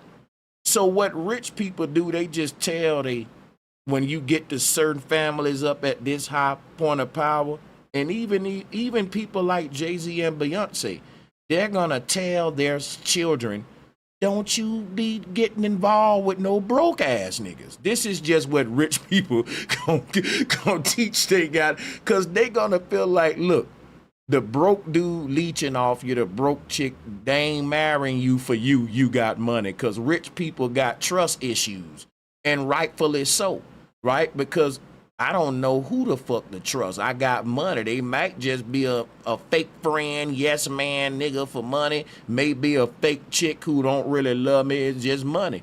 They're gonna put that in their children. Hey, marry somebody with money like you. That way you know they ain't with you just for money. Because if some of y'all was worth hundreds of millions of dollars and you were single when you got the money, you would probably say, damn, maybe I need to find me a woman that got hundreds of millions of dollars. Least I know she ain't with a nigga for the money. I can eliminate that. And that's a big pickle to eliminate. That's like, well, I know I'm not getting played for money, right? Hey, respects, bro. Can I chime in real quick? Oh yeah, oh yeah. You know what? You bring a good point, man. I just thought about this now, and it never dawned on me. The people with money that are rich, a lot of them are celebrities. And I can't help but wonder now that you mentioned what you said is but they can't have babies and they're rich and they are, a lot of them, they click, right? The rich with the rich. But if they're different from all of us, there's something about that when they click, and then about the baby or no baby, right? There's some strange people and celebrities as they hook up. It makes me wonder what's up with those Cabbage Patch Kids or these kids, and who are they? Where they come from, right? You know, you see these pregnancies, but we see these little sacs that are designed to look like women that are pregnant, but they're still thin around the face and neck, and they got these kids, right? But go ahead.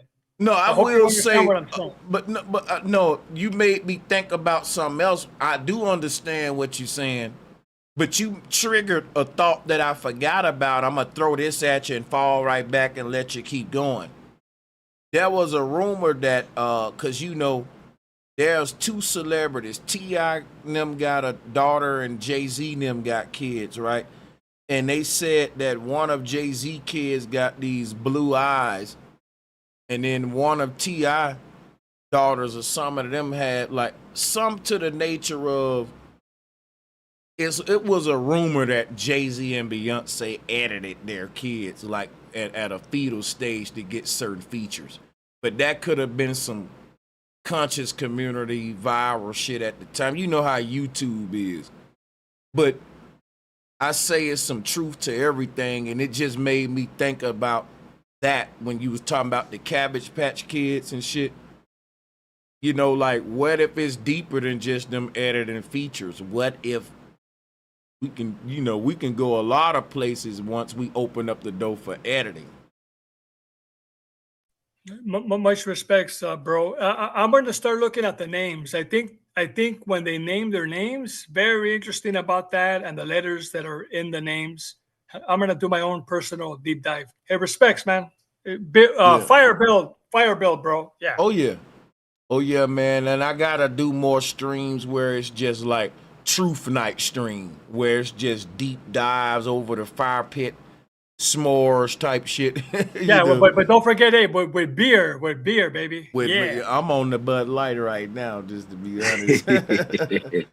I've been Charlie. I don't mind no beer, man. Like, but I do get the wine occasionally. But the thing about this beer, man, you know, I like the taste of it, honestly. Go ahead. Hey, bro, can you pull that one picture you just had up? The one with decimals, though, with the 101. It was right after the one you just had up. I just want to show you something real quick. And I agree with what you were saying, you know, about the duality, but I just want to show you one thing. Yeah, right there. So this shit is fire, bro. You know, when you look at the Mahat scale, the integer and the non-integer scale you got right here. So when you get to decimal, because I know you was talking about duality. See, when you get to decimal, the middle is what creates left and right, you know, the crease, or what they call the Christ. And you can see all this triangle here, right here in this picture, you know, with your third eye looking at it. But when you get to decimal, which is the core, because the word decimal is just an anagram of medical. The word medical, medical, is decimal.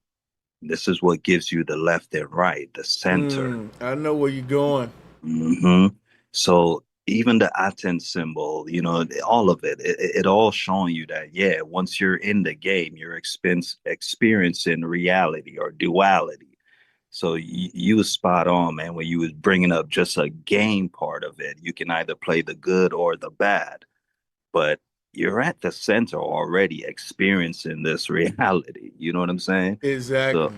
So, and one thing I would say about the two serpents, the red, blue pill, this collage with duality here is that the war of Armageddon is simply you living out your life in the flesh as a flesh and a soul, living every day, making choices, trying to see what's the best choice.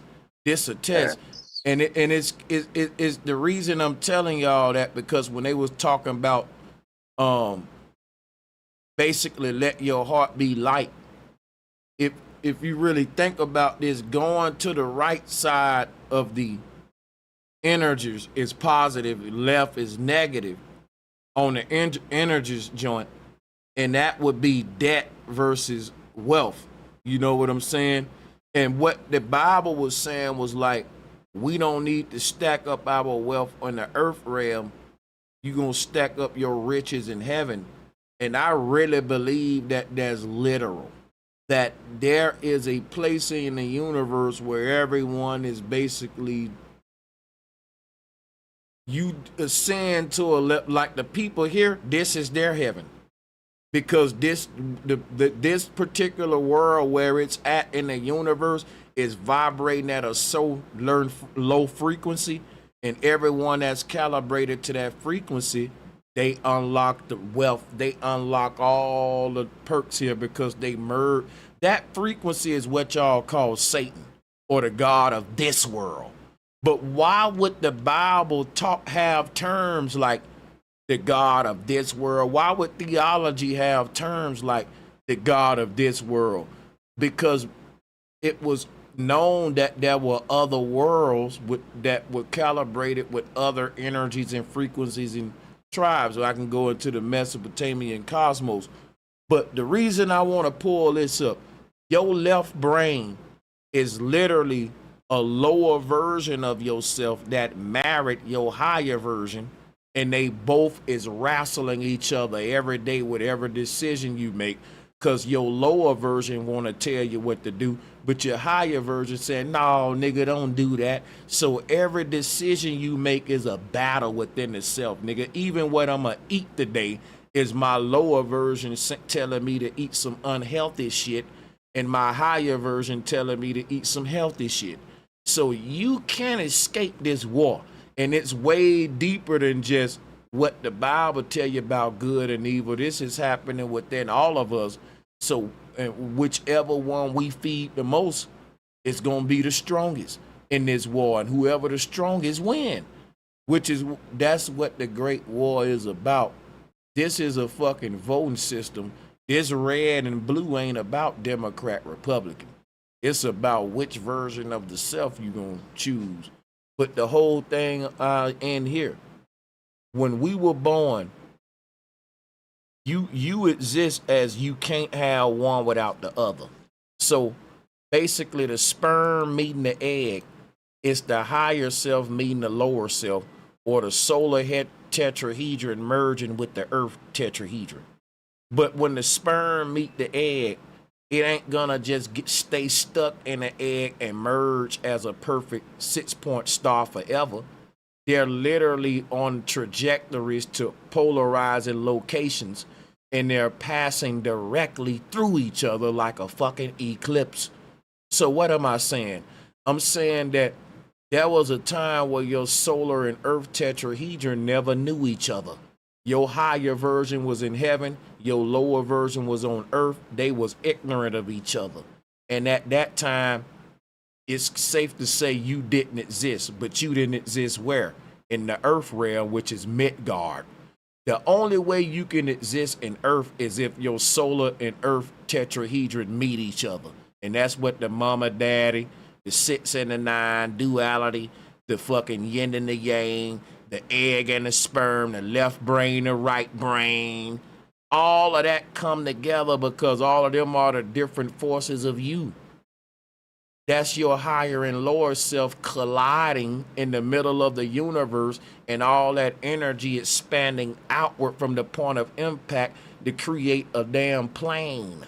That's what they call the Big Bang Theory. Let me show it to you so you can see I ain't making this up. You'll see the flat earth with this. So look, when the higher self crash into the lower self, they literally, the energy creates a dielectric inertia plane. You can see it right here. It's the flat earth. And guess what? That's it. That's what this whole this 6-pointed star is. It's the firmament dome and the underworld Sheol. And these things is only making this shape for a limited of time. The earth ain't temporary. Let me show you what it is real quick. This is what it is right here. And what is this? This is a cell dividing. Watch this. These things are passing through each other like this and splitting apart. And see, your whole rip, when they say you die, you rip, right? That's because your whole life ain't none but your two cosmic forces clashing with each other, passing through each other. It's like me standing in front of a mirror, shooting a gun into the gun, and the bullet and the two bullets crash into each other, and all the energy make a flat plane expanding outward from there. It'll be like this. See, but in this case, they are holographic bullets. So instead of them colliding and making a big fucking explosion, they merge together and they become an even brighter light. They become this more dense force as they come together, right? But the whole thing is them coming together creates a whole nother paradox, what we're looking at here, which is the number 8.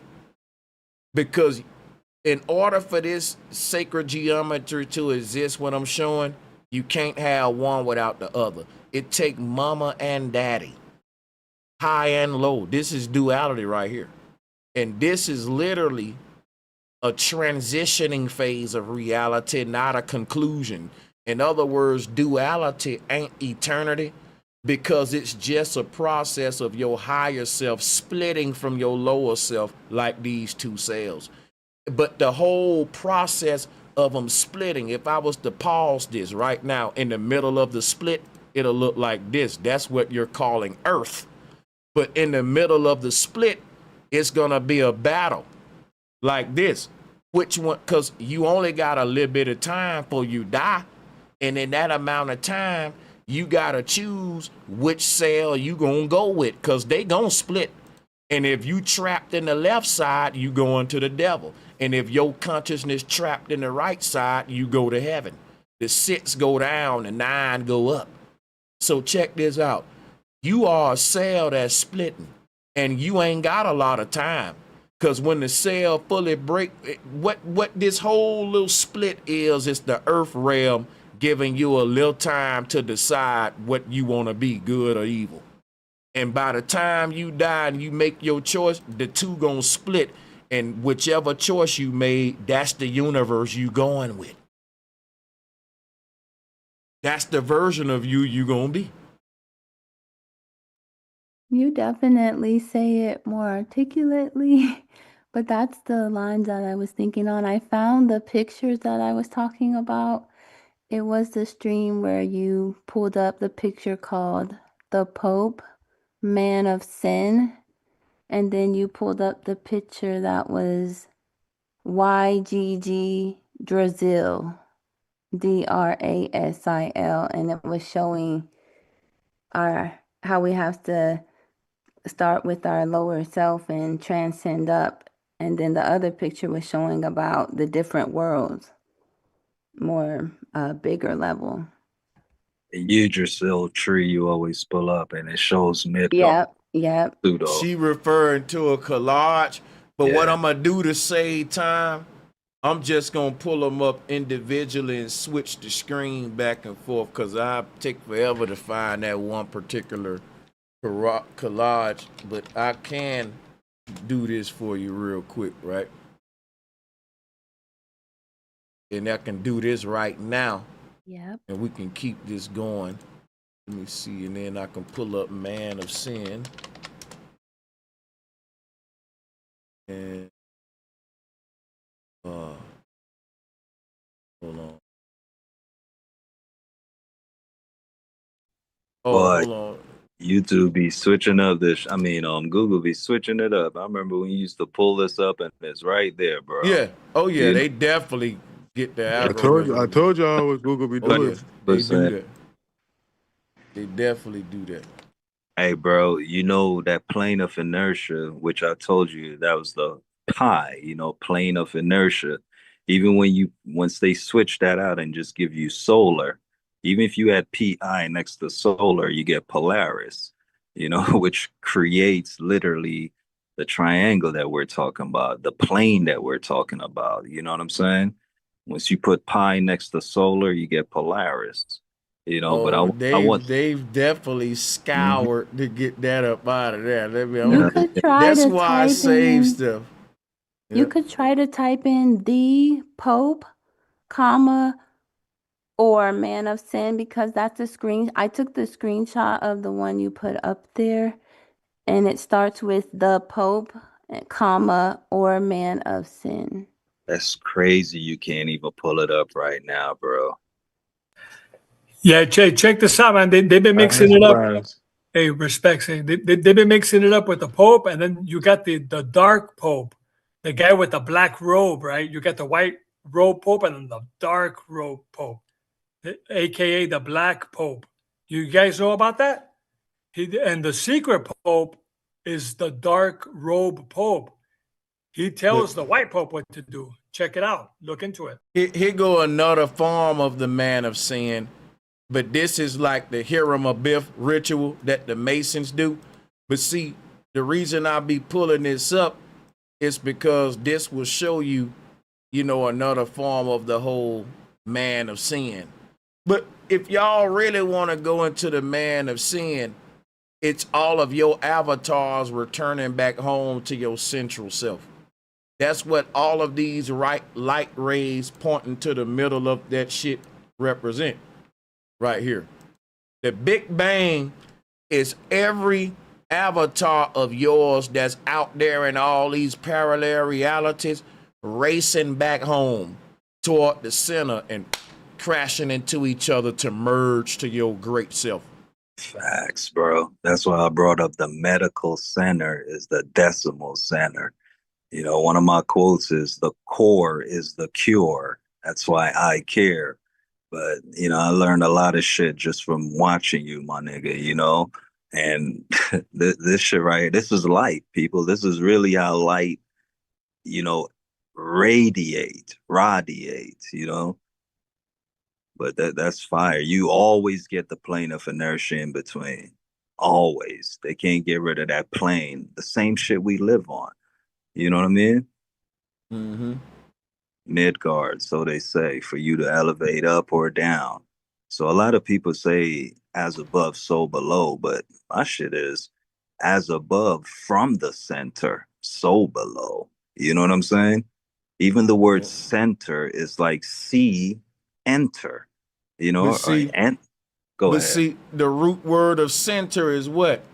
Enter. Sin. The root word will be sin, but the reason I'm saying that is because we was tying this into the man of sin, and Okay. the man of sin is just another way of them saying the Santa or the man in the center, the man of sin, the man of Maru, which would be Mm-hmm. Jesus or this dude in the middle of.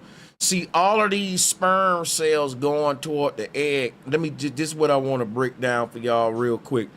They lied. They said your daddy skeeted out a bunch of sperm and only one made it to the egg. Guess what? The first sperm made it to the egg is the life that you living right now. The soon as you through with this life, another sperm gonna land in there, and that's gonna be a better one. Each sperm is you coming back to the egg to learn and get better. But guess what? It's a set number amount of sperms, which is different you being reborn, and the universe automatically know how many use it is gonna take to make your best version. So each sperm headed toward the egg is its own living. You're right now a sperm that when you crashed into the egg, your life started. When it end, the next one will. Boom, boom, boom. And let's say, well, Sanchez, what about when I crashed into the egg? There were other sperms that was me too that crashed at the same time. Them you in parallel realities. because there's Ooh, bro. see what I'm saying? Yeah, So in so every parallel reality, you living and dying because the sperms are like raindrops falling into the ocean. Every time one drop leave, another one come. And sometimes 3-4 drops hit at the same time. So you're gonna always have other yous in parallel realities. damn, bro. Like, you know, the sine wave, it's literally like all these depiction of the unit circle, which, you know, which graphs a wave. You know, maybe we can say time is like a wave and all of that too, but just the fact that you said the root word of center, I always use enter because that's netter, you know, but The center is where we enter. You spot yeah, on, though. You know. but it's all perspective. But even in degrees, like you're saying, you can even literally picture each degree as another sperm. Like how you say Yep. you're the sperm that experience in reality too. Yeah, nigga, in your degree of understanding. But that was tough, bro. But see, and all of these sperms going to the middle is how you get the man of sin that the lady was talking about with all of the spikes getting poked.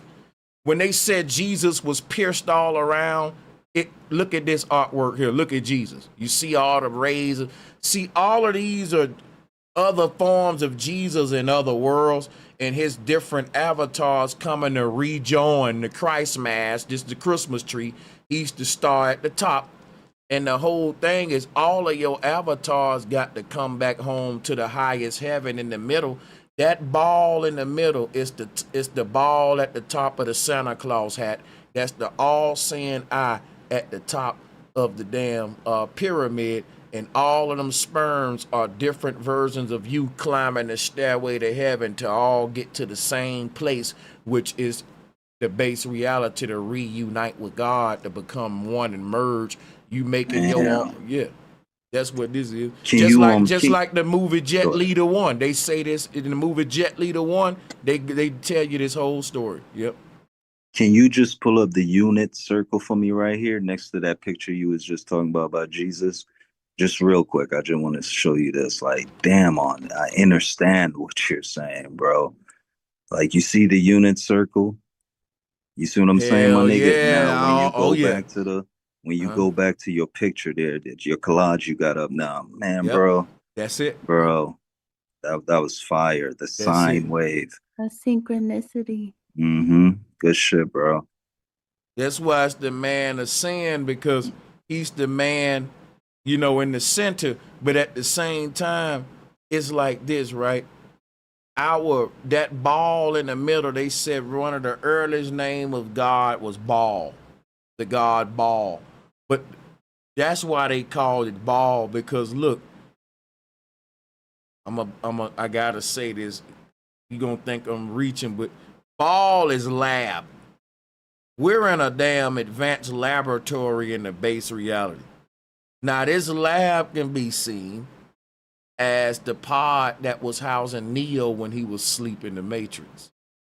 All of the wires that you see connecting to Neo's body all around him is their way of showing you Jesus with the rays going into him and the man of sin. Let me just show you all that so you can see the visual of what I'm talking about. They giving us the same story in this movie, right? They'll show you. We see here matrix wires. Oh yeah, when they with the babies, right? So look, Babylon, you're a baby. You ain't been born yet in the real world. Your birth in the real world ain't gonna be because your mama pushed you out. It's gonna be because you unplugged yourself through lifetimes. Now here's my thing here.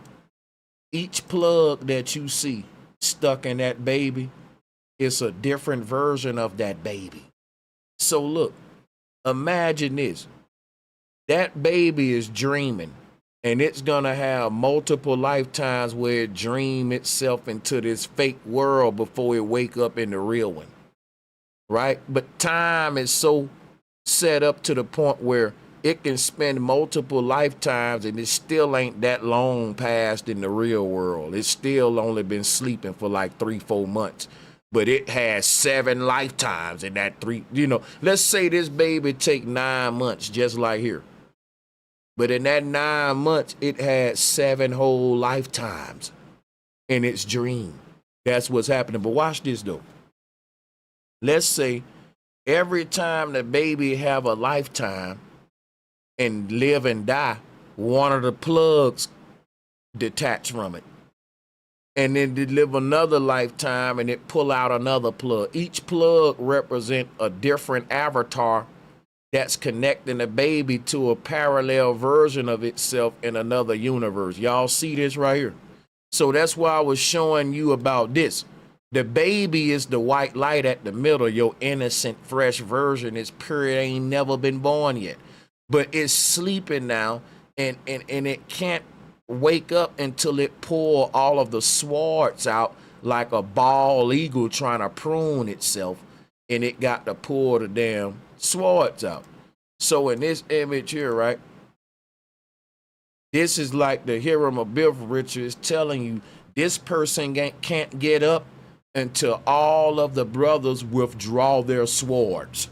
And this is just an ancient, another little way of showing you the same thing here. All of these rays that's connecting to the part, if you trace these rays right here, all the way to where they connecting at is in the middle at that point that I'm telling y'all here.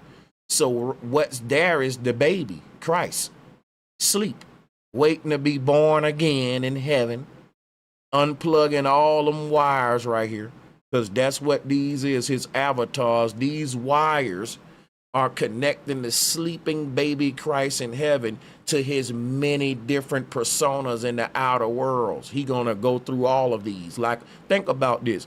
You ever been to a casino and you saw a roulette table with the white ball going through each of the little triangles that look just like this thing right here? Yes, sir. So that white ball is your consciousness. It's gonna go through each of these slices and live out a lifetime in each little slice until it land in the middle again and go back home with all that knowledge. And if you think I'm tripping about this, here is another culture showing you the same thing.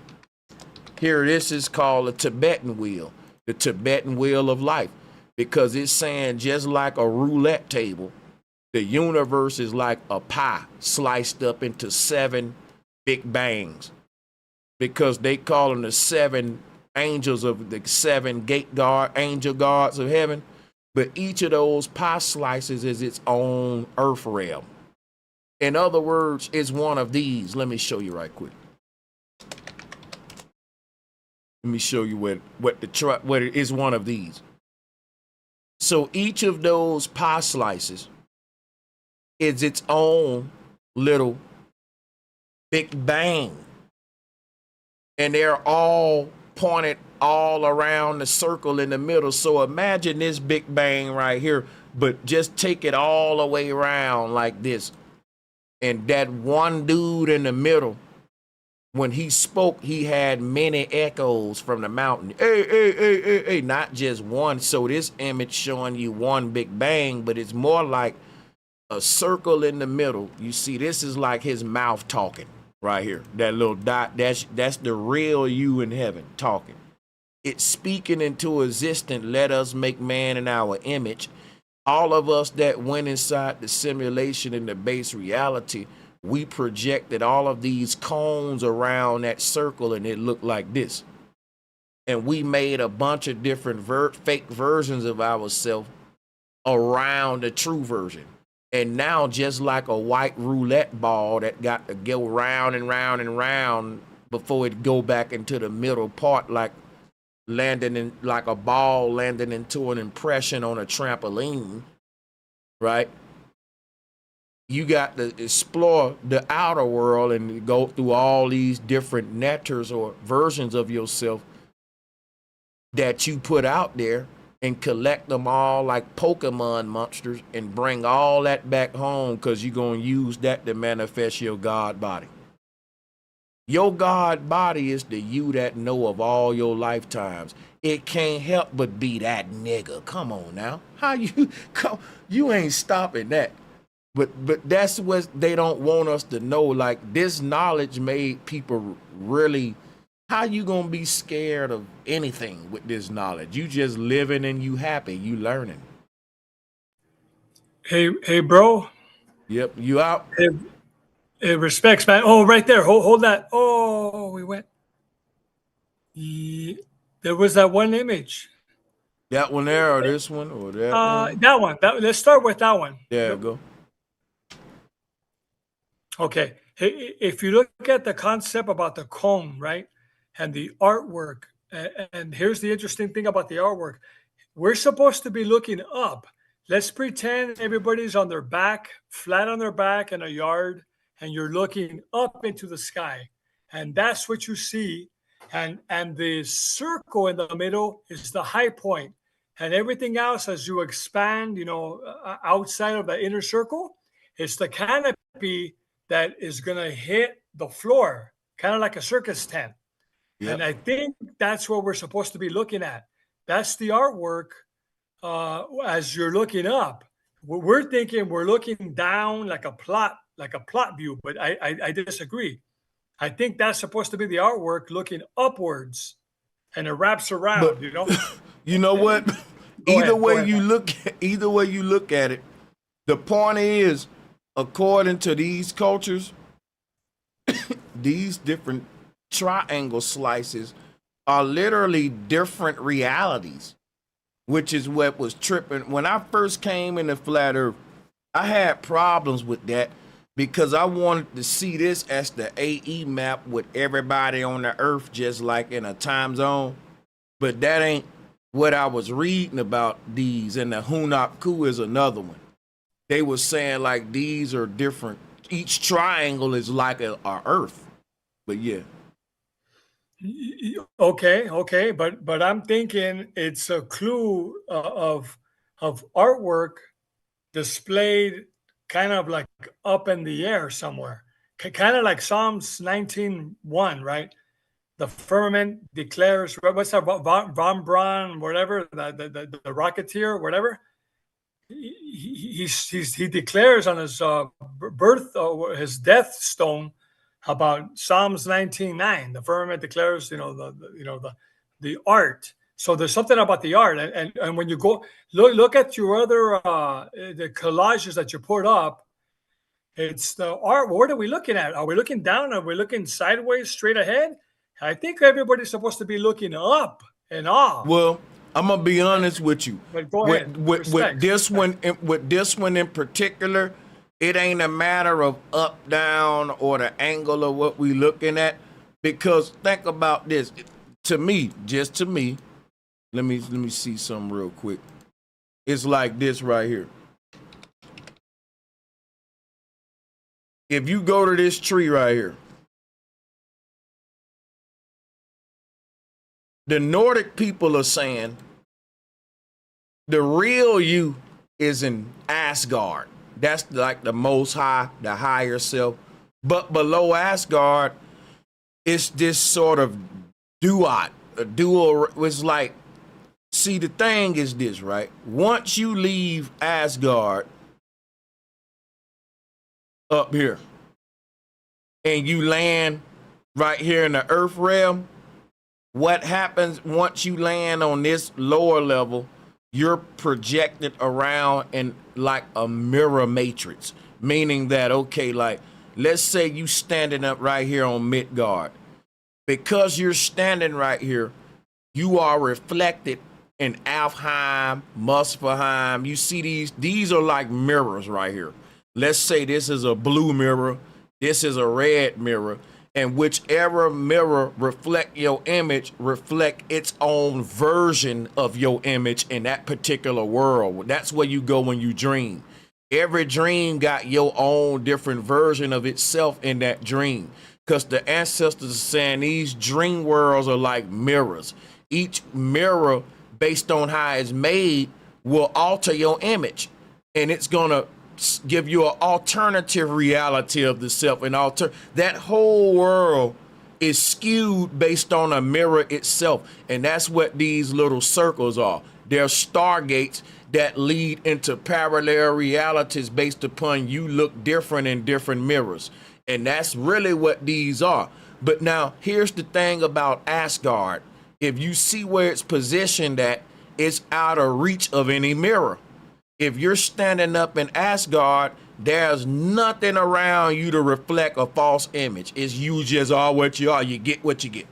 And the realm is made of pure light because the beings there don't have a fleshly body. They are exist as they real pure light body. What you see, but down here, that light body gets reflected, and its reflection is what we call a heavy physical body that's being held down, just like a person's reflection in the mirror is being held down. How can your reflection in the mirror escape gravity? How can it escape the force that's holding it down when the true self get from out the mirror? When the true self get from out the mirror, the fake self will be free. Fire, bro. Hey, look, if you look at all the words, you can literally add Elo in front of the heme, and you see your numerous selves or the many gods, you know, or the actions of gods, you know, Elohim. You spot on, boy. Golly, the reflection of the self. Okay. I'm just trying to, from my perspective, what I'm trying to do, if you go to any of your collages that show the circle in the middle, just to compare the outer ends. But this is what I was showing him, because if you looking at this tree from a top-down view, you're gonna get this same ripple effect sort of cosmology that you get here. With Asgard being this place in the middle, and all of these triangles being these the 9 worlds that's revolving around Asgard, like they said, the planets is revolving around the sun. This is literally their concept of this same Yggdrasil tree. But you got it, Charlie. Oh, okay, no, check it out. Hold that collage. Remember, this is with respect. It's just me thinking, looking at it deep. We don't start at the top, right? When you enter a circus tent or this particular collage, you're going to start at the bottom, kind of like a Mario Brothers, Donkey Kong. You start at the bottom, which is the outer edges. That's what I'm saying, that you're looking up. You got to start at the bottom, and as you work your way up, you're working your way up into the cone to the center point.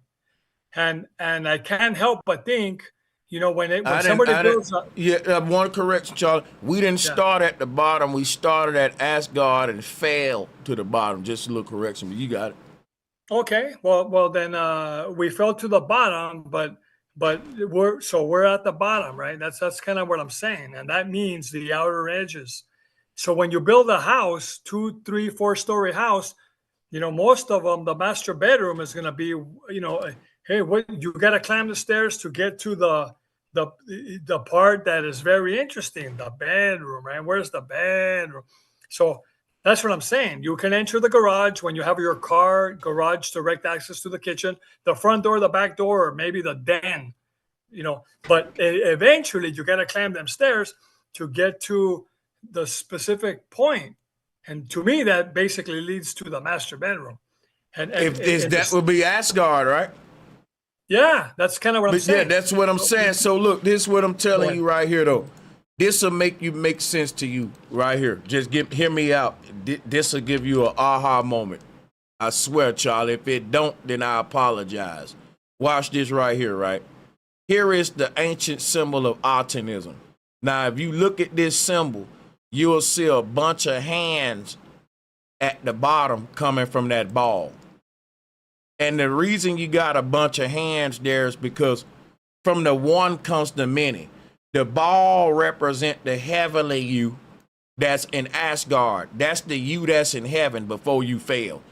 Just like with anything, if we drop some and fall, it shatters into pieces. So when we fail from Asgard, this universe is showing you what I'm telling you. When we fail, we didn't just fall, we fell apart and shattered into multiple versions of the self, which is represented by when you landed in Midgard, you was now able to be reflected into all these other mirror worlds down here. That's like the shattering process on a cosmic level, but the way that the Egyptians show you, they just say, hey, look, this ball up here is heaven. That's the whole total complete you. But when you fall, you don't just fall, you fall apart. You shatter into many different versions, which is represented by these rays of light. So it is deeper than just falling. We fell into many. Once we landed, you split into all these multiple Alfheim, Vanheim, and that's what I'm saying about duality. Duality don't exist in Asgard, because in Asgard, every dual version of the self is coming together in unison, like we see here.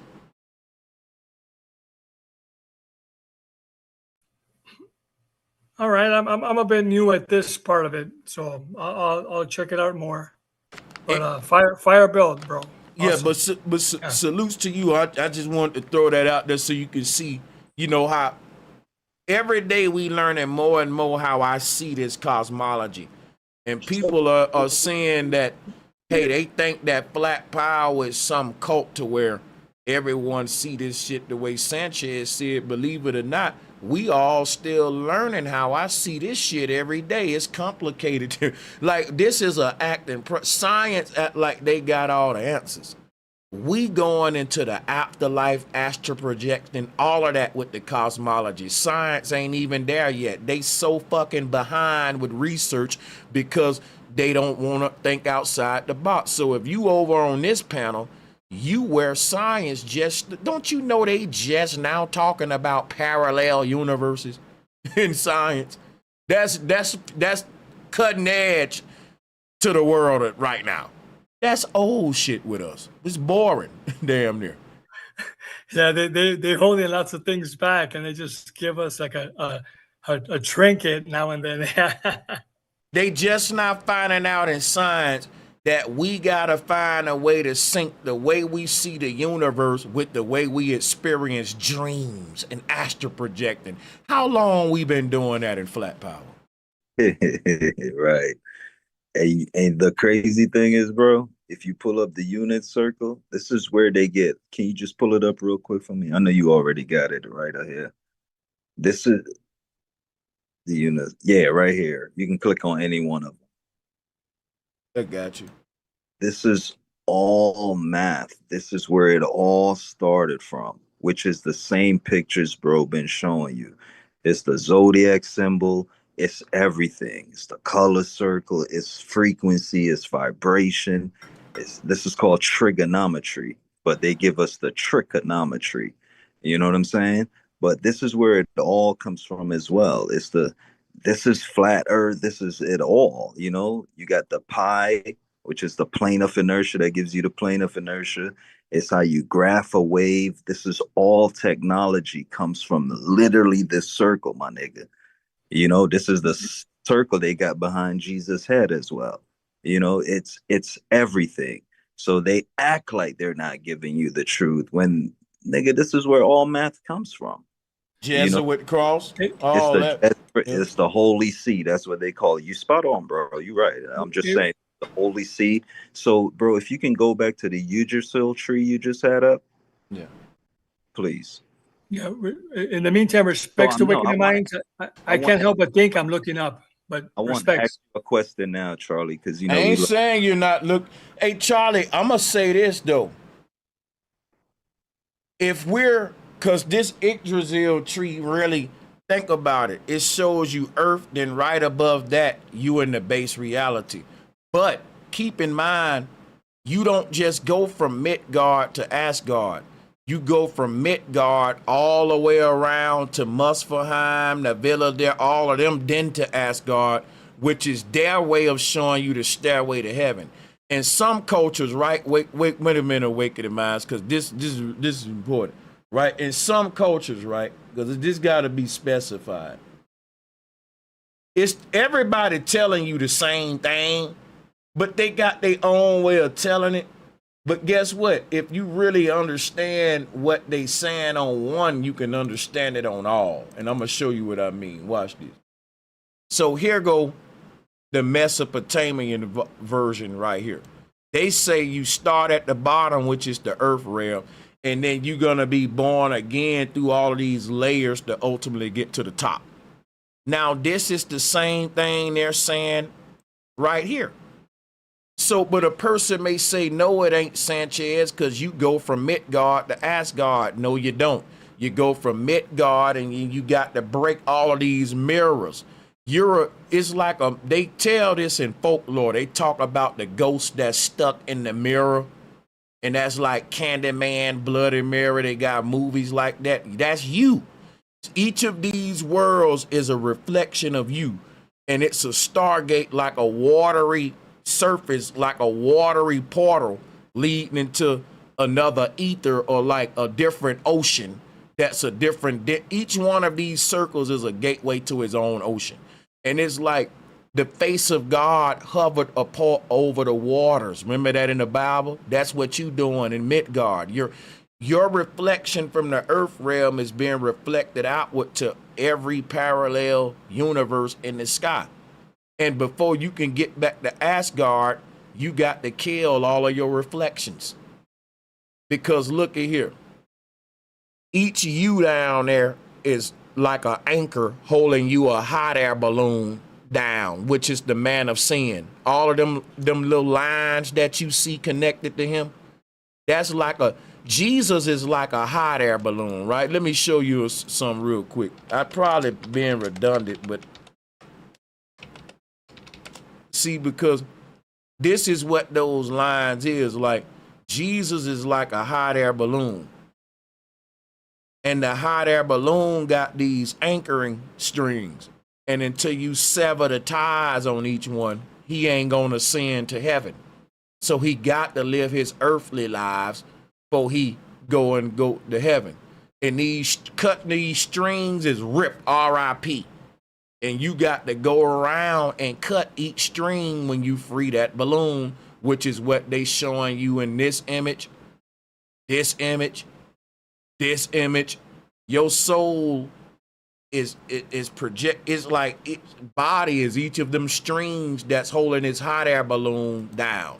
So the hot air balloon attached to these strings is no different than looking at the Santa Claus hat with the ball at the top and the pyramid at the bottom, or the all-seeing eye with the pyramid at the bottom. It's the same concept of the pyramid with the ball at the top, but even in this hot air balloon.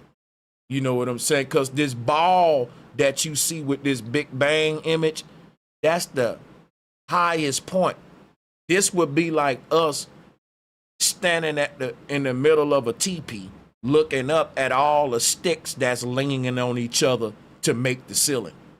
And they all leaning together to make this ball, this bright light. That's the highest point in the ceiling, where all avatars meet at. So I was just in there, man. You know. No, you got it. I think what I'm trying to reflect is, yeah, every time you show the pyramid and whatever, we're looking at it from a far away standpoint about what you're in or what's happening. But when you're in it trying to do what you got to do, that's why they say climbing. You got that spiral staircase, or you got the circuit. It's always looking up, right? And that's what I'm saying about the artwork. We're looking up. I'm not debating it. I'm just saying I wouldn't definitely. It's to me to say I'm looking up is like we're standing on the earth, right? And we're looking up at the sky, but the sky is a fractal continuum of endless sonum bonums or great experiences. Like we're gonna look up when they say as above, so below. It's like this fractal that I'm showing now. I'm looking up, but the above becomes the below. And it's the same thing. Like, it's like, that's all I'm saying. Like, if you look at these ethers, they are mirroring each other, but they're alternate based upon when they was projected, though. The only thing making these things different is the when, not the what, because it's always you in every universe, but the different version is literally separated by points in time according to the Maya. Each parallel reality is a different point in time. And the way that time is split up is micro and macro. So you got different time zones on the earth. You got different time zones in the universe, which creates. So if you look at an AE map, you will see that you got black lines on the AE map to represent the time zone. But check this out, right? I'm saying that us looking at this Tibetan wheel ain't us necessarily us looking at the earth. It's us looking at the earth's plural. But this would be us looking at the earth. And that's the confusion, because these black lines on this map represent microcosmic ley lines that govern time within this little bitty puddle that we call Earth. But on a macro level, this same shit is happening, and each of these triangles is another U split in a whole nother parallel reality, which is a whole nother you that was on its own time from the moment your daddy had an ejaculation. Because remember, each sperm was a different you. If I'm losing y'all, tell me, and I know I talk a long while, but watch this. This is what I'm saying. Look, I'm gonna pull up one more collage that'll bring this home. You got one version of you in this earth, and in this earth there are many time zones. That's the AE map. But this one version of you is just one damn sperm cell that landed in its own layer of the egg. The egg is multi-layered. Listen, the egg looks like this. Let me go back to this. It looked like this. Now look, watch this. Let me show you something. Look at this right here. Hold on, here it is right here. Look. When you fell from heaven, I flipped this down so you can see. Right? When you fell, you split into several sperm, but they told you when your daddy ejaculated, he had several sperm and a lot of them died and only one made it. No, the one that made it to the egg first gonna die first. And see, each one of them sperms is a different you that's gonna land in its own layer of the egg, man. Because check it out. The first sperm is what's called a forerunner. It's gotta make the waters weak. It's just like if 10 people dive in the ocean back to back, the impression will get bigger and bigger. Technically, if you time it right.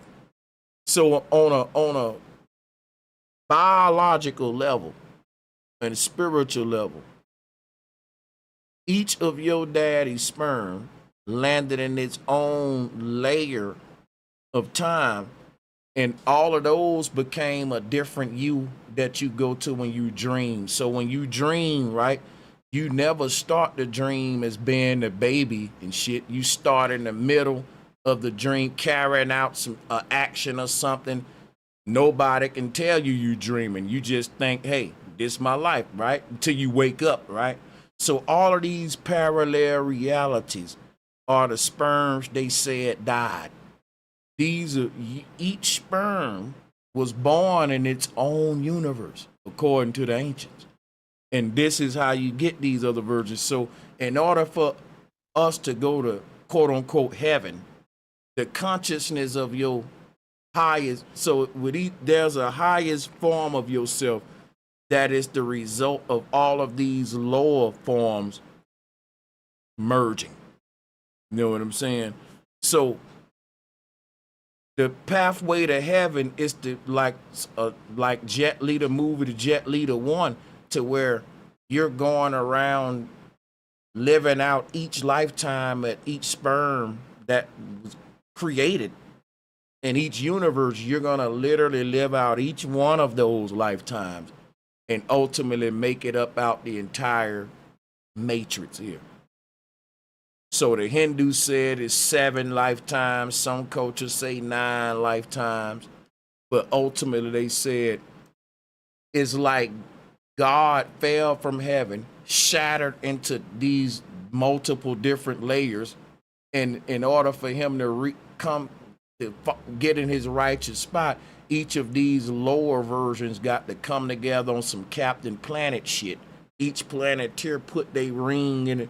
And real talk, if you look at that old cartoon, they all shoot the rings and make this pyramid.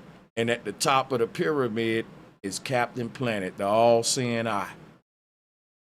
See, and this same symbolism is all around the place, man, you know, of how all of this shit climaxed to this point. But that's what I'm saying. I know I kind of went everywhere, but it's micro, macro. Like the version of you, all of those ley lines that's pointing to the North Pole is like a bunch of tree branches on a tree that's pointing to the trunk. Every tree branch on a tree, no matter what level is on, where it's pointed, is all gonna point back to the trunk that gave birth to it. So the trunk is like your base version, and every branch is like you in a parallel reality that branched out from the base. Muspelheim, Helheim, what the Nordic people showing you here. That's the tree of life, basically. Sanchez? Yeah. Mic check. This is Sterling. Salute to you on the panel. Sterling, welcome back. Thank you for joining. You got the floor. How you doing? I know I joined late, but I was watching the whole time. But I got my kid right here and he's up late, so I don't want him making noise in the background and stuff, you know. But since you're on the topic of layers, I was always to ask this question: what layer you think we on? Like you say, 7 layers. What layer we on right now at this time? Like, what do you think? So like the bottom, first layer, second layer. So when we talk about this Tower of Babel concept or this Yggdrasil tree here, it's infinite.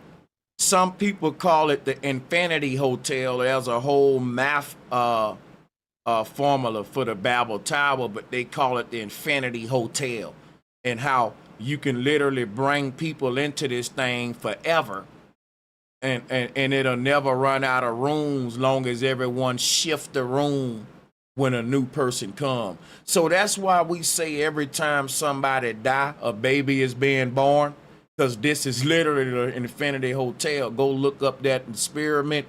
You'll see that's what this is. But to answer your question, when you say what level we on, if you're in a skyscraper, which is a Babel Tower, let's say it's a hotel, right? All these floors with rooms on it. If it goes up to infinity, if you ask me what floor am I on, I will never be able to answer your question because I don't have a reference. If the hotel is 30 floors, I can say, well, it's the 29th floor, the 28th floor. But if the hotel don't end and it keeps going up forever, I can't tell you what floor you on. I literally can't. Think about it. Would I be able to? There's no ceiling. Yeah. That's the Infinity Hotel paradox. Go look it up. Yeah, but I mean, like the 7 reality, like the 7 layers. Like I mean, where we at? Like 7 layers, 6 layer, 5th layer. Well, the thing is this, right? How many days of the week is it? 7, right? Yep. But how many days was there ever in the universe? An infinite amount. We just count them by 7s. Why do we do that? For our own sanity and our own human point of reference. Because really your calendar will start at 1 to infinity. But the thing about infinity is it can't start at 1, as it wouldn't be infinity. It just always I see. You see, there you go. There you go. Now you see. Good question too. I thought of something, Brother Sanchez, when you're talking about the number 7, and we also have our 7 continents. And at one point, they told us that we went through a period called Pangea. We learned about it in school, and the continents were supposedly together until they separated. But it was a time when there were no humans on the earth. Yeah, I don't really want to deal with debunking what they told us, because we spent years doing that. And I like the post debunking, which is now we are free to explore what is based upon now we know what's not. But I'll say this, Paula, because what I really want to go into based on what I just said, and you can reinforce that, and I will touch on it, is this right here. The Hindu said it's 7 reincarnations before you reach heaven, or the Sanam Banam, which is not a place, but a state of being. The Hindu didn't say that you would cease to exist. They said that your reincarnations after that point will be the best experience you could imagine. So it is kind of like, let's say if we was watching the movie The Matrix with Neo, let's say if the director would have made him die 7 times in the Matrix before he met Matrix and made it out, right? And he was born back into the Matrix, not knowing it's a Matrix, but each time he's learning something more and more. But when he finally make it out, Morpheus tell him like, yo, bro, you've been in this shit 7 times. The first time you was a teacher, the second time you was this, and he basically give him the knowledge of all of his lifetimes into one body. That would have been a more accurate form of this whole Matrix concept, of course, if they want to go verbatim what the ancestors were saying. But I think the Matrix do come back on different parts and kind of go into that, if I'm not mistaken, on other versions. But yeah, that's what I'm saying. Because now I'm starting to wonder, what are they doing at the sperm banks with people's sperm? They have to be doing something more than just trying to help women get pregnant. They want sperm for a particular reason, to test it or something. And to even make incubator babies, if you ask me, with the eggs at least.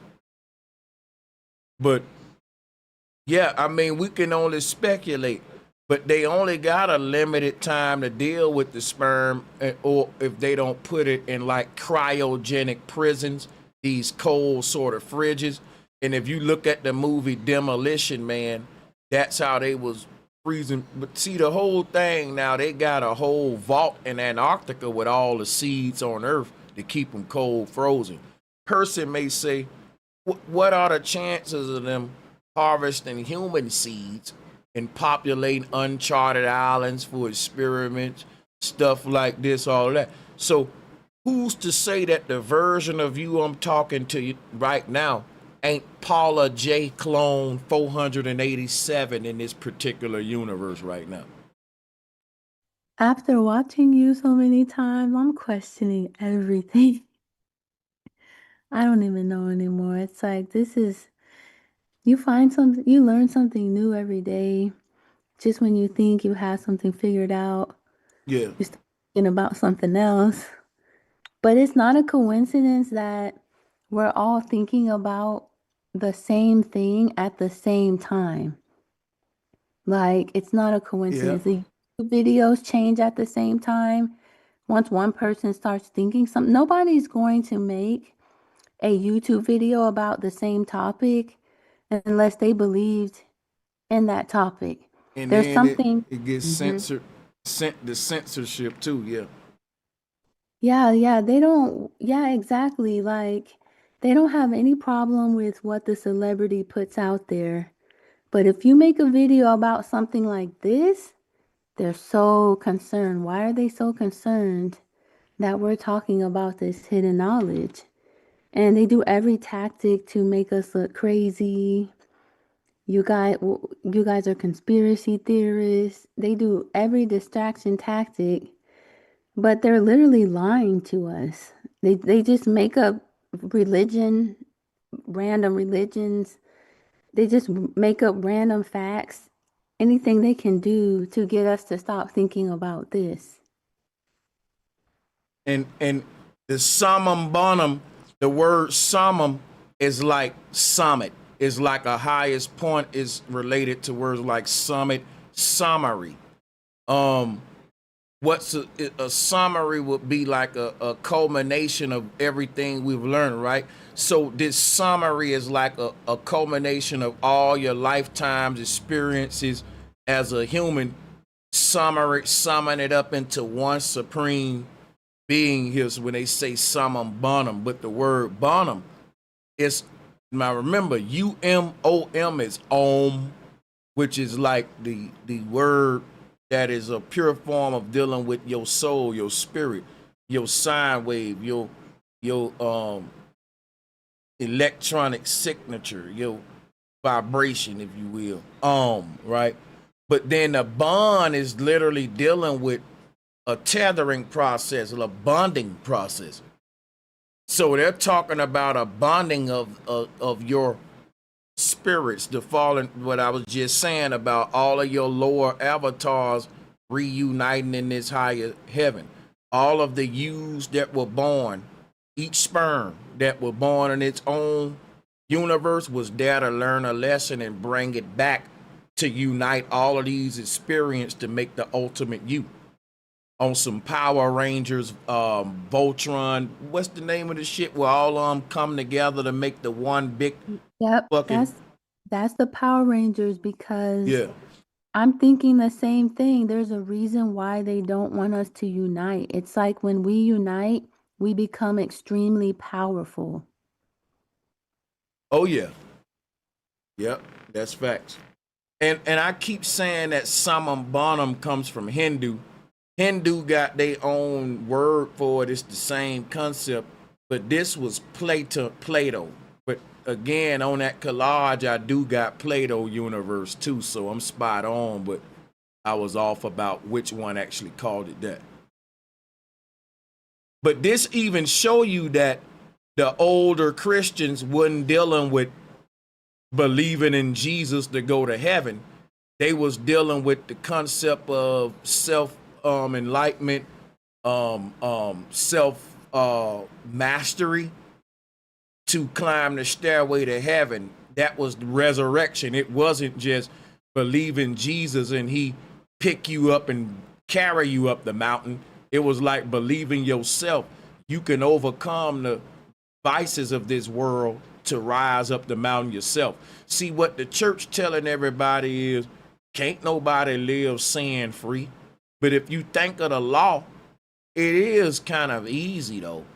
It just show you we evil as hell, because I always say this: thou shalt not kill, thou shalt not steal. Break down them 10 commandments. If a person say, man, that's hard to follow, it ain't hard. You just evil as hell and you need to work on yourself. It's like a weak nigga going in the gym saying, that's hard to lift. That ain't hard. You just don't work out. You can lift that shit. Other people lifting it. Monks in the mountain in the Himalayas living sin-free. It's a lot of monks and people that's living sin-free. But they tell us in our consumer-based world, only Jesus can do that. You can, so that way you can do whatever you want to do and just believe in Jesus to make it out. They fooled our ass. They fooled our ass, bro. Because the Bible ain't telling you not to curse. It ain't telling you not to do, like when we say, man, let's drink and have a party. The Bible ain't condemning none of that. It's got 10 commandments. And if you think about it, those be the people that fuck the party up who can't follow them 10 commandments. Because if I have a party at my house, I don't want no killers, stealers, liars. But we want some niggas smoking, drink. Jesus gave the wine out, nigga. He was saying, let's have fun, nigga. Let's not the bullshit, though. Think about it. That's what this place was in the Garden of Eden anyway. But y'all let me go on and on and on. God wasn't But only fun. just God was actually using other people that were having fun to be kings. So, like, I don't know why people think that we can be perfect. Clearly, we have been put here on this earth to perfect learn don't a lesson exist. about something. Yeah, perfection don't exist. That's some shit the church made up. Hey, watch this, right? I need to go back to these super chats because we was supposed to be checking everybody's topic out. But let me see here.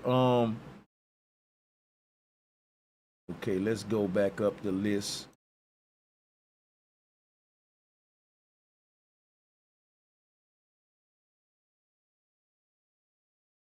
Yeah, Ezekiel, I appreciate that. And then D-Dub had said September 23rd to 24th was the rapture, which failed. Now, for sure, NASA is telling the people we have an object approaching Earth. This is a religious takeover to make people believe in ET beliefs and dropping the Jesus beliefs.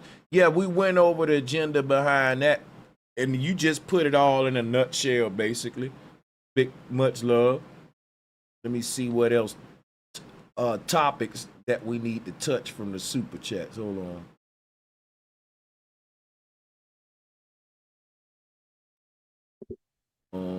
The next topic. Sorry, go ahead. The next topic going to be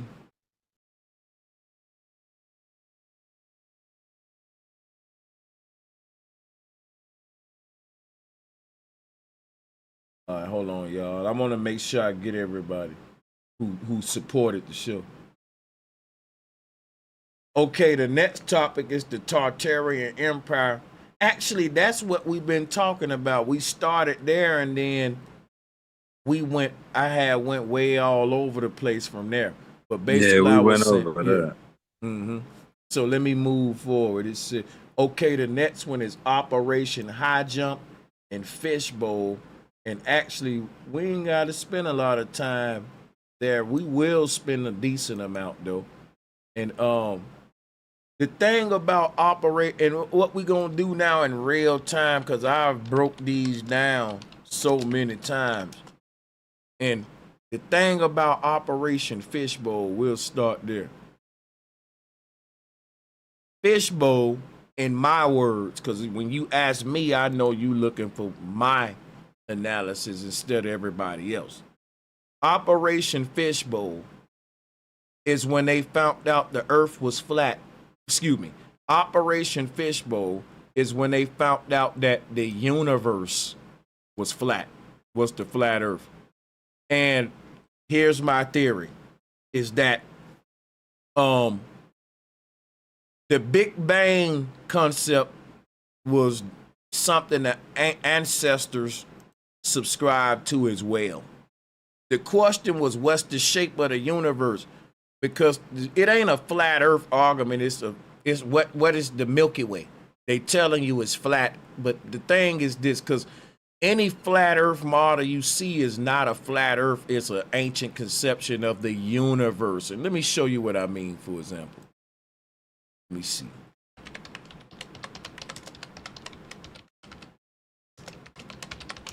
Here's a Babylonian universe, ancient, and look at this.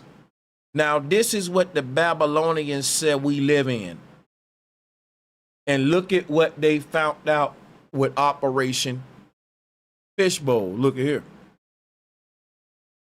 What I'm showing y'all is when you study explosion, because if the universe is a Big Bang, how do we know exactly the shape of it? What experiment we can do to prove it? Well, if man reach a certain level where he can make a big boom, which is what they did in Fishbowl, which was a series of explosions that people said they was trying to blow through the firmament.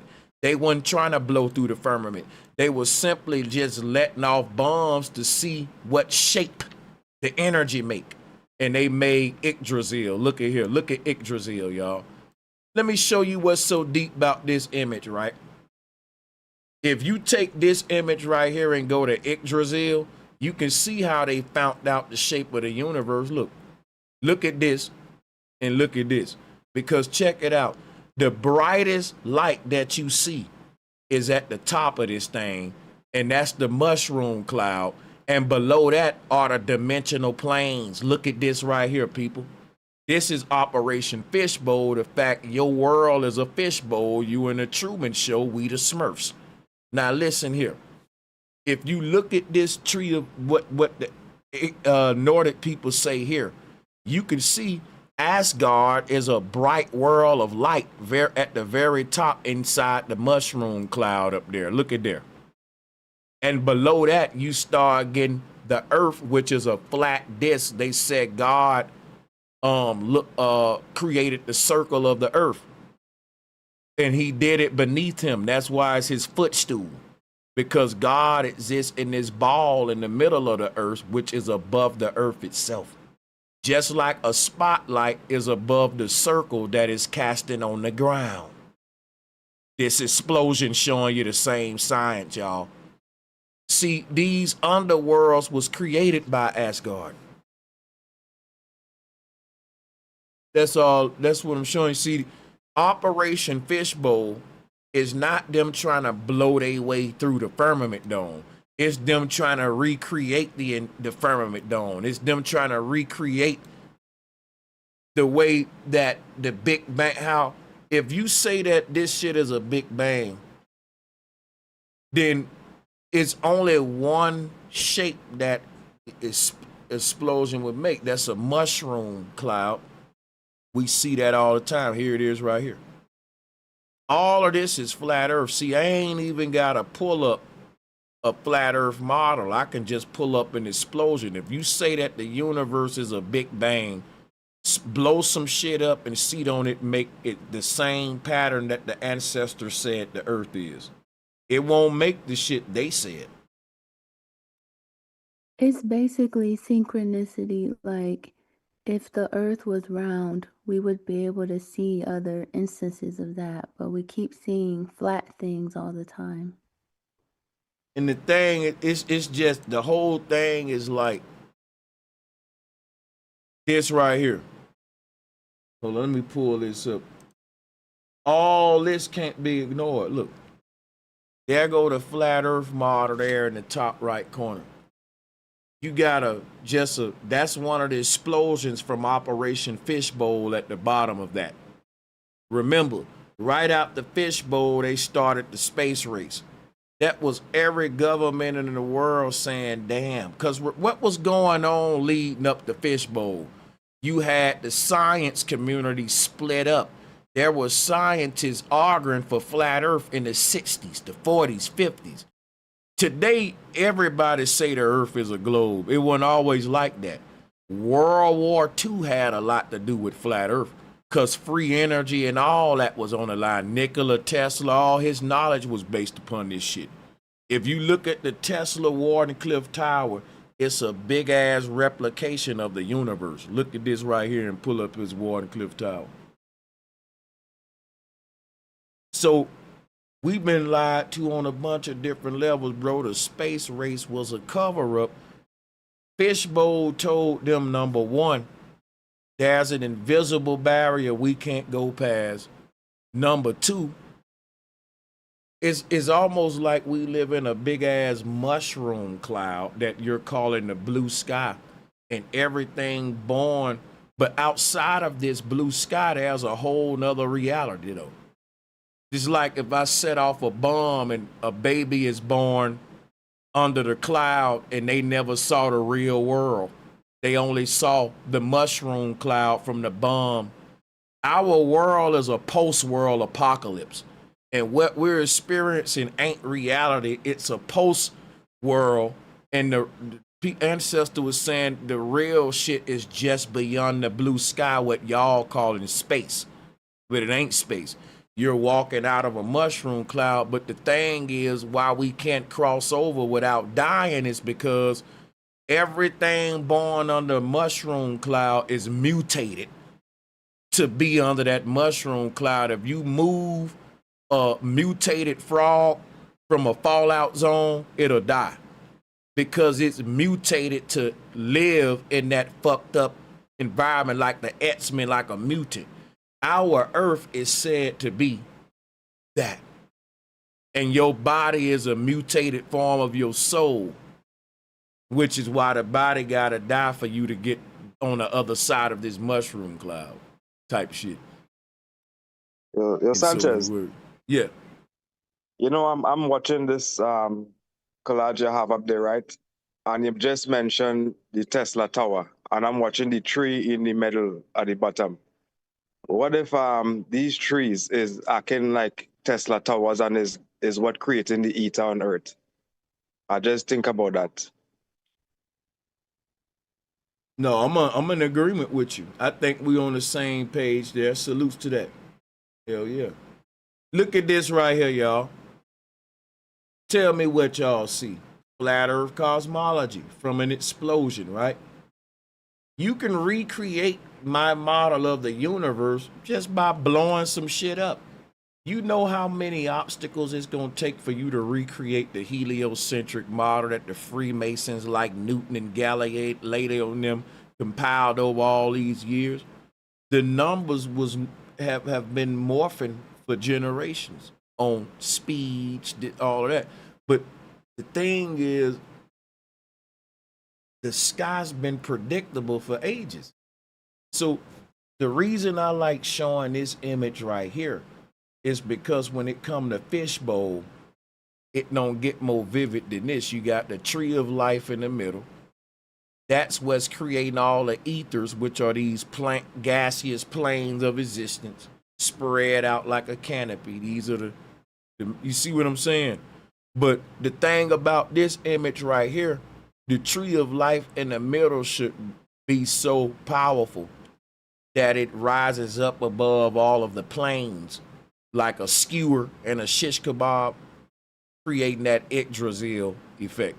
So that'll be more accurate. But you see how you can recreate this thing from fishbowl experiments.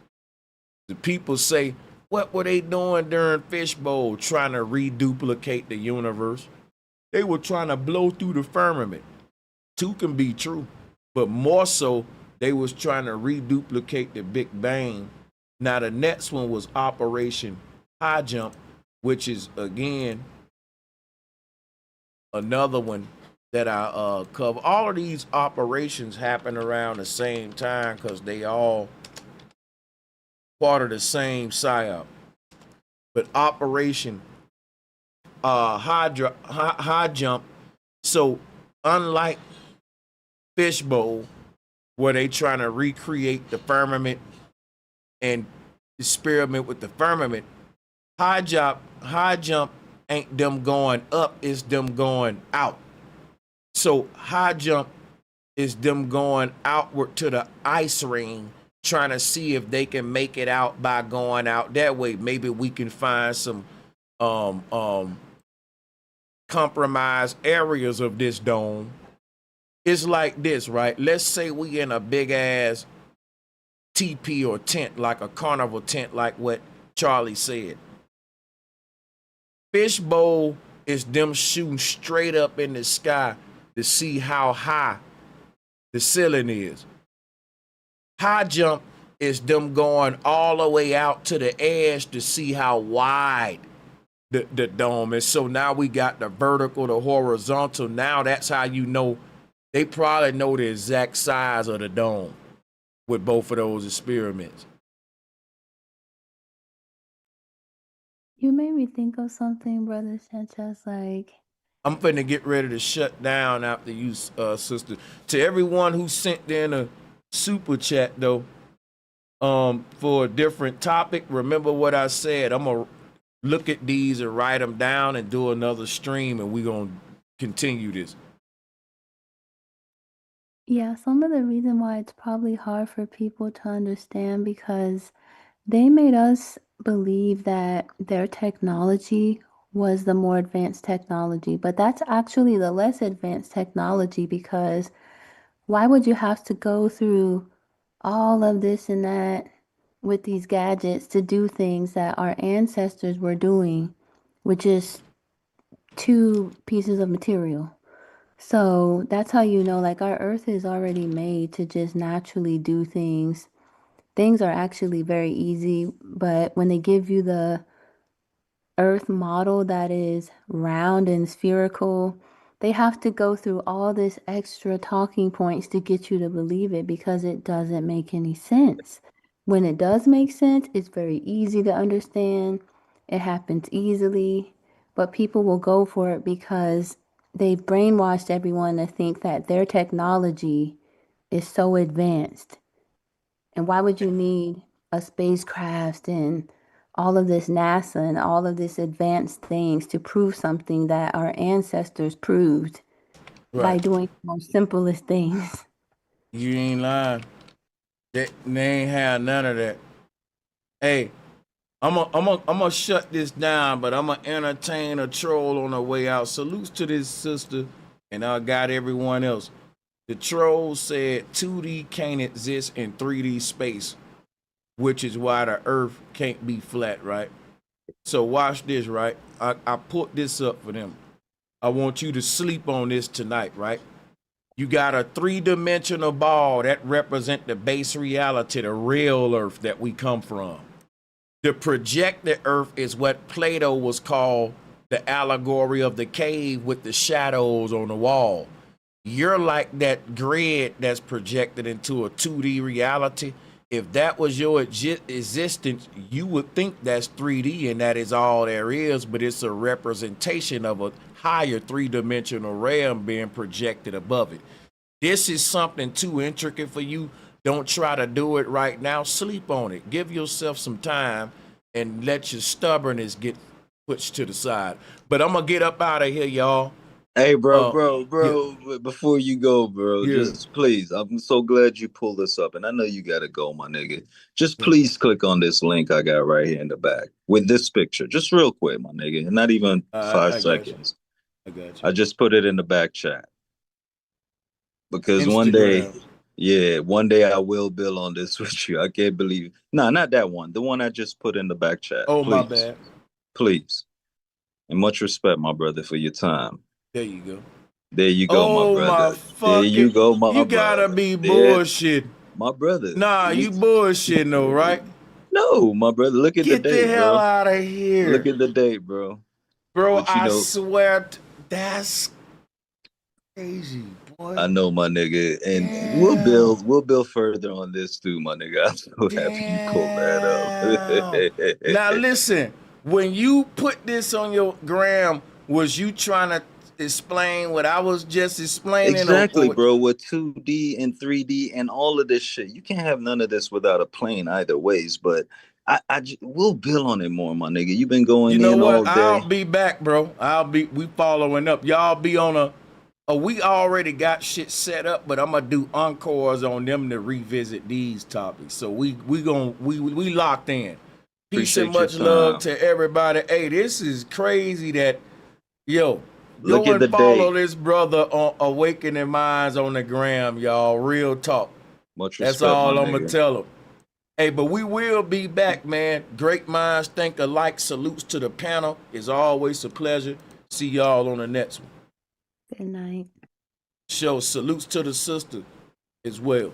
We need more of y'all. And hey, once again, all my Patreons, channel members, see y'all on the next one. Peace and love.